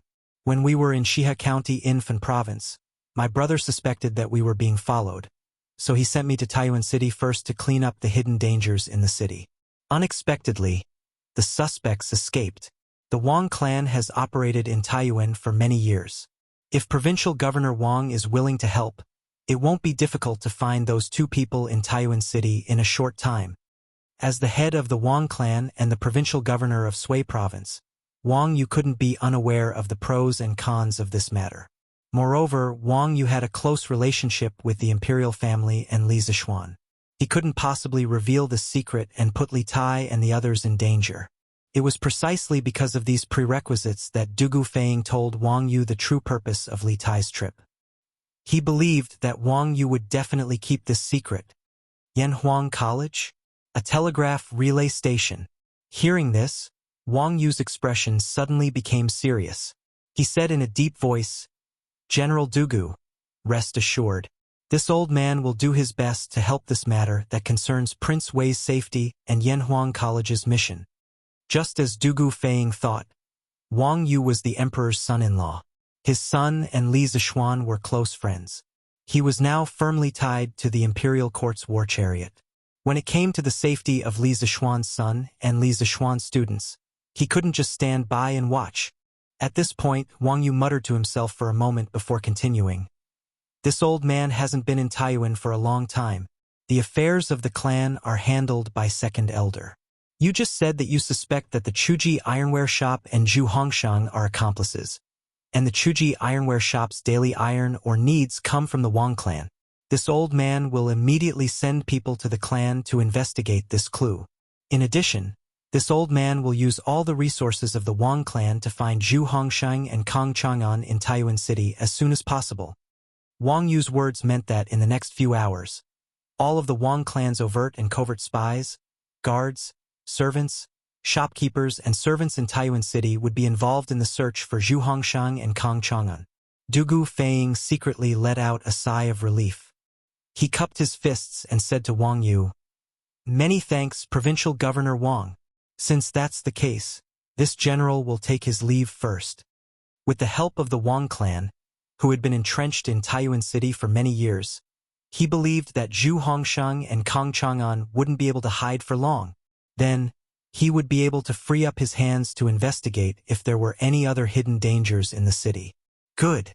General Dugu, please go. This old man will arrange for people to help you." Wang Yu got up and sent him off. Dugu Feiying nodded and turned to leave. Wang Yu looked at Dugu Feiying's departing back inside, his expression grim. A moment later, he also left the room with his hands behind his back and walked toward the courtyard of the second branch. But neither he nor Dugu Feiying noticed that on the roof, there was an ordinary-looking man in gray robes. At this moment, he had also quietly left the courtyard. Chapter 1825. Young Master, that's all. In the side courtyard of the Wang family's second branch, a thin man in gray robes greeted Wang Rennie. Oh no, he should be called Wang Xinyuan now. The thin man whispered something into Wang Xinyuan's ear. In the end, he took a step back and cupped his fists. Wang Xinyuan's eyes flashed, and a playful smile appeared on his lips. After a moment, he said with a smile, "You did a good job. As for grandfather, I will ask for a reward for you after this matter is done." "Thank you, young master. But this is what I should do." The gray-robed thin man's face remained unmoved as he said indifferently. Wang Xianyuan didn't take it to heart. Instead, he asked with a smile, "You are Wang Li, right?" The thin man in gray's eyes flashed slightly and said, "You have a good memory, young master." He was a subordinate of the Wang family's second elder and belonged to the Wang family's shadow guard. Although the Wang family's shadow guard was a force that the Wang family had secretly nurtured for many years and directly took orders from the patriarch, the 5 branches of the Wang family all had their own forces within the shadow guard, and this Wang Li was the commander of one of the Wang family's shadow guard squads. His original name was Gua Li, and after his parents died when he was young, he was taken in by Wang Kuei and entered the Wang family. He first became a guard of the Wang family, and then, under Wang Kuei's arrangements, he entered the Wang family's shadow guard. Many years later, he actually became one of the 5 leaders of the Wang family's shadow guard, and was even bestowed the surname of the main family, becoming the current Wang Li.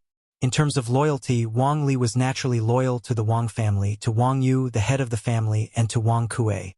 However, for him, loyalty to Wang Kuei took precedence over the other 2.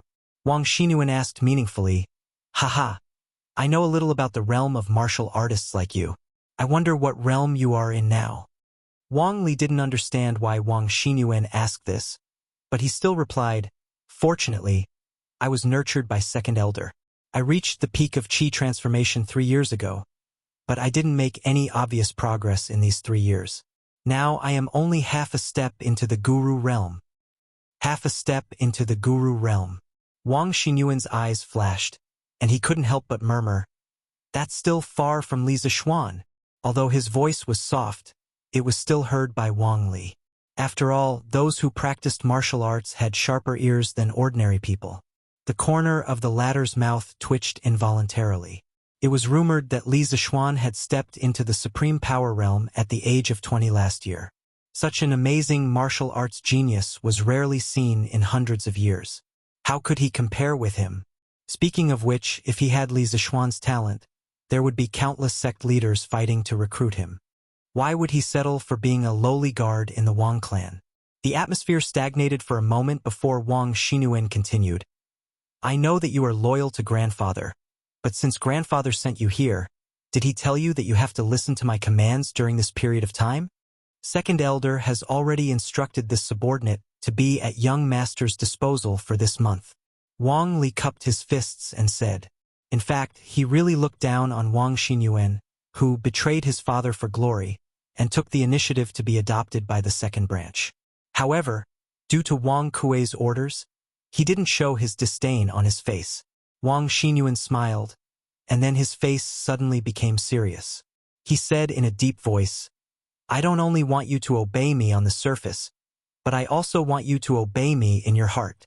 Listen, as long as you follow me and work hard, I will not only help you become the commander of the Wang clan's secret guards in the future, but I will also ask an expert to help you break through to the supreme power realm. How could someone as smart as him not see that Wang Li was only obeying him on the surface and was not convinced in his heart? It was because of this that he said these words to Wang Li. He had just arrived at the second branch and had no one to rely on. Although Wang Kuei was so good to him now, the two of them were mostly using each other. When Wang Kuei successfully took control of the family, where would he go and where would he go? Therefore, it was necessary for him to cultivate some forces for himself before that. Wang Li was moved, but the waves in his heart were quickly calmed down. He said lightly, "Thank you for your kindness, young master." He didn't accept or refuse. His attitude was ambiguous and ambiguous.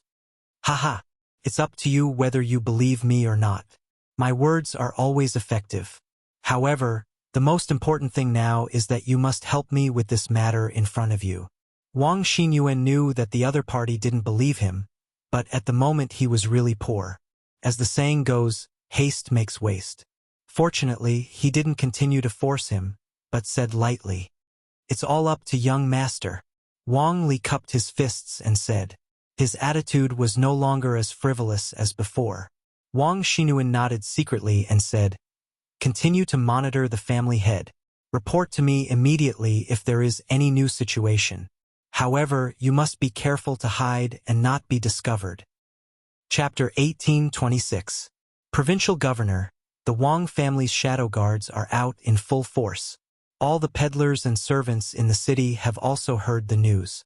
Source Peak City is in chaos. Source Peak City, back hall of the Bing Province Provincial Governor's residence. An old man in scholarly robes cupped his hands at a dignified middle-aged man in official robes. This middle-aged man was the provincial governor of Bing Province, Wang Liaoyuan.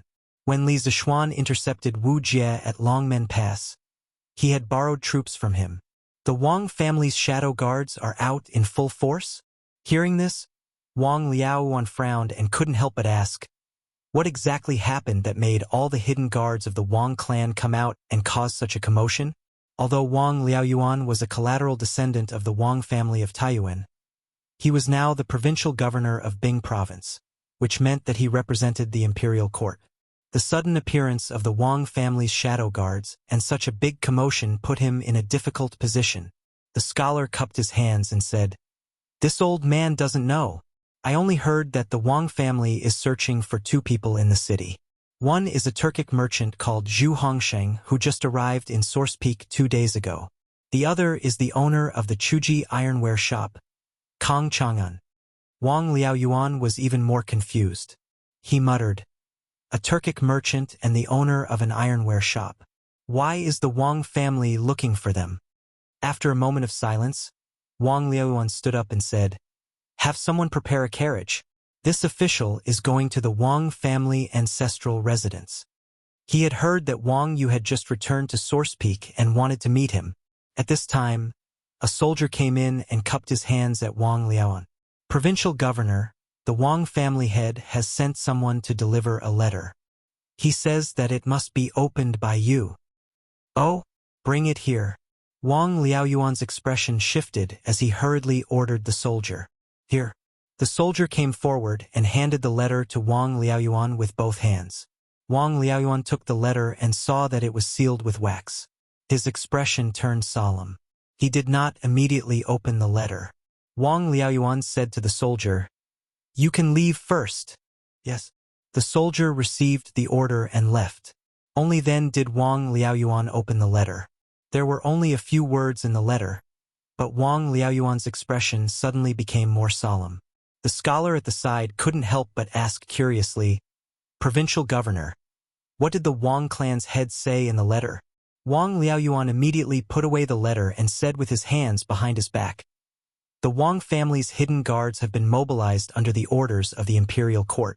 Tell the guards to not act recklessly and not to obstruct them. Do what you should do as usual."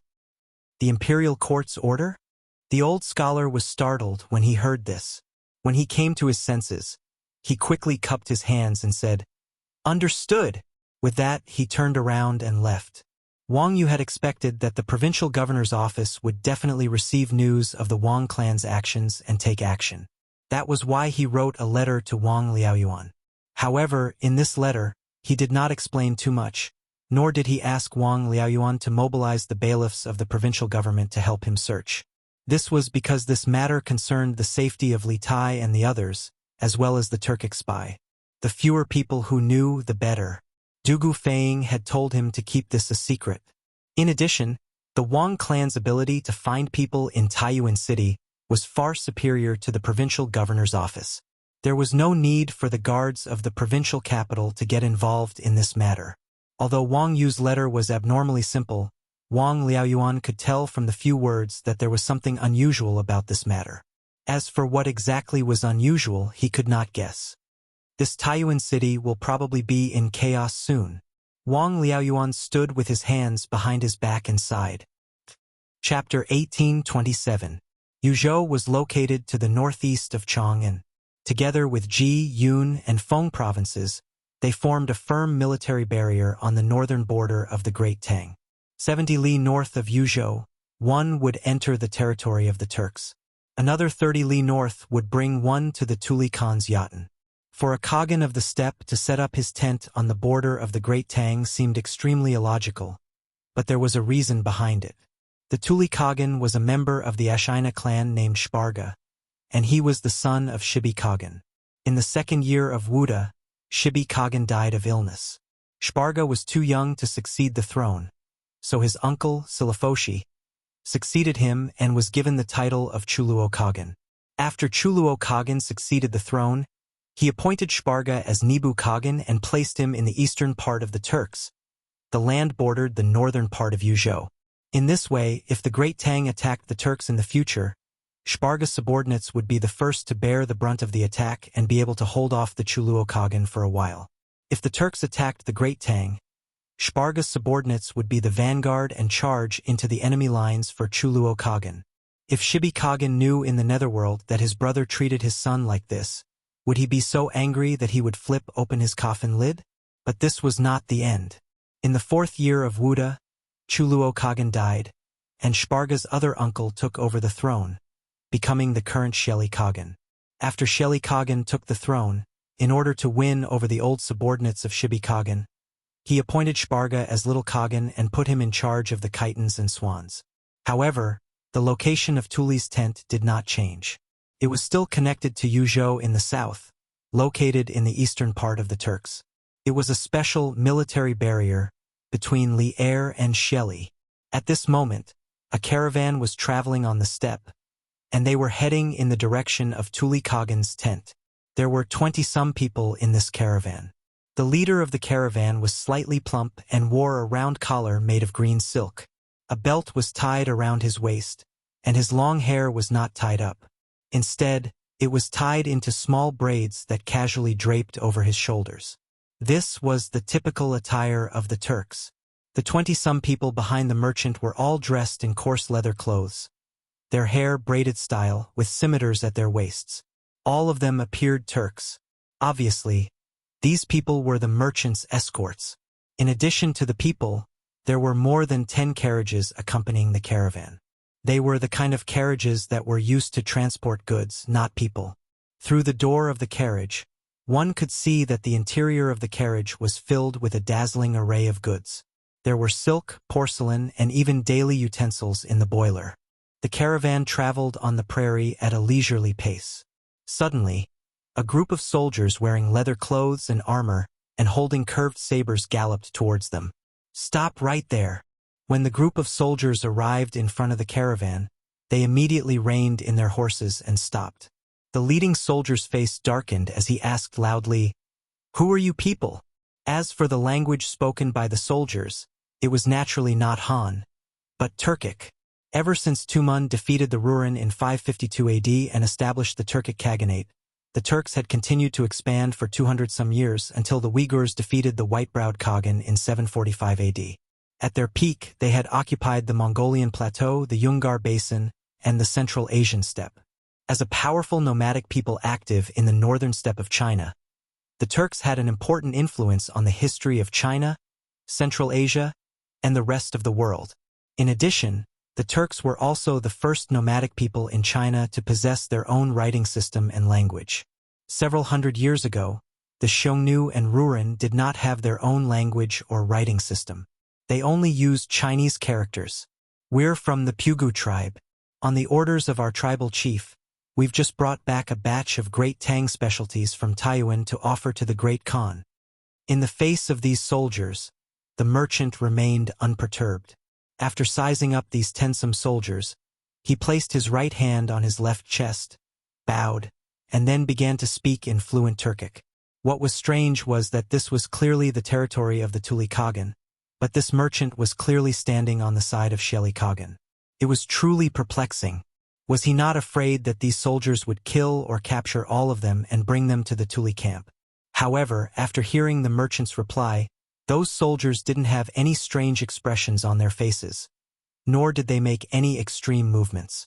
A hint of fear even flashed through the eyes of the leading soldier, but it was quickly concealed. He looked inside the carriage and said, "Servant Bone Division, what did you bring to the Great Tang? We want to inspect it." The merchant chuckled and said, "The things in the carriage are just some silk, porcelain, and iron. If you like them, you can each take a few with you. Just treat it as a gift from our Pugu tribe." "But which tribe do you belong to?" Switching from defense to offense, who would have thought that this merchant would actually start to take the initiative? Hearing the merchant say that everyone could choose a few items to take away, a hint of greed flashed across the eyes of the dozen or so soldiers. After all, the items mentioned by the merchant might be common in Great Tang, but on the plains, all of them were in high demand. There was a flash of greed in the eyes of the leader as well, but it quickly returned to normal. He held his head high and puffed out his chest. "We are from the Qian tribe, and are here to guard this place under the orders of the Great Khan. Since you are offering these things to the Great Khan, we naturally won't take more. One per person is enough." The Qian tribe, one of the 15 tribes of Tiela, was the closest tribe to the Tuli Khagan's Yashin that belonged to the Sheli Khagan's forces. It seemed that the merchant's decision to say that he was from the Pugu tribe was the correct one, because the Pugu tribe was near the Turkic royal court. It was the direct subordinate force of Sheli Khagan. The merchant smiled and said, "So you are the warriors of the Qian tribe. Since you are under the orders of the Great Khan, please inspect these goods carefully." After saying that, he made a please gesture. Seeing the merchant being so magnanimous and being so polite, the leading soldier waved his hand at the people behind him and said, "All right, since you are friends from the Pugu tribe, brothers, each of you can take a piece of ironware." After saying that, everyone cheered and hurriedly got down from their horses and walked towards the carriage loaded with goods. After a while, some of these people carried iron pots and some carried iron stoves. To the nomads living in the grassland, these ironwares from the central plains were very scarce. This was because the people of the grassland were not good at refining iron, let alone making ironwares. Take the iron pot for example. A good iron pot could easily be exchanged for dozens of sheep in the grassland. Some tribes that were not doing well could not afford to use iron pots, so they could only use stone pots. "All right, brothers of the Pugu tribe, you can go now. My name is Chien He. You are very similar to my temperament. Haha, there are still 3 checkpoints in front. But when the time comes, as long as you mention my name, they will not make things difficult for you. But you must not go near the little Khan's Yashin, otherwise you will be caught." The leader of the soldiers held a jet-black iron pot and grinned at the merchant. From the beginning to the end, these people only took one piece of ironware that they wanted and did not check the goods in the carriage one by one. The merchant smiled and bowed. "Thank you, Brother Chien He."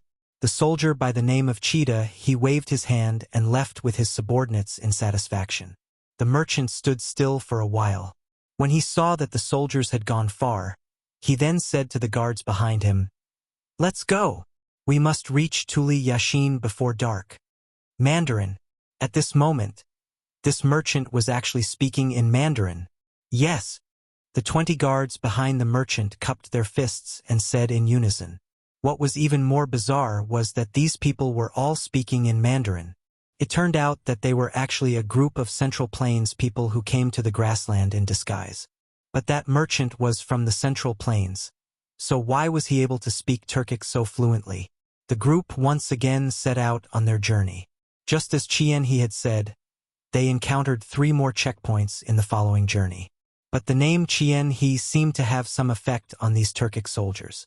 Those Turkic soldiers who had originally come to search did not make things difficult for this merchant group. But the merchant was rich and imposing. Although they did not make things difficult for him, he still left behind some ironware or silk for the soldiers at each checkpoint.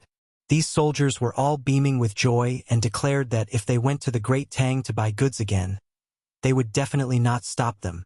Good. We should be safe from now on. After passing through the last checkpoint, the leading merchant finally let out a sigh of relief and said, "Heh, Duke Ju, you are truly formidable. Those Turkic soldiers were all fooled by you. At the start, this general was sweating for you." Hearing these words, the guards behind the merchant all let out a sigh of relief. Among them, the leading guard could not help but look at the merchant with a face of worship and sigh. Duke Ju. This merchant dressed as a Turkic was actually the Duke Ju, Tang Jian, who had secretly departed from Chong, and 10 some days ago on a diplomatic mission to the Turks. Who could have imagined that the mighty Duke Ju of the Great Tang would disguise himself as a Turkic merchant and even speak fluent Turkic? At this moment, the other guards also looked at Tang Jian with admiration. This man had single-handedly led them through Shelley's checkpoints, making it difficult for them not to admire him. Tang Jian stood with his hands behind his back and faintly smiled. When we go on a diplomatic mission to the Turks, we are already dancing on the edge of the blade. In the future, we will definitely encounter many more dangerous situations than today. If we want to return alive, we must be extremely careful, and at the same time, we must also prepare ourselves mentally. At this moment, Tang Jian's hair and beard were blowing in the wind. He was just like Zhou Yu, calm and composed, confident and at ease. This sort of mentality was simply explosive. Yes, everyone agreed. The leading guard hesitated for a moment, then said, "Duke Ju, this general has a matter that I do not understand. Earlier, why did you tell that Chi Kaha that we were from the Bogu tribe? This territory belongs to Tuli Kagan. When you said this, were you not afraid that Chi Kaha was one of Tuli's men and would kill us all?" He knew a little of the Turkic language, but he was far less proficient than Tang Jian. Just now, he had also understood a portion of the conversation between Tang Jian and Chi Kaha. It was precisely because of this that he was sweating for Tang Jian. Oh, Chapter 1828. Haha! In the past, the entire southeast region of the grassland was naturally Tuli's territory. But now, Shelley Khan is amassing a large number of troops to encircle and suppress Tuli. Tuli has sent people to the Great Tang several times to ask for help, so Shelley must be on guard against him escaping from the grassland and seeking refuge with the Great Tang. Therefore, Shelley must have sent troops to guard the borders of the grassland to prevent Tuli from escaping. Since Shelley sent troops to guard against Tuli's escape, he must have sent tribes closer to Tuli's house. Thus, this old man said that we came from the Pugu tribe, and the Pugu tribe is located in the heart of the grassland, far away from here.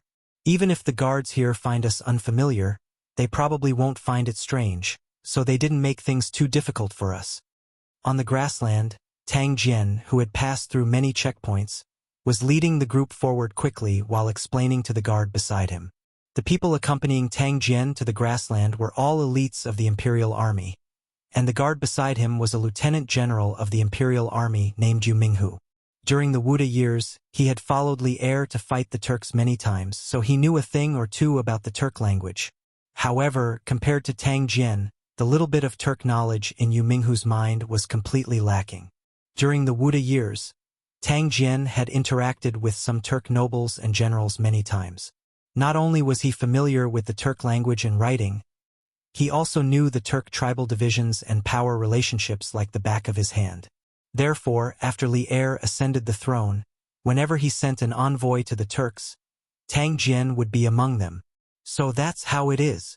After hearing Tang Jian's explanation, Yu Minghu couldn't help but be enlightened.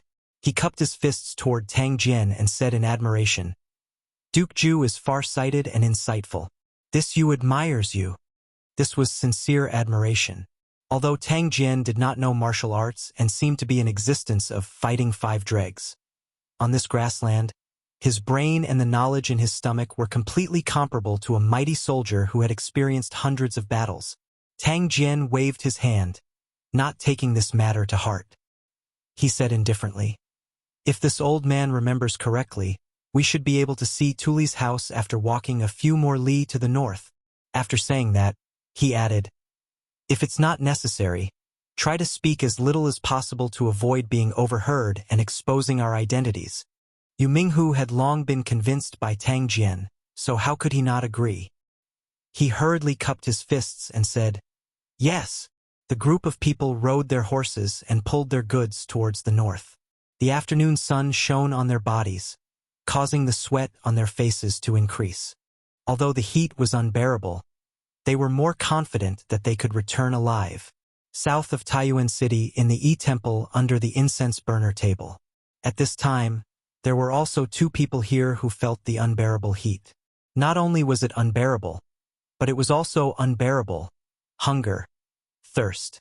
This hunger and thirst was real hunger and thirst, especially for the fat middle-aged man. He was about to faint at this moment. He was not only suffering from the heat, but also hunger and thirst. Phew! He couldn't take it anymore. He couldn't take it anymore. Boss Kong, I need to go out for some fresh air and find something to eat and drink. Otherwise, I'll starve to death. Zhu Xiachang moved his body and turned his head to speak to Kong Chang'an. As he spoke, he used his fat palm to fan his cheeks. Obviously, he was unbearably hot. He was just short of sticking out his tongue like a puppy in summer. Speaking of which, if sticking out one's tongue could cool down one's body, this guy definitely wouldn't mind sticking out his tongue. Are you crazy? Kong Chang'an couldn't help but scold him angrily. The Wang family's people are looking for us all over the city now. Aren't you walking right into their trap if you go out now? If you want to die, don't drag me down with you. Although he was also unbearably hot now, compared to being caught by the Wang family, this stuffy heat was still within his tolerable range. Then what should we do? Are we going to hide here for the rest of our lives? Let alone for the rest of our lives. Even if it's just for 2 days, we'll suffocate and starve to death here. I'll go out and see if there are any Wang family guards outside.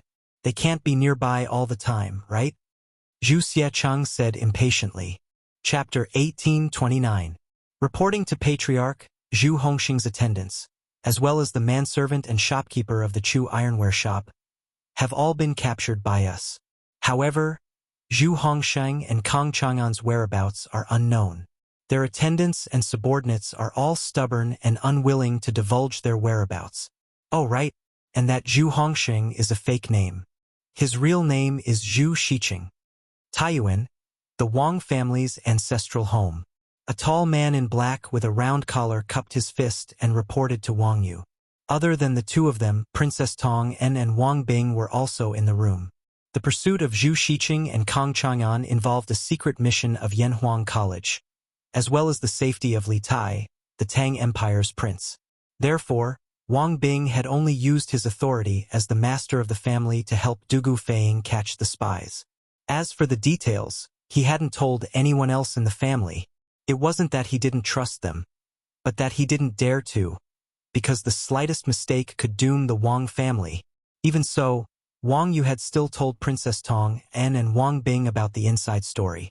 Firstly, these two were his closest relatives and were absolutely trustworthy. Secondly, these two were experienced and quick-witted people. After knowing the inside story, wouldn't they be able to help Wang Yu come up with a solution? Humph! Zhu Shiqing? I remember that there's a Turkic tribe called the Shatua tribe, and most of the tribesmen have the surname Zhu. Combined with today's situation, there's really something going on behind these two people. Wang Yu's expression turned cold. He snorted and said, Since those servants refuse to speak, Qinggu, immediately hand them over to Dugu Feiying of Tongfuin. They're the imperial army, and they have plenty of ways to make those servants talk. After you go, report the current situation to Dugu Feiying. Tell him that the Wang family will do their best to pursue Zhu Shiqing and Kang Chang'an until they're found. Wang Qingguo. This tall man was called Wang Qingguo, and he was the commander of the Wang family's shadow guards. He was a grandmaster who had been trained by Wang Yu. Hearing this, Wang Qingguo saluted respectfully and said, "Yes, master." Then he turned and left. The room fell into a brief silence. With the revelation of Zhu Xiecheng's identity and the fact that Zhu Xiecheng and Kang Chang and subordinates refused to reveal their whereabouts, this undoubtedly confirmed that these two people's backgrounds were not clean. "Master, do you think we caught the wrong person? Zhu Xiecheng and Kang Chang'an are just merchants. Maybe they aren't the Turkic spies the Imperial Army is looking for?" Unexpectedly, Princess Tong and suddenly spoke at this moment. When Wang Yu heard this, he frowned and said without thinking, "Madam, how is that possible? If the two of them were not Turkic spies, why did they conceal their identities and hide now? If this was not a guilty conscience, what else could it be? This old man suspects that these two are not only Turkic spies, but Turkic spies that have been hiding in Taiyuan City for many years. Otherwise, how could my Wang clan not have found their whereabouts even after mobilizing all its forces? This group of people must have accomplices in the city." Even though Wang Yu's words were reasonable, Princess Tong and still shook her head and said, "Master, they concealed their identities and hid here and there. Perhaps they did something illegal in their daily lives, but it doesn't necessarily mean that they are Turkic spies. Moreover, Master, don't you think that they were exposed too easily? If they were Turkic spies, how could the Imperial Army, which has only been in Taiyuan City for a day, have caught them?" Wang Yu couldn't help but be taken aback by Princess Tong and's words. This was a contradictory topic. According to his previous analysis, Zhu Xiecheng and Kang Chang and were Turkic spies who had been hiding in Taiyuan City for many years and had many accomplices. But if this was the case, how could they have been discovered as soon as Dugu Feiying and the Imperial Army arrived in Taiyuan City? Then weren't these two Turkic spies too weak? Wang Bing was an experienced and knowledgeable man, and he had seen all sorts of monsters in his life. Seeing Wang Yu's conflicted expression, he said, The princess's words are not without reason. In this old man's view, whether it was Zhu Xiecheng or Kang Chang, and they were exposed too easily. It's like someone behind the scenes deliberately pushed them out to draw the attention of the Imperial Army and the Wang clan. If this is true, then the faction hiding in Taiyuan City cannot be underestimated. King Wei's party will probably be in trouble on this trip to Taiyuan. But regardless, Zhu Xiecheng and Kang Chang are the only clues we have. If we find them as quickly as possible, we might be able to find a clue to the person behind the scenes.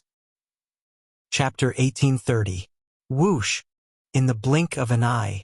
In the blink of an eye, the cold light outside the field was only 3 feet away from Zhu Huiqing. At this moment, no one had time to react. Some people didn't even notice the cold light in the air. First, it was because the speed of the cold light was too fast. Second, it all happened too suddenly. The figure outside the window appeared without any warning. At the same time, the cold light also appeared. The cold light pierced through the paper window and went straight for Zhu Huiqing's throat. Silencing. Someone actually dared to kill someone right under the nose of the Imperial Army. Bastard! Dugu Feiying was the first to react. Seeing this, he was both shocked and angry. At this time, he didn't have time to call for help. Even if he did, it would be useless. No one present could be faster than him. Dugu Feiying, who had just reacted, stretched his right hand towards his calf like lightning. In an instant, a mystic leaf flying knife appeared in his hand. In the next moment, the flying knife shot towards the trajectory of the cold light. He wanted to use the flying knife to stop the cold light in the air. He was only a few steps away from Zhu Huiqing. However, he didn't know where the cold light came from. He didn't dare to use his body to block it. He could only use the flying knife that he was best at in his life to block it. At the same time, he finally had the time to shout to the Imperial Army inside and outside the house, "Assassin!" At the same time, Dugu Feiying's flying knife met the cold light in the air. The expected sound of metal clashing did not appear. The cold light seemed to have pierced through the body of the flying knife and continued to fly towards Zhu Huiqing's body. At this time, at this distance, even if Dugu Feng wanted to use his body to help Zhu Huiqing block it, it was already too late. The cold light that should have shot into Zhu Huiqing's neck instead shot into Zhu Huiqing's shoulder blade above his chest. It seemed that although Dugu Feng's flying dagger didn't succeed in stopping the cold light, it had slightly changed the direction of the cold light's flight. At this time, Dugu Feng finally saw what the cold light was. It was a thin needle that emitted a cold light. Seeing that half of the needle had already sunk into Zhu Huiqing's shoulder blade, Dugu Feng secretly let out a sigh of relief. It was fine as long as the needle didn't pierce his throat. Catch the assassin! At this time, Dugu Feng was both shocked and angry. He roared and turned his head to look out the window, but at this time, there was no one outside. It turned out that the moment the assassin made his move, he didn't look at the result and immediately fled. At this time, if Dugu Feng wanted to capture him, where would he start? Regardless of whether he succeeded or not, he would immediately flee.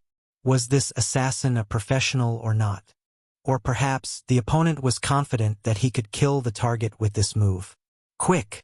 Catch the assassin! Motherf ****. How are the people outside guarding? At this time, the rest of the people finally reacted. Zhang Dafu roared and led the people directly out of the house, cursing and swearing. There was a commotion outside the house, followed by a series of hurried footsteps that gradually went further and further away. Back in the house, Zhu Huiqing's shoulder blade was hit for a while, but he didn't cry out in pain. He only groaned. Dugu Feng felt a little strange, but then he saw Zhu Huiqing's neck quickly turn black. There's poison on the needle. Almost instantly, Dugu Feng reacted.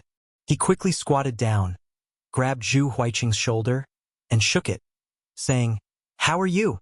The person you want to protect wants to silence you. Tell me quickly, why did Zhu Huiqing come to Taiyuan? Where is he hiding now? He is taking revenge." At that moment, Zhu Huiqing could feel his life draining away rapidly. After hearing Dugu Feng's words, he opened his mouth, wanting to tell Dugu Feng about the matter. However, he suddenly felt his head become extremely heavy. He wanted to fall asleep right there and then. He opened his mouth for a long time, but he couldn't even say a complete sentence. After spitting out 4 words intermittently, this guy's eyes rolled back, and he finally stopped breathing. At this time, not only did his neck turn black, but his entire face also turned black, and black blood flowed out from the corner of his mouth. Dugu Feng was very unwilling, and he shouted in a low voice, "Where are you? What revenge? Wake up quickly."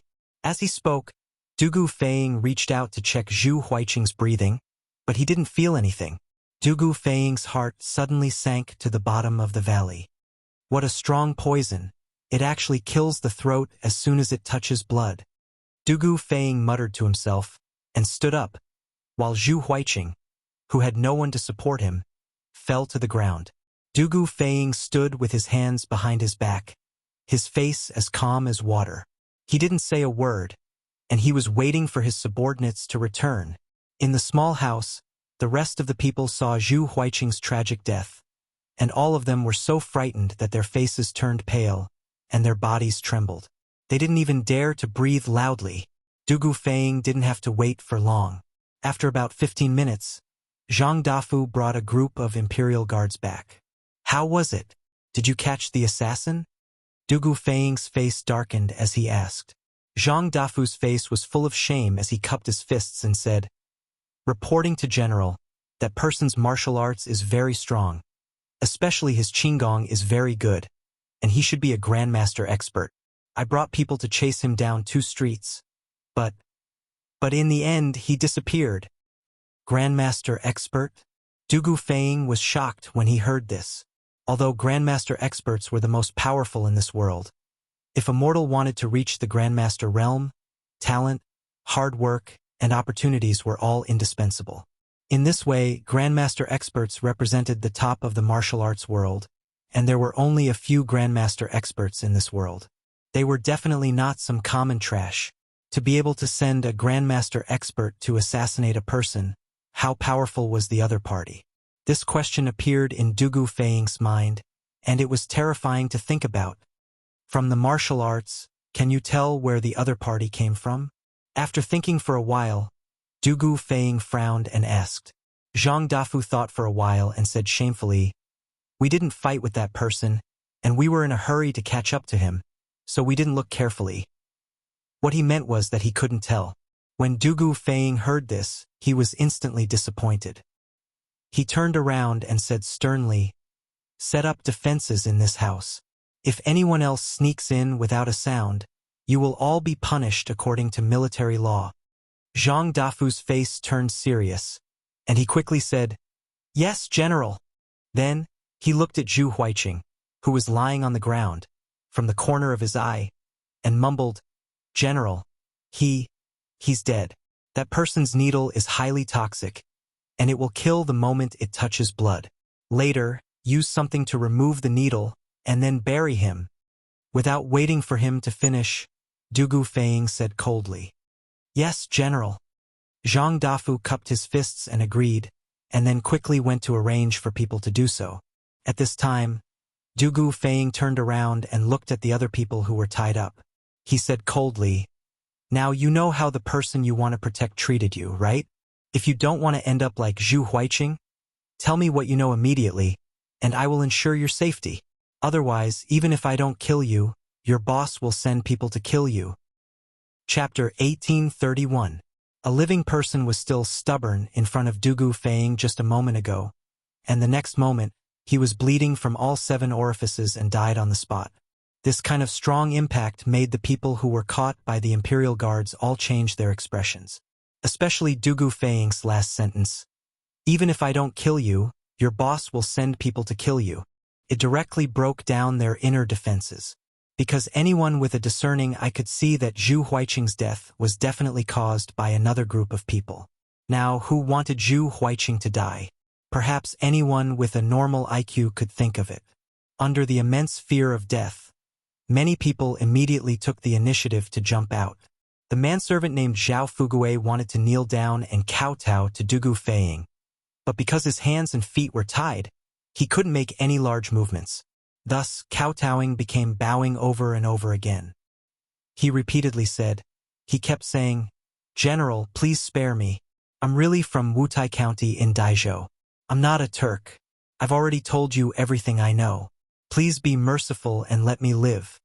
After he finished speaking, another servant said, "General, I'm also from Wutai County in Daizhou. Like Zhao Fugue, I was recruited by Boss Zhu to transport goods in Taiyuan. However, there was one night when I woke up in the middle of the night and heard Boss Zhu and Zhu Huiqing talking. However, I didn't dare to get close at that time. I only vaguely heard Boss Zhu say, 'Big business, contact. I have already told you everything I know. I beg the general to protect my safety. I have old and young to take care of. General, my name is Chu Mingxian. I'm the accountant of Chuji Ironware Shop. I know where the ironware shop's account book is hidden. I can take you there. These years, Boss Kong has done business with some unknown people many times. It's all recorded in the account book. In the face of a choice between life and death, no one wanted to die. So, driven by the desire to live, what was supposed to be an interrogation session turned into a confession session. 5 of Zhu Shiqing's followers and 6 of Chuji Ironware Shop's employees all rushed to confess what they knew, hoping that Dugu Feiying could protect them from being killed. Naturally, these people's words fell into Dugu Feiying's ears. Hearing these fragmented clues, Dugu Feiying suddenly felt a headache. He wasn't good at finding the truth from fragmented clues. This kind of thing should be his brother Dugu Xian's specialty. Suddenly, after hearing Chu Mingxian's confession, Dugu Feiying's eyes suddenly lit up. He quickly went forward and grabbed that person's shoulder, asking, "Since you're the ironware shop's accountant, do you know Kong Chang'an's background? Where is he from? What kind of people does he usually? How many people does he have under him?" Chu Mingxian was sweating profusely. General, please forgive me. Although Boss Kong is the owner behind the scenes of the ironware shop, he rarely shows himself. I've been the ironware shop's accountant for 2 years, and I've only seen Boss Kong less than 10 times, let alone speak to him. So, I don't know Boss Kang's background. Seeing Dugu Feiying's face darken, Chu Mingxian's heart thumped. He thought quickly, then said, General, although I don't know, our ironware shop's shopkeeper Yi Funian definitely knows. Shopkeeper Yi and Boss have the most dealings. If there's anyone in our ironware shop who knows Boss's background the most, it's definitely him. Dugu Feiying's heart skipped a beat, and he quickly asked, Okay, then, who do you think is your ironware shop's shopkeeper among these people? Chu Mingxian shook his head and said, General, shopkeeper Yi is on sick leave today. He should be at home now. Then where does Yi Funian live? Dugu Feiying's eyes flashed. Hearing this, Dugu Feiying pondered for a moment, then immediately made a decision. He roared, Zhang Dafu! Someone immediately ran in and shouted, I'm here! A living person was still stubborn in front of Dugu Feiying just a moment ago, and the next moment he was bleeding from all 7 orifices and died on the spot. This kind of strong impact caused the faces of those who were caught by the Imperial Army to change color. Especially Dugu Feiying's last sentence. Even if I don't kill you, your boss will send people to kill you. It directly broke the line of defense in their hearts. Because anyone with a discerning eye could see that Zhu Huiqing's death was definitely caused by another group of people. And now, who wanted Zhu Huiqing to die? Anyone with a normal IQ would be able to figure it out. Under the immense fear of death, instantly many people took the initiative to jump out.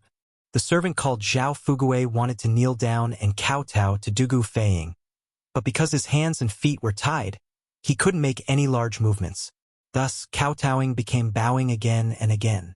He repeatedly said, General, please forgive me.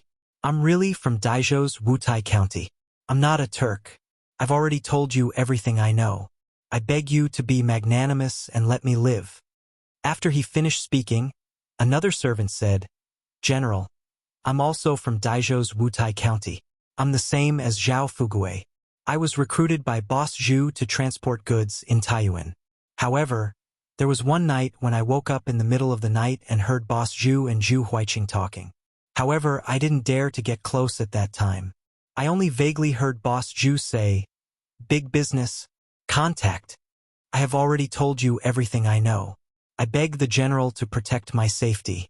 I have old and young to take care of. General, my name is Chu Mingxian. I'm the accountant of Chuji Ironware Shop. I know where the ironware shop's account book is hidden. I can take you there. These years, Boss Kong has done business with some unknown people many times. It's all recorded in the account book. In the face of a choice between life and death, no one wanted to die. Thus, driven by the desire to live, what was supposed to be an interrogation session turned into a confession session. 5 of Zhu Shiqing's followers and 6 of Chuji Ironware Shop's employees all scrambled to confess what they knew, hoping that Dugu Feiying could protect them from being killed. Naturally, these people's words all fell into Dugu Feiying's ears. Hearing these fragmented clues, Dugu Feiying suddenly felt a headache. This was because he wasn't good at finding the truth from fragmented clues. This kind of thing should be his brother Dugu Xian's specialty. Suddenly, after hearing Chu Mingxian's confession, Dugu Feiying's eyes suddenly lit up. He hurriedly went forward and grabbed that person's shoulder. Since you're the accountant of the ironware shop, then do you know Kong Chang'an's background? Where is he from? What kind of people does he normally interact with? How many people does he have under him? Chu Mingxian was sweating profusely. General, please forgive me. Although Boss Kong is the owner behind the scenes of the ironware shop, he rarely shows his face. I've been the accountant of the ironware shop for 2 years, and I've only seen Boss Kong less than 10 times, let alone speak to him. Thus, I don't know Boss Kang's background.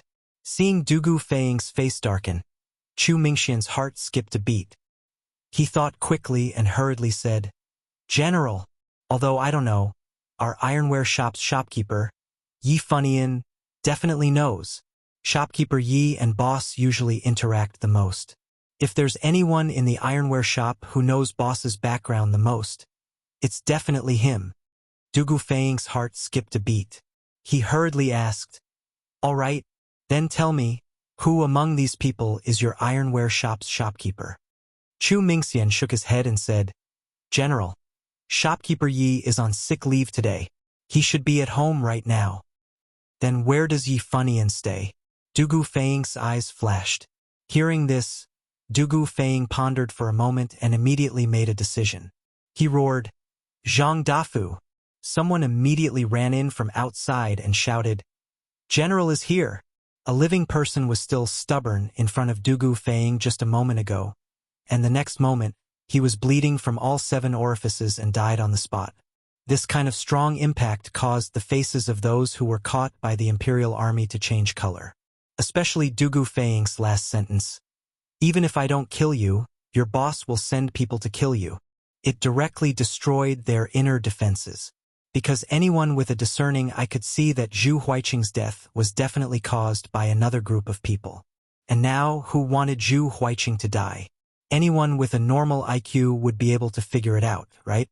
Under the immense fear of death, many people immediately took the initiative to jump out. The servant from before, called Zhao Fugue, wanted to kneel down and kowtow to Dugu Fang. But because his hands and feet were tied, he couldn't make any large movements. Thus, kowtowing became bowing over and over again. He repeatedly said, "General, please forgive me. I'm really from Daizhou's Wutai County. I'm not a Turk. I've already told you everything I know. Please be magnanimous and let me live." After he finished speaking, another servant said, "General, I'm also from Daizhou's Wutai County. I'm the same as Zhao Fugue. I was recruited by Boss Zhu to transport goods in Taiyuan. But one night when I woke up, I heard Boss Zhu and Zhu Huiqing talking. But at that time, I didn't dare to get close.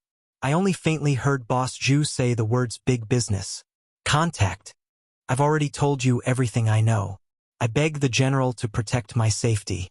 I have elders and children to take care of. General, my name is Chu Mingxian. I'm the bookkeeper of Chuji Ironware Shop. I know where the ironware shop's account book is hidden. I can take you there.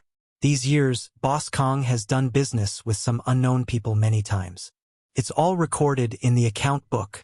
In the face of a choice between life and death, no one wanted to die. Thus, driven by the desire to live, what was originally an interrogation session turned into a confession session. 5 of Zhu Shiqing's subordinates and 6 of Chuji Ironware Shop's workers and servants all rushed to confess what they knew, hoping that Dugu Fang could protect them from being killed. Naturally, these people's words fell into Dugu Fang's ears.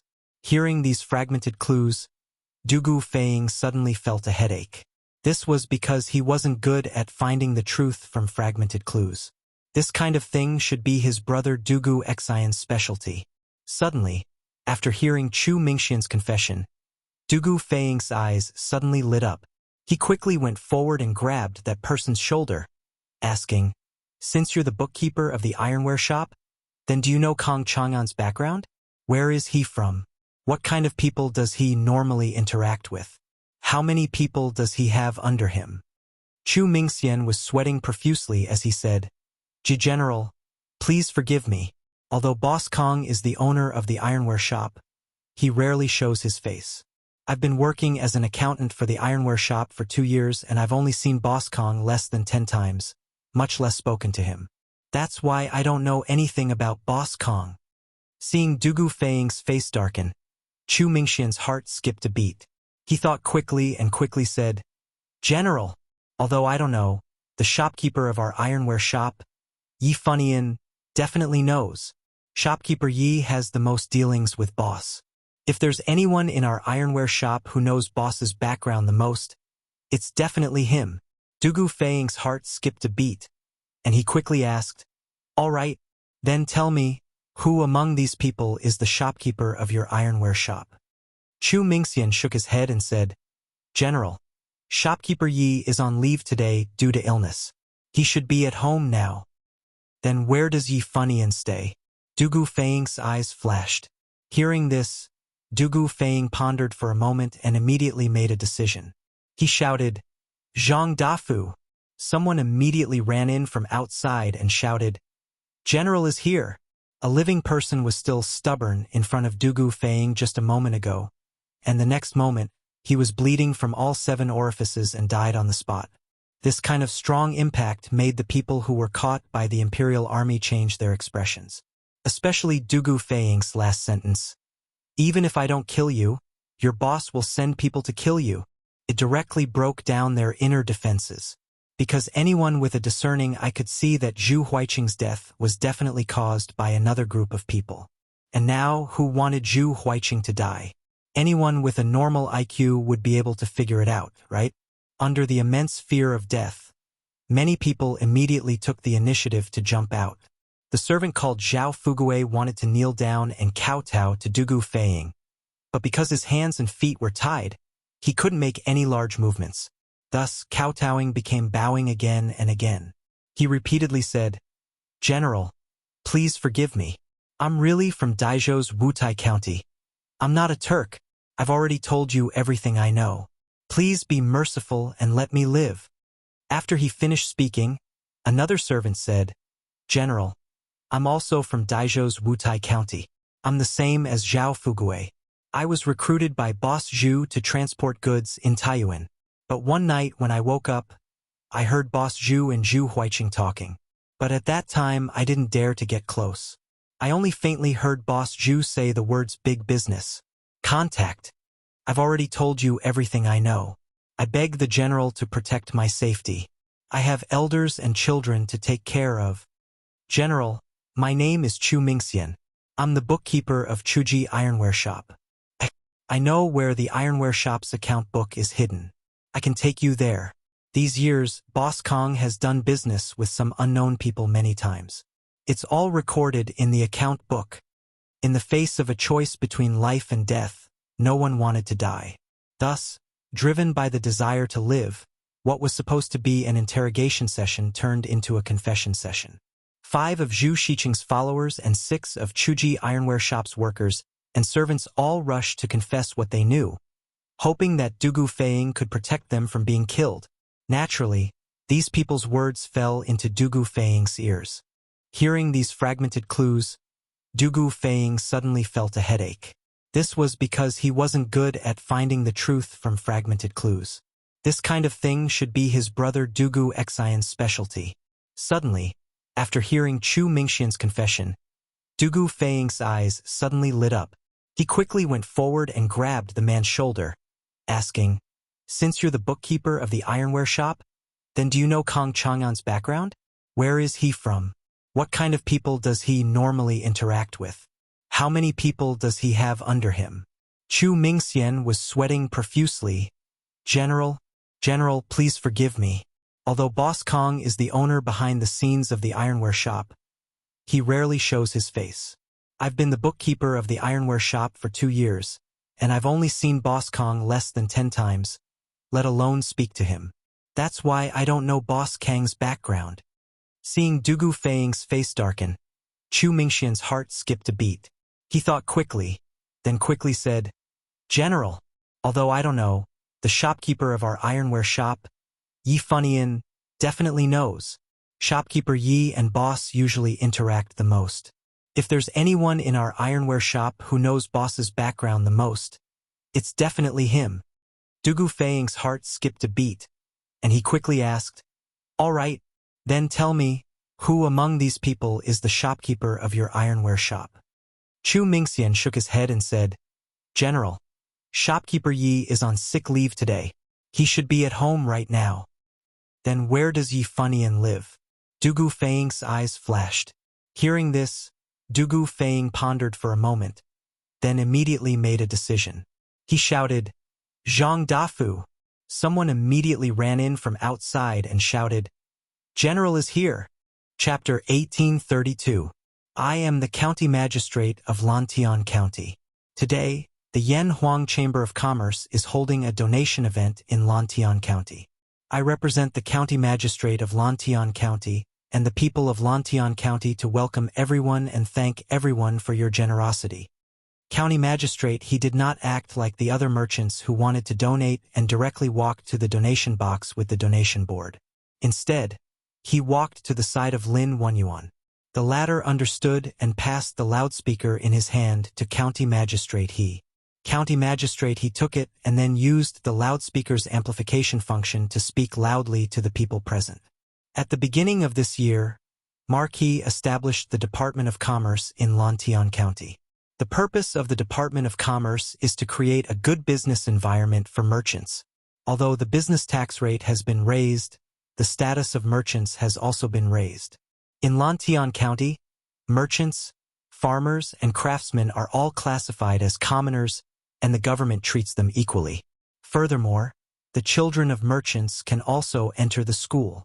In this way, merchants can do business in Lantian County with peace of mind and will not be disturbed. In less than a year, Lantian County's business has flourished and the county magistrate's treasury still has a lot of surplus. Previously, Marquis had told me that the county magistrate's office usually collects taxes from merchants and commoners, but the taxes collected must all be taken from the people and used by the people. Today, the Northern Turks are eyeing Tang. Although my Lantian County magistrate is not as wealthy as everyone here, we are still willing to contribute to the imperial court. Therefore, I will donate 10,000 strings of cash from the county magistrate's treasury to the imperial court in hopes that the imperial court can defeat the Turks and completely pacify the Northern Turks. This is also the sincerity of the people of Lantian County towards Tang and His Majesty. As the host, it was understandable for County Magistrate He to say some pretty words in front of these merchants who came from afar. However, what he said wasn't just for show. There was a deeper meaning behind it. That was to use this fundraising event to spread the signboard of Lantian County, attracting more merchants to do business in Lantian County. Sure enough, as soon as County Magistrate He finished speaking, there was a burst of cheers from the audience and outside the inn. Wow! Lantian County Magistrate is so generous, donating 10,000 strings of cash. Good. Take from the people and use it for the people. Marquis said it well. County Magistrate He, you did well. The current Lantian County has really changed a lot. There are more and more shops and people. This is all thanks to Marquis' Department of Commerce. Yes. But why did I hear that the Department of Commerce changed the business tax ratio from 1 in 30 to 1 in 6? It's increased by 5 times. It has indeed increased by 5 times. But the status of us merchants has also increased. Furthermore, you're doing business in Lantian County, so you don't have to worry about your safety. There's no ruffians or gangsters who would dare to cause trouble for you. You can be at ease. In the long run, I can only earn more every month than before. Of course, just look at the number of merchants in Lantian County, and you'll know, none of us are fools. If there are no benefits, who would be willing to do business in Lantian County? That's right. The discussions of the merchants naturally fell into County Magistrate He's ears, but he didn't have the time to enjoy the praise. After he finished speaking, he returned the loudspeaker to Lin Wenyuan.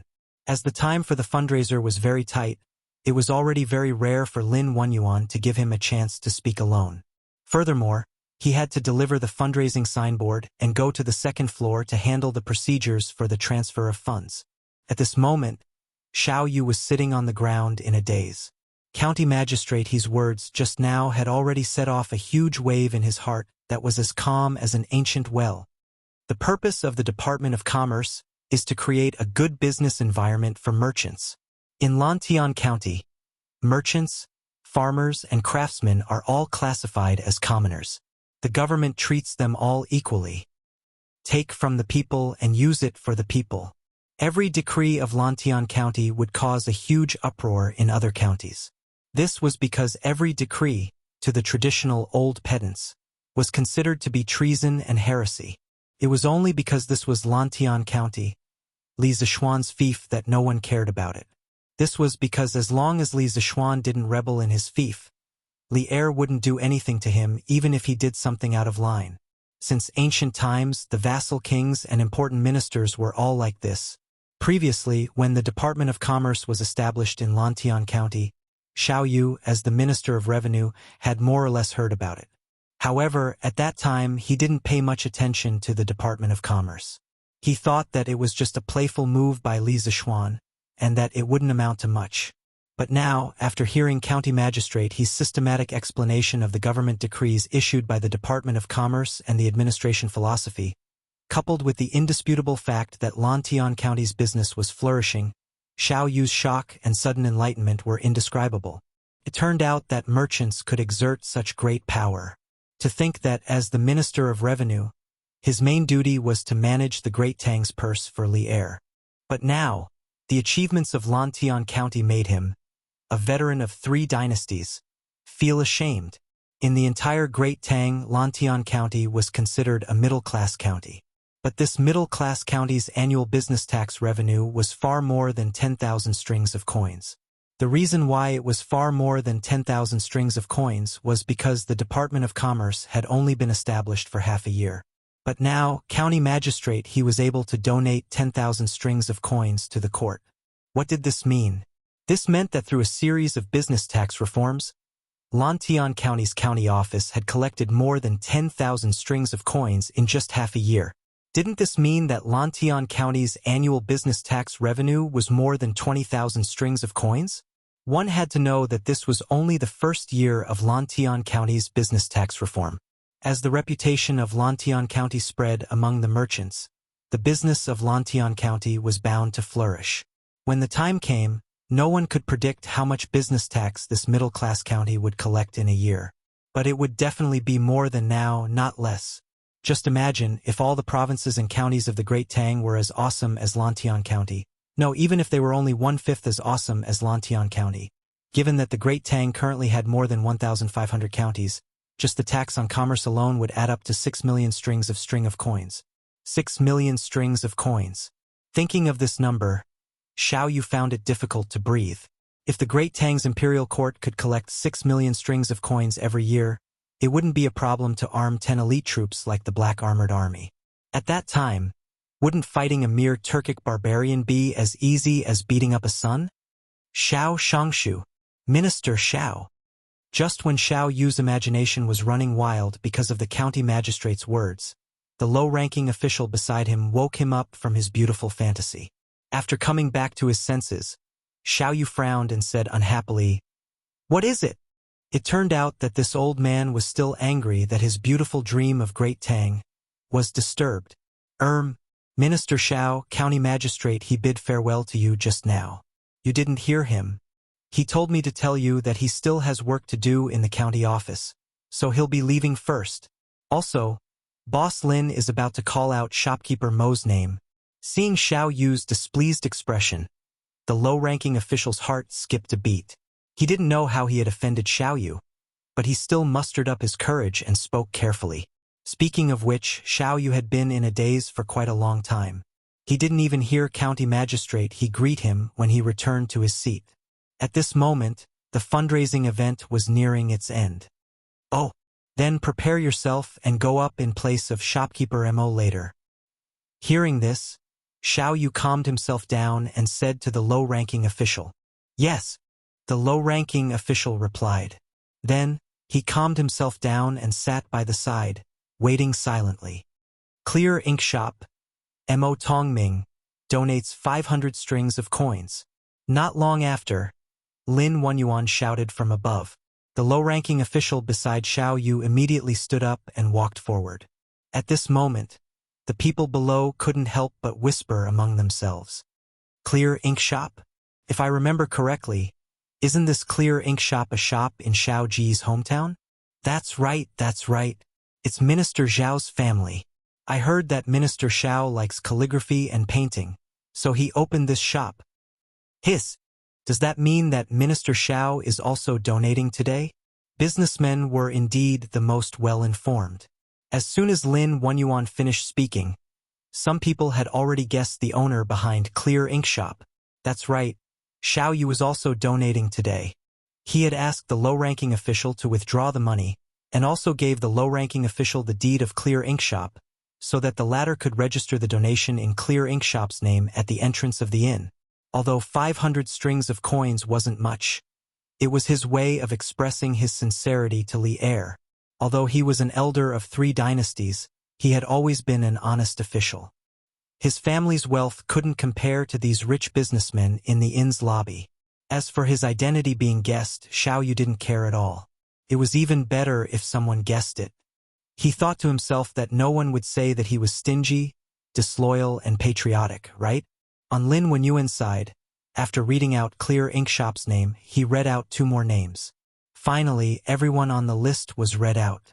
Lin Wenyuan pursed his dry lips and heaved a sigh of relief. He said, "Everyone, today's fundraising event ends here." Wait! Lin Wenyuan was about to announce to everyone that the fundraising event was about to end. But before he could finish speaking, 2 youths walked in with 2 servants.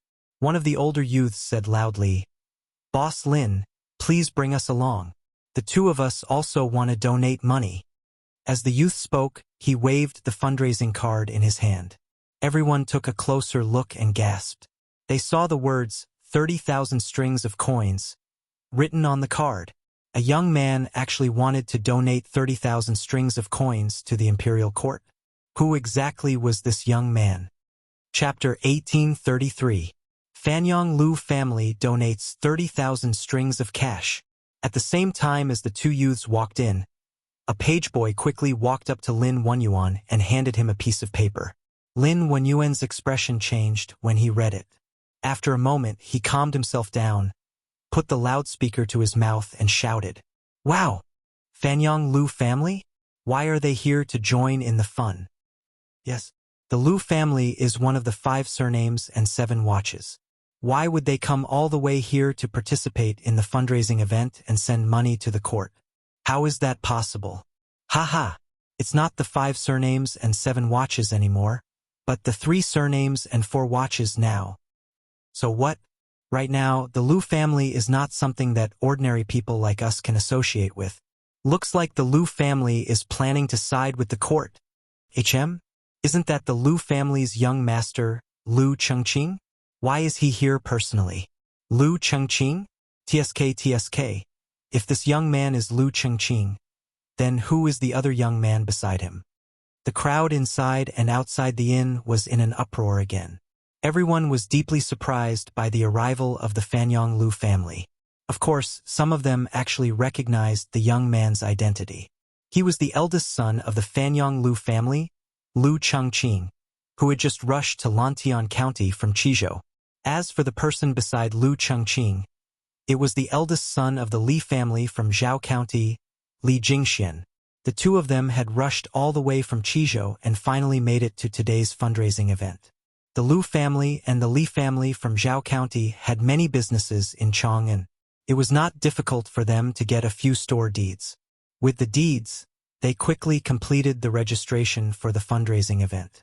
However, Lu Chengqing insisted on donating in the name of the Fanyang Lu family and not one of the Lu family stores during registration. The staff member at the entrance of the inn, who was in charge of registering the participants, was firstly intimidated by the Lu family's immense power and influence. Secondly, when Lu Chengqing signed up, he showed several store deeds. If Lu Chengqing were to participate in the fundraising event under the name of one of the Lu family stores, the staff member wouldn't know how to choose.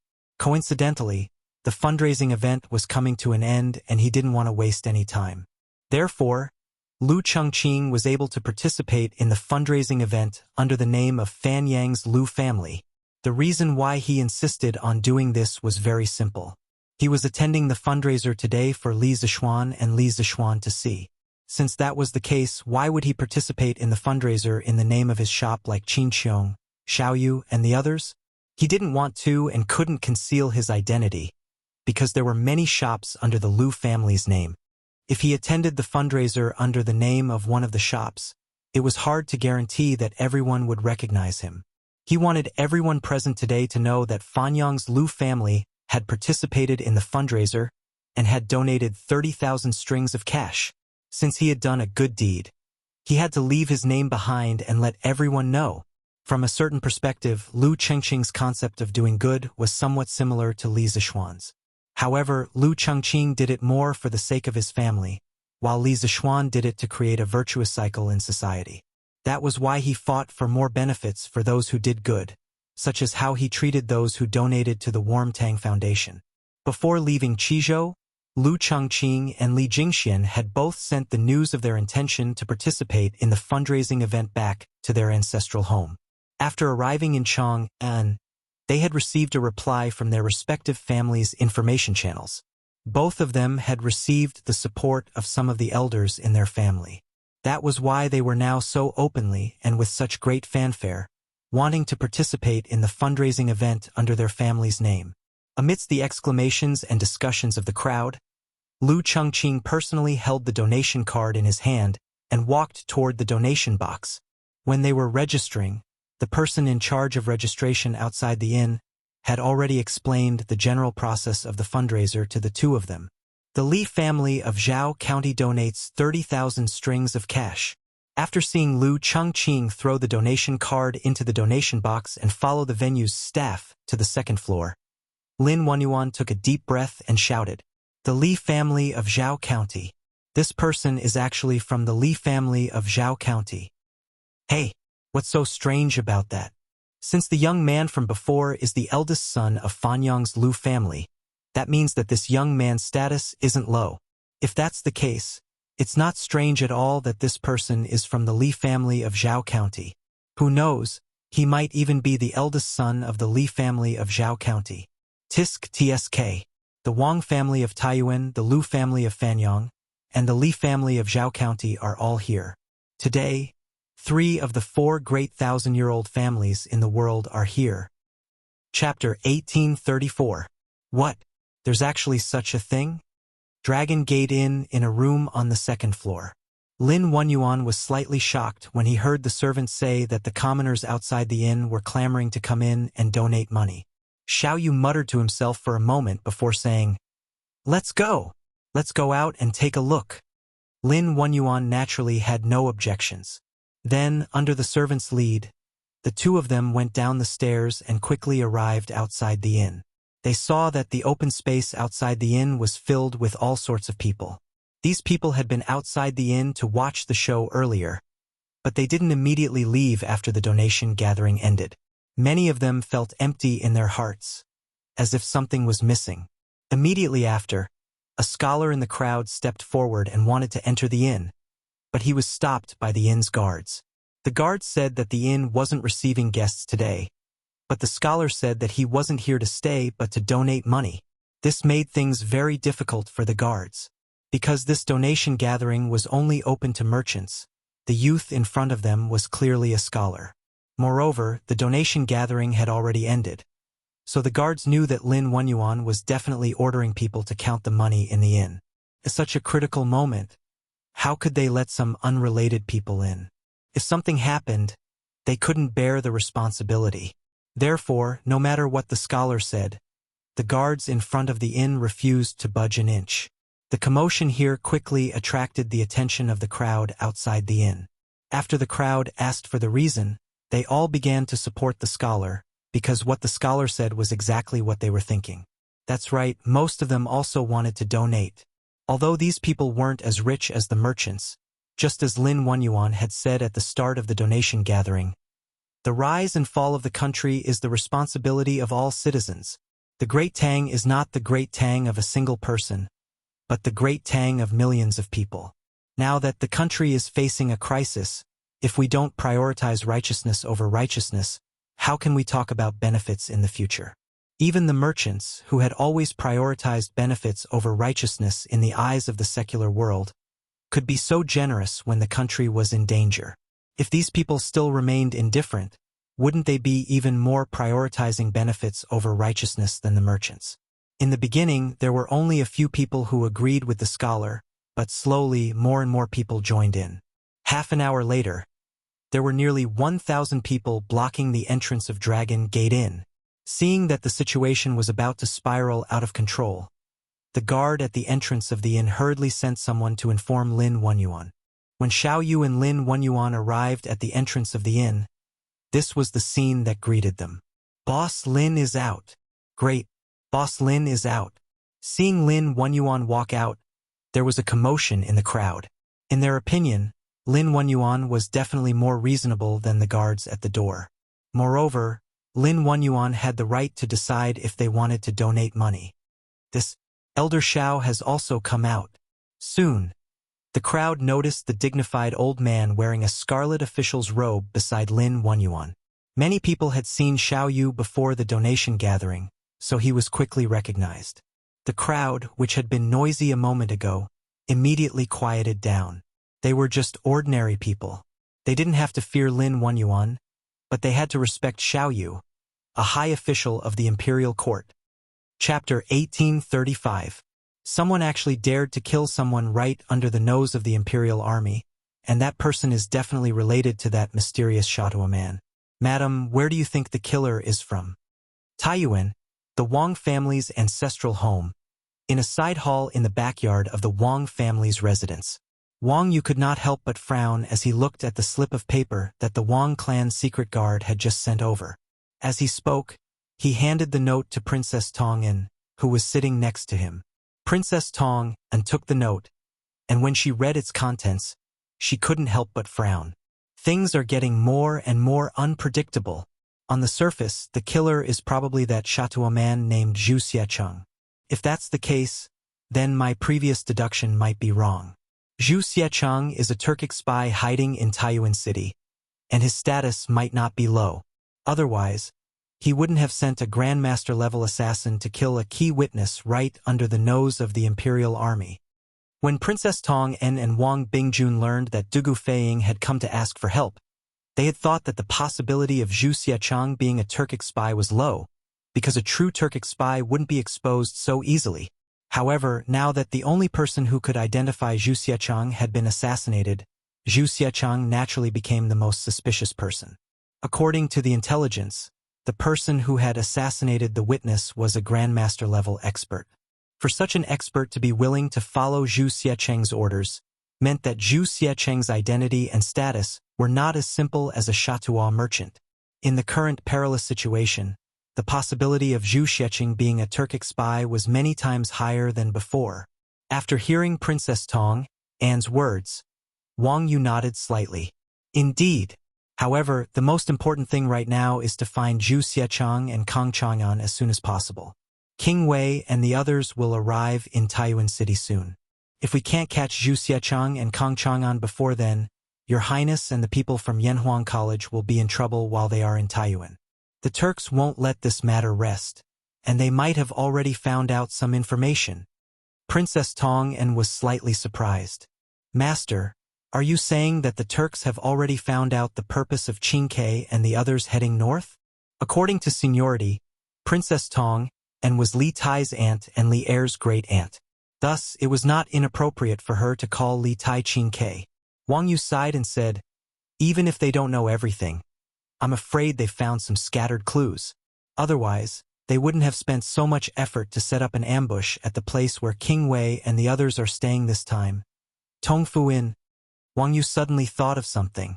He turned to Princess Tong'an and asked, Madam, since the inn isn't safe, why don't we let King Wei and the others stay in the Wang estate? This way, even if there are Grandmaster-level experts among the Turk spies, they won't be able to harm King Wei and the others under the heavy protection of our Wang estate's hidden guards. Wang Yu's idea was not bad. Since the danger of the Tongfu Inn had not been completely eliminated, they could settle Li Tai and the others in the Wang estate's ancestral home. In any case, the Wang estate had plenty of empty courtyards, and with the Wang estate's hidden guards protecting them, it would be more difficult than ascending to the heavens for the Turk spies to do anything to Li Tai and the others. Unexpectedly, Princess Tong'an shook her head. Absolutely not. Wang Yu was puzzled. What do you mean, madam?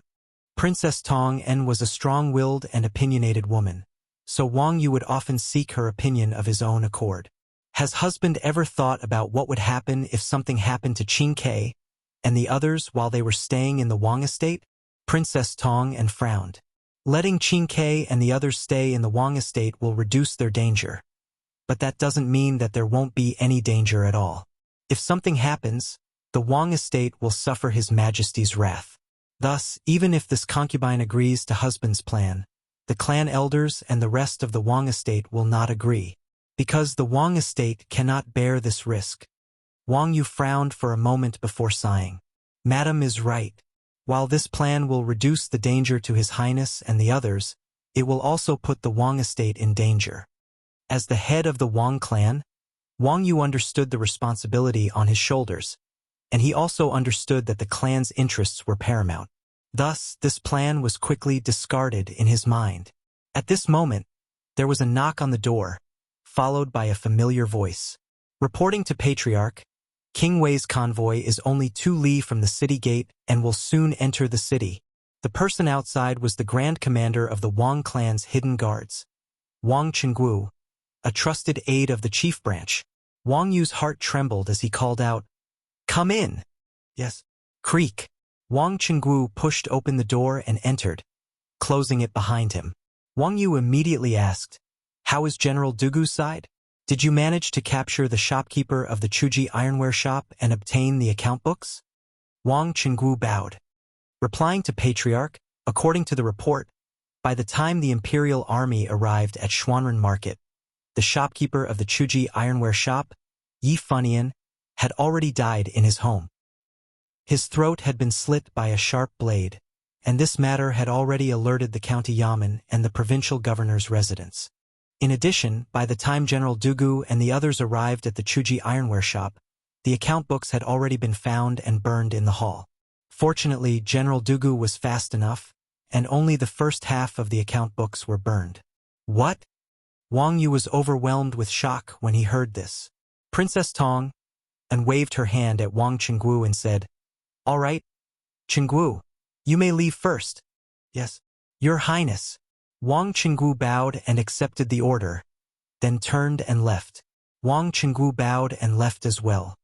"Madam, why does this old man feel like the mastermind behind the scenes has been spying on our every move this entire time, and is always ahead of us in every matter?" Wang Yu frowned after a few moments of silence.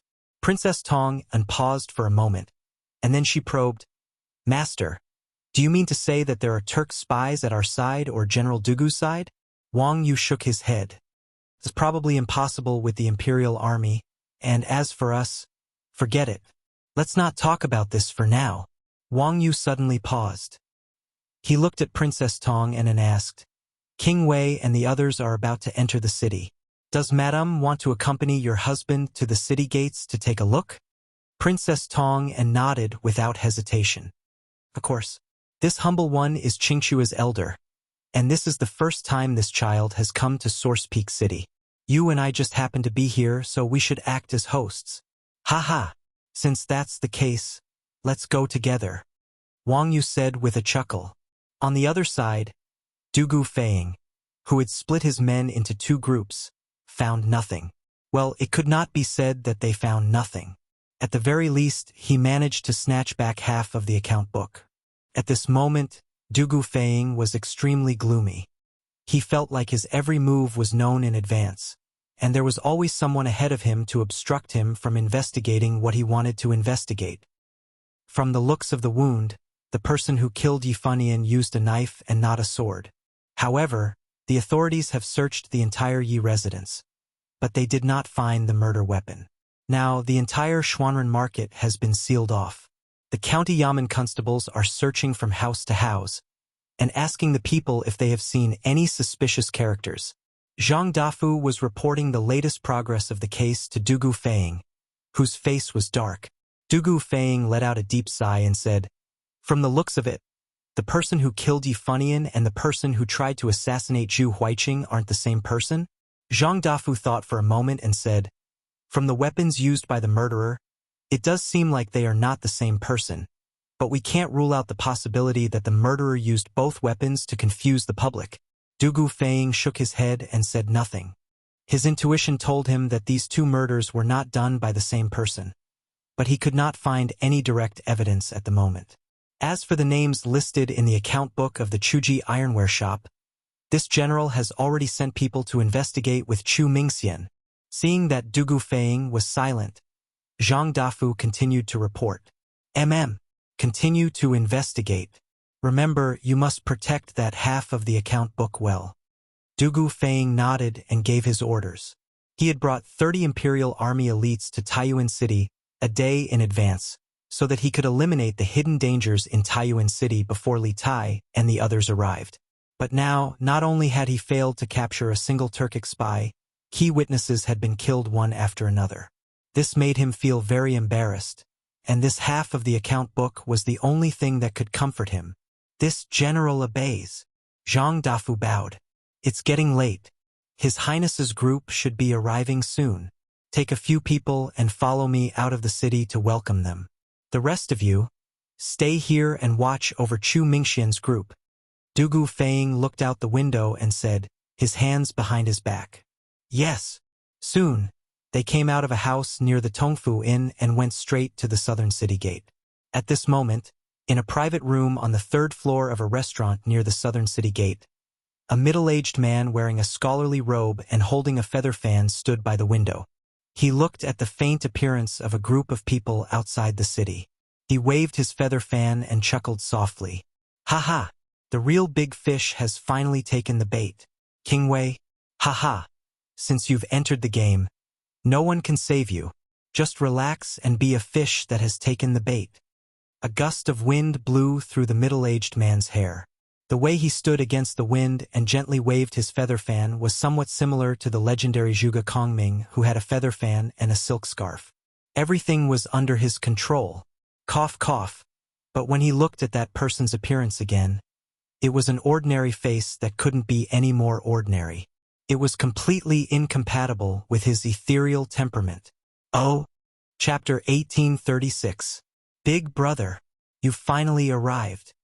On the road to Li to the south of Taiyuan City, Dugu Feng had arrived with 3 imperial army soldiers and was about to welcome Dugu Xian's group. Dugu Feng hurriedly stepped forward. Upon seeing his big brother, Dugu Feng inexplicably felt a sense of relief. This was the trust he had built up in Dugu Xian as a child. Although Source Peak City was in a perilous situation, he was confident that with Dugu Xian here, those demons and monsters hiding in the shadows would be exposed. Dugu Xian nodded and went straight to the point. What is the situation in Source Peak City?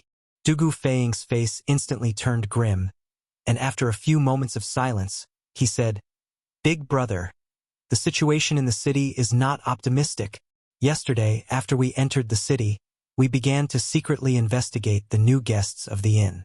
In the end, we discovered a Turkic merchant disguised as a Han. His name was Zhu Hongsheng, and his movements were extremely suspicious, so I sent people to keep an eye on him. Today, that Turkic merchant went to an ironware shop in the city, but not long after, that merchant and the shop's owner and workers all disappeared into thin air under the eyes of our brothers. Later, through investigation, we discovered that there was a secret passage in the ironware shop that led directly to another house to the west of the ironware shop. The Turkic merchant and the ironware shop's workers had escaped through that secret passage, but by the time our men reached the house on the other side of the secret passage, there was not a single person inside. At the time, I felt that there was something wrong with that Turkic merchant and the shopkeeper of the smithy, that they were probably spies the Turks had planted in Source Peak City. Thus, I had Zhang Dafu and the others pursue the 2 of them, but my manpower was limited, and finding the 2 of them in Taiyuan City in a short amount of time was far too difficult. It just so happened that at noon, the head of the Wang clan, Governor Wang Yu of Suizhou, returned to Taiyuan. Thus, I went to the Wang clan to request assistance from Wang Yu, hoping that the Wang clan's guards could join us in pursuing that Turkic merchant and the shopkeeper of the ironware shop. What?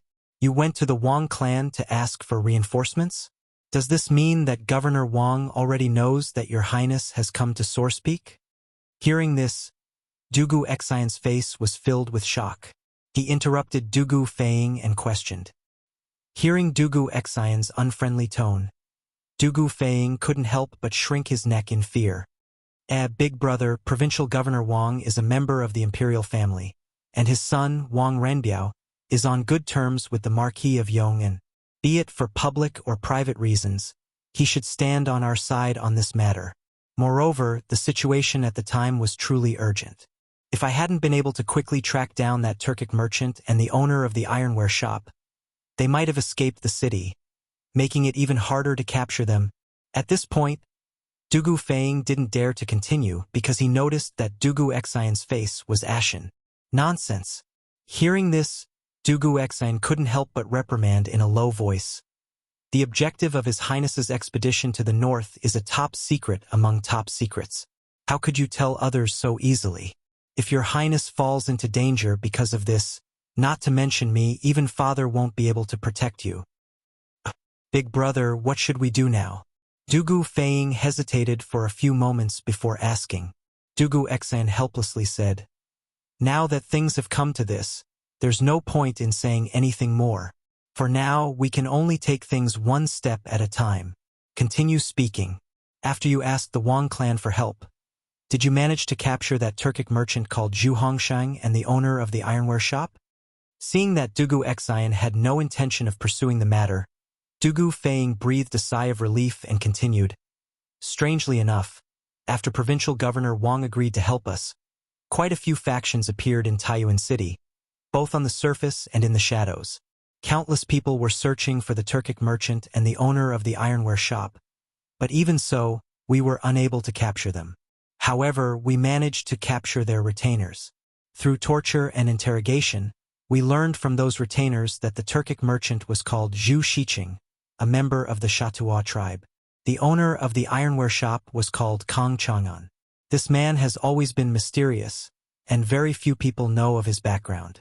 In the end, with the help of the bookkeeper of the ironware shop, we managed to obtain the books of the ironware shop. But the process did not go smoothly. At this point, Dugu Feiying briefly told Dugu Exine about how the key witness, Zhu Huiqing, was killed and the account books were almost completely burned. After listening, Dugu Exine deeply furrowed his brows. At this time, he realized just how complicated the current situation in Source Peak City was. It was as if there was an invisible hand controlling everything in the dark.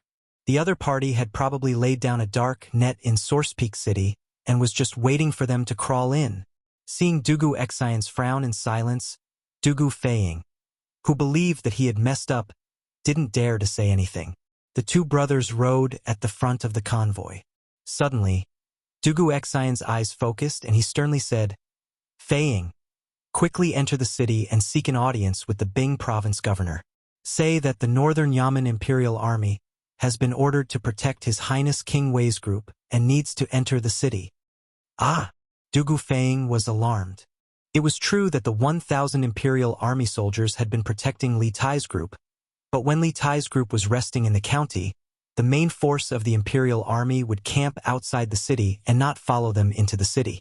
Only a small portion of the Imperial Army would be led by Dugu Exine to protect Li Tai.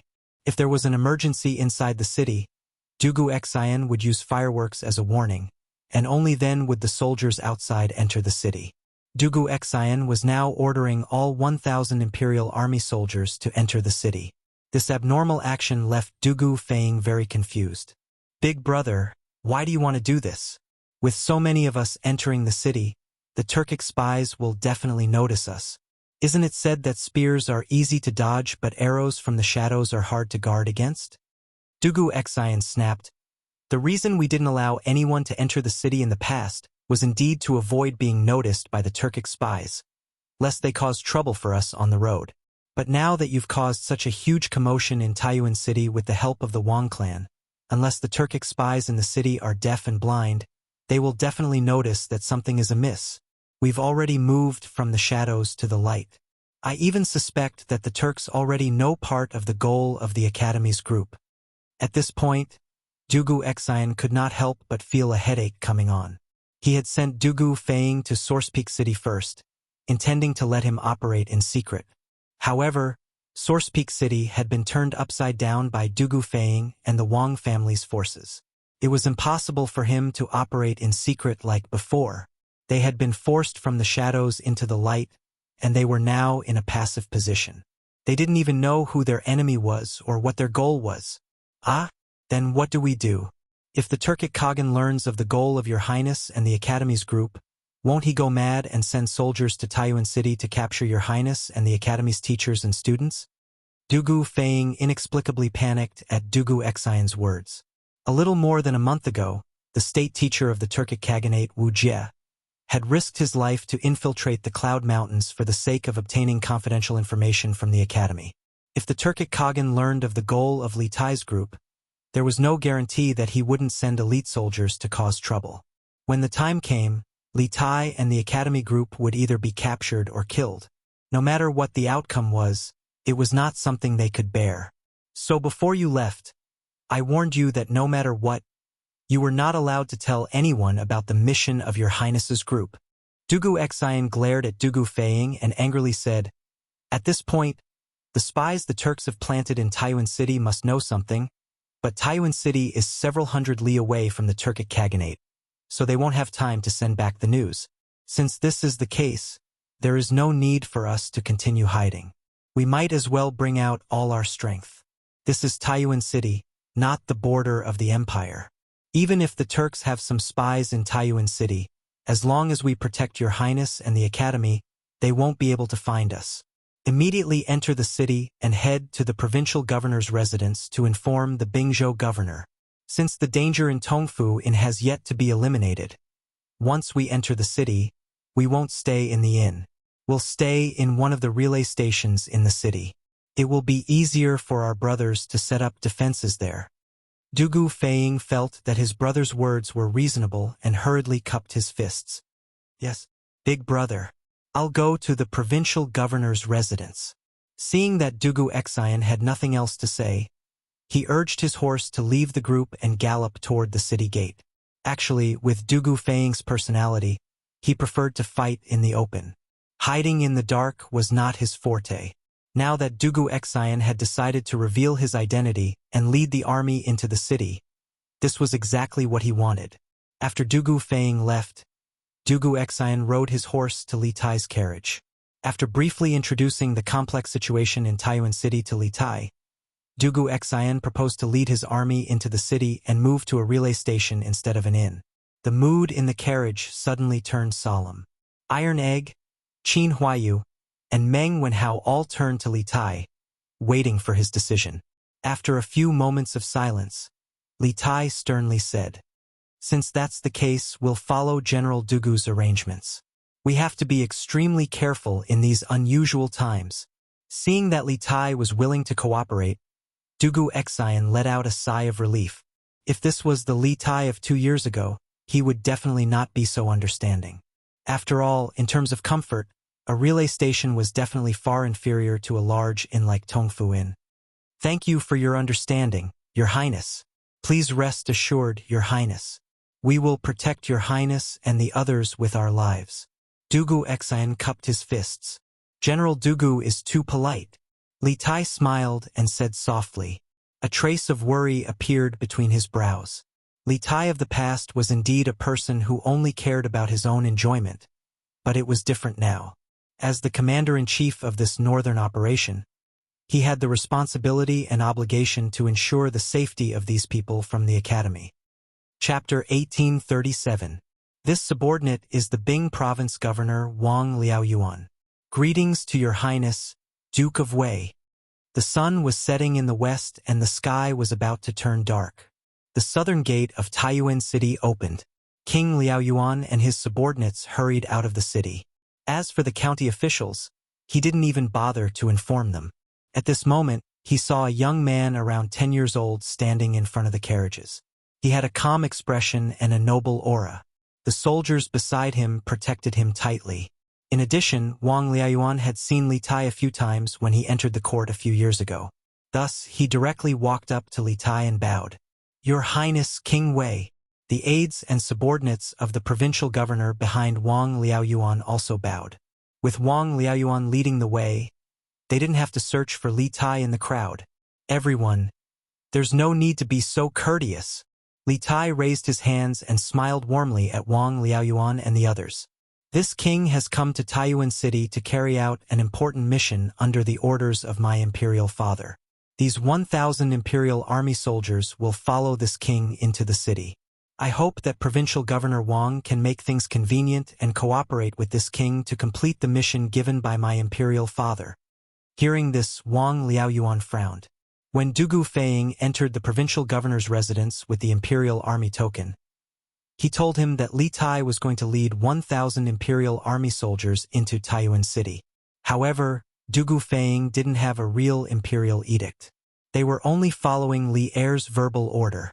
Letting an unfamiliar army into the city was a serious matter. As the provincial governor of Bing province, Wang Liaoyuan had to personally go out and investigate. Otherwise, what if this army had other motives? At that time, he would really be dead. After seeing that the leader of this army was indeed Li Tai, Wang Liaoyuan's vigilance was lowered. This was because Li Tai couldn't possibly rebel. Even if he wanted to rebel, he couldn't have brought the imperial army with him. This was because the imperial army was under Li Er's direct command. Since that was the case, then Li Tai really did lead the army into the city under the emperor's orders. Your Highness is too polite. We will do our best to assist your Highness in completing His Majesty's mission. After pondering for a moment, Wang Liaoyuan cupped his hands and said, at this moment, he thought of how the Wang clan's elites had entered and exited the city in the afternoon, searching for two people. He wondered if this matter had anything to do with Li Tai's arrival. Haha! Wang Yu greets your Highness, Duke of Wei. Speak of the devil. Just as Wang Liaoyuan was thinking this, a burst of hearty laughter came from behind the officials of the provincial governor's office. Soon after, Wang Yu walked out with Princess Tong and clasped his hands at Li Tai. Of course, he was the only one who bowed. Princess Tong stood in front of Li Tai and looked at the little fatty with a smile. After Wang Yu bowed, she smiled faintly and said, Qin Ke, why didn't you tell me you were coming to Taiyuan? I could have sent someone to fetch you. Upon seeing Wang Yu and Princess Tong Li Tai's dignified expression instantly vanished, replaced by the docility of a junior in front of his elders. He first bowed to Wang Yu and said, Uncle-in-law, there's no need to be so courteous. Then he replied to Princess Tong Grand-aunt, please forgive me. Tai only left Chong on the spur of the moment. Besides, Tai didn't know that Grand-aunt and uncle-in-law were in Taiyuan right now. Otherwise, I would have definitely sent someone to inform you. Princess Tong and Li Er had an extremely good relationship. Even though Princess Tong was already married, Li Er would still send someone to Suizhou to deliver gifts to her and Wang Yu during festivals. As a result, Li Tai naturally did not dare to slight this grand-aunt of his. In terms of seniority, Princess Tong was truly his grand-aunt. Haha, we're all family, so why are you taking offense? When Rinbiao got married a few days ago, your uncle-in-law and I just came to Taiyuan from Qizhou. You've been spoiled since you were young and have never traveled far. You must have suffered quite a bit along the way, right? Princess Tong smiled and stroked Li Tai's head out of habit. Speaking of which, when Li Tai was still young, Princess Tong had often stroked his head like this. Li Tai felt a wave of helplessness. He wanted to hide, but he was afraid that he would hurt this grand-aunt's heart. He could only stand there and let Princess Tong torment him. Seeing the two of them chatting about domestic trivialities, the others, especially Wang Liaoyuan and some of the people from the provincial governor's estate, instantly felt that their presence was unnecessary. Wang Liaoyuan couldn't help but muster up his courage and remind, Has your Highness arranged a place to stay in the city? If not, this official will immediately have someone tidy up a courtyard in the provincial governor's estate. Unexpectedly, before Li Tai could say anything, Princess Tong couldn't help but say to Wang Liaoyuan, Humph! Since Qin Ke has come to Source Peak City, she naturally has to stay in the Wang clan. Could it be that the Wang clan was lacking a few residences? Or is it that the Wang clan's residence can't compare to your provincial governor's estate? As soon as he said this, Wang Yu, who was standing to the side, couldn't help but have a strange expression. Just a few minutes ago, Princess Tong had clearly stated that she did not agree to Li Tai's group staying in the Wang clan. It had only been a short while, so why had she suddenly changed her mind?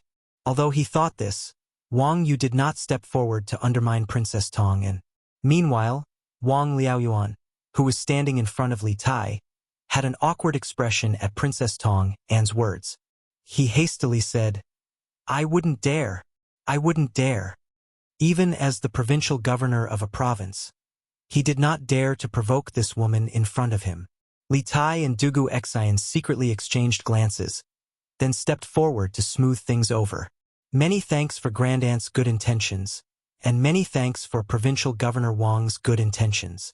However, this lowly prince is planning to stay in the relay station in Source Peak City. This will make things more convenient, so I hope that Grand Aunt and Provincial Governor Wang will not take offense.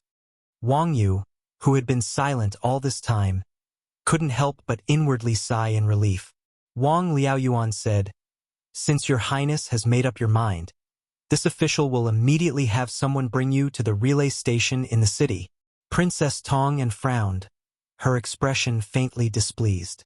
However, after a moment of hesitation, she finally nodded. Forget it. Forget it. Qingke, you must be tired from the journey. Quickly enter the city and rest at the relay station. Once you've rested up tomorrow, I'll hold a banquet to welcome you." Li Tai inwardly sighed in relief and cupped his hands. "Many thanks, Grand Aunt." Thus, the group of people moved and walked into the city. As for the 1,000 Imperial Army soldiers led by Dugu Xian, they naturally followed along. "Halt! Who are you people?" As time passed, the setting sun gradually disappeared from the horizon, and the entire grassland was about to be plunged into darkness. A caravan was still resolutely heading north on the grassland. At this moment, they could faintly see the scattered white tents not far ahead. But at this moment, a group of people suddenly galloped in their direction and surrounded the caravan. The leader urged his horse forward and shouted. This person naturally spoke in Turkic, and this caravan was the Turkic caravan that Tang Jian and the others had disguised themselves as. "We are traveling merchants of the grassland. May I ask which tribe this brave warrior belongs to?" Tang Jian had already dismounted from his horse. He gave the man a grassland salute and asked instead of answering the question. People on the prairie liked to be called warriors because only the bravest and fiercest people were worthy of the prettiest girls. Seeing Tang Jian's good attitude, the man proudly puffed out his chest and snorted, "Humph! I am Abdang of the Blackwater tribe of Bayan. I am guarding this place on the orders of the chieftain. Are you spies sent by the Great Khan?" Bayan Blackwater tribe. Tang Jian's heart skipped a beat. The Bayan tribe could be said to be the direct line of the Tuli Khan's army, and the Bayan tribe could be said to be one of the strongest tribes in the grassland. At the beginning, the Bayan tribe had dozens of tribes and gradually developed into 7 tribes. They were mainly distributed in the Sumo River, present-day Songhua River, and Black River, present-day Heilongjiang River, regions. The Sumo River and Blackwater tribe were the strongest.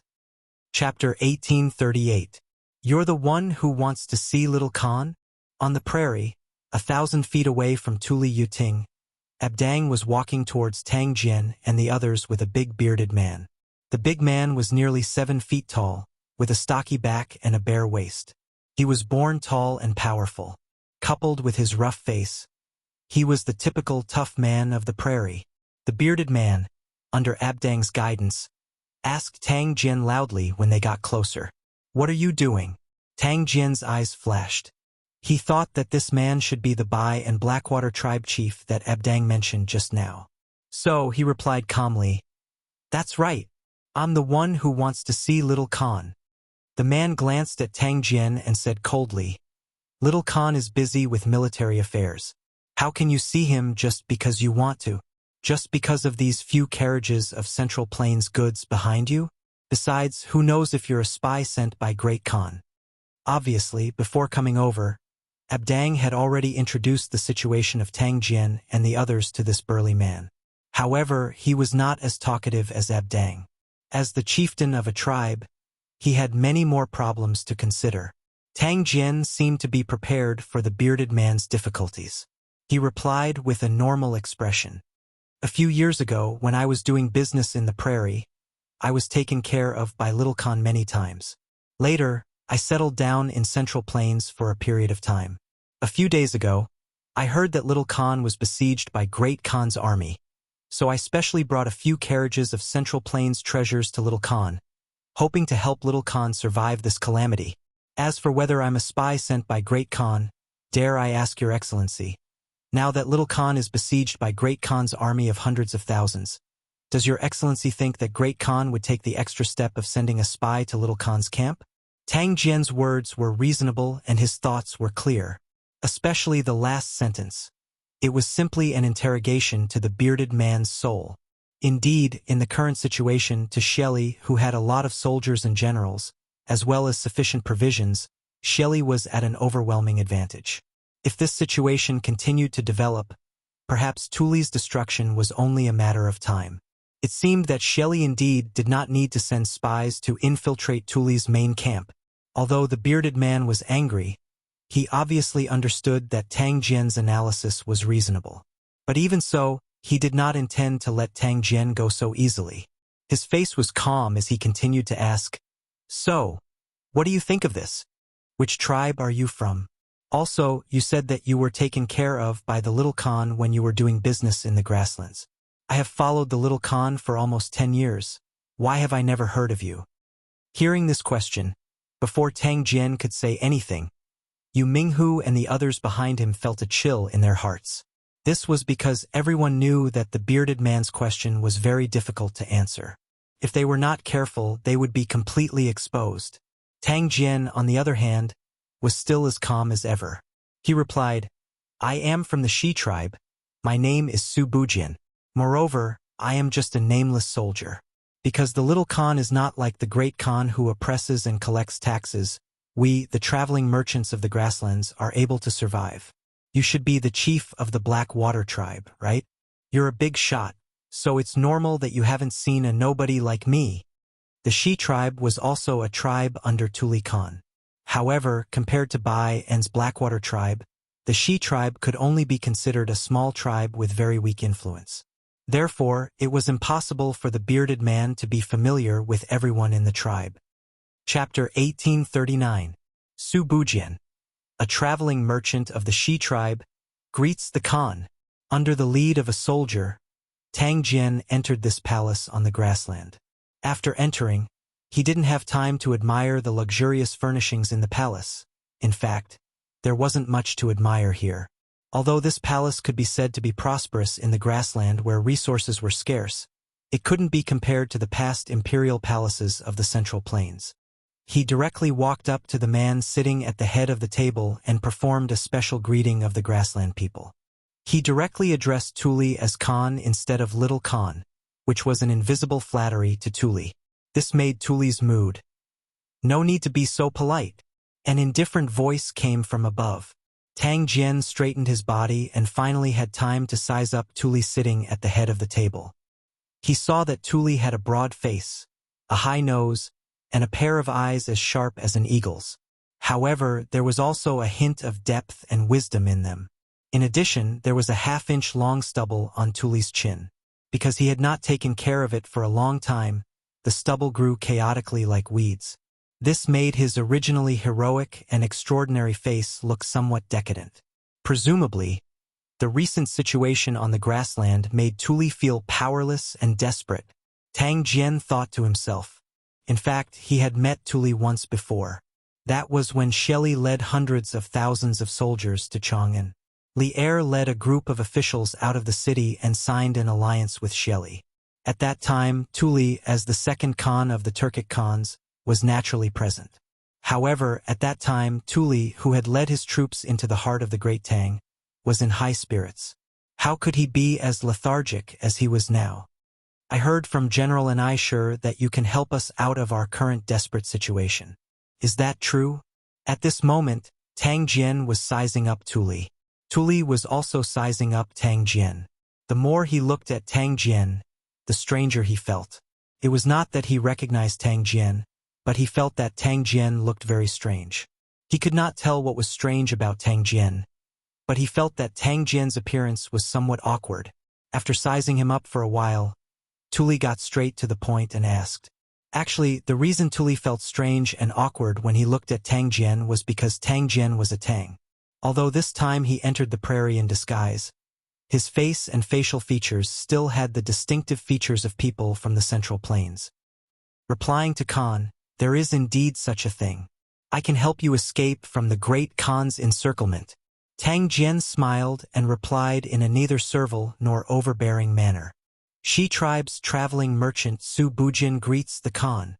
Under the lead of a soldier, Tang Jian entered this palace on the grassland. After entering, he didn't have time to admire the luxurious furnishings in the palace. In fact, there wasn't much to admire here. Although this palace could be said to be prosperous in the grassland where resources were scarce, it couldn't be compared to the past imperial palaces of the Central Plains.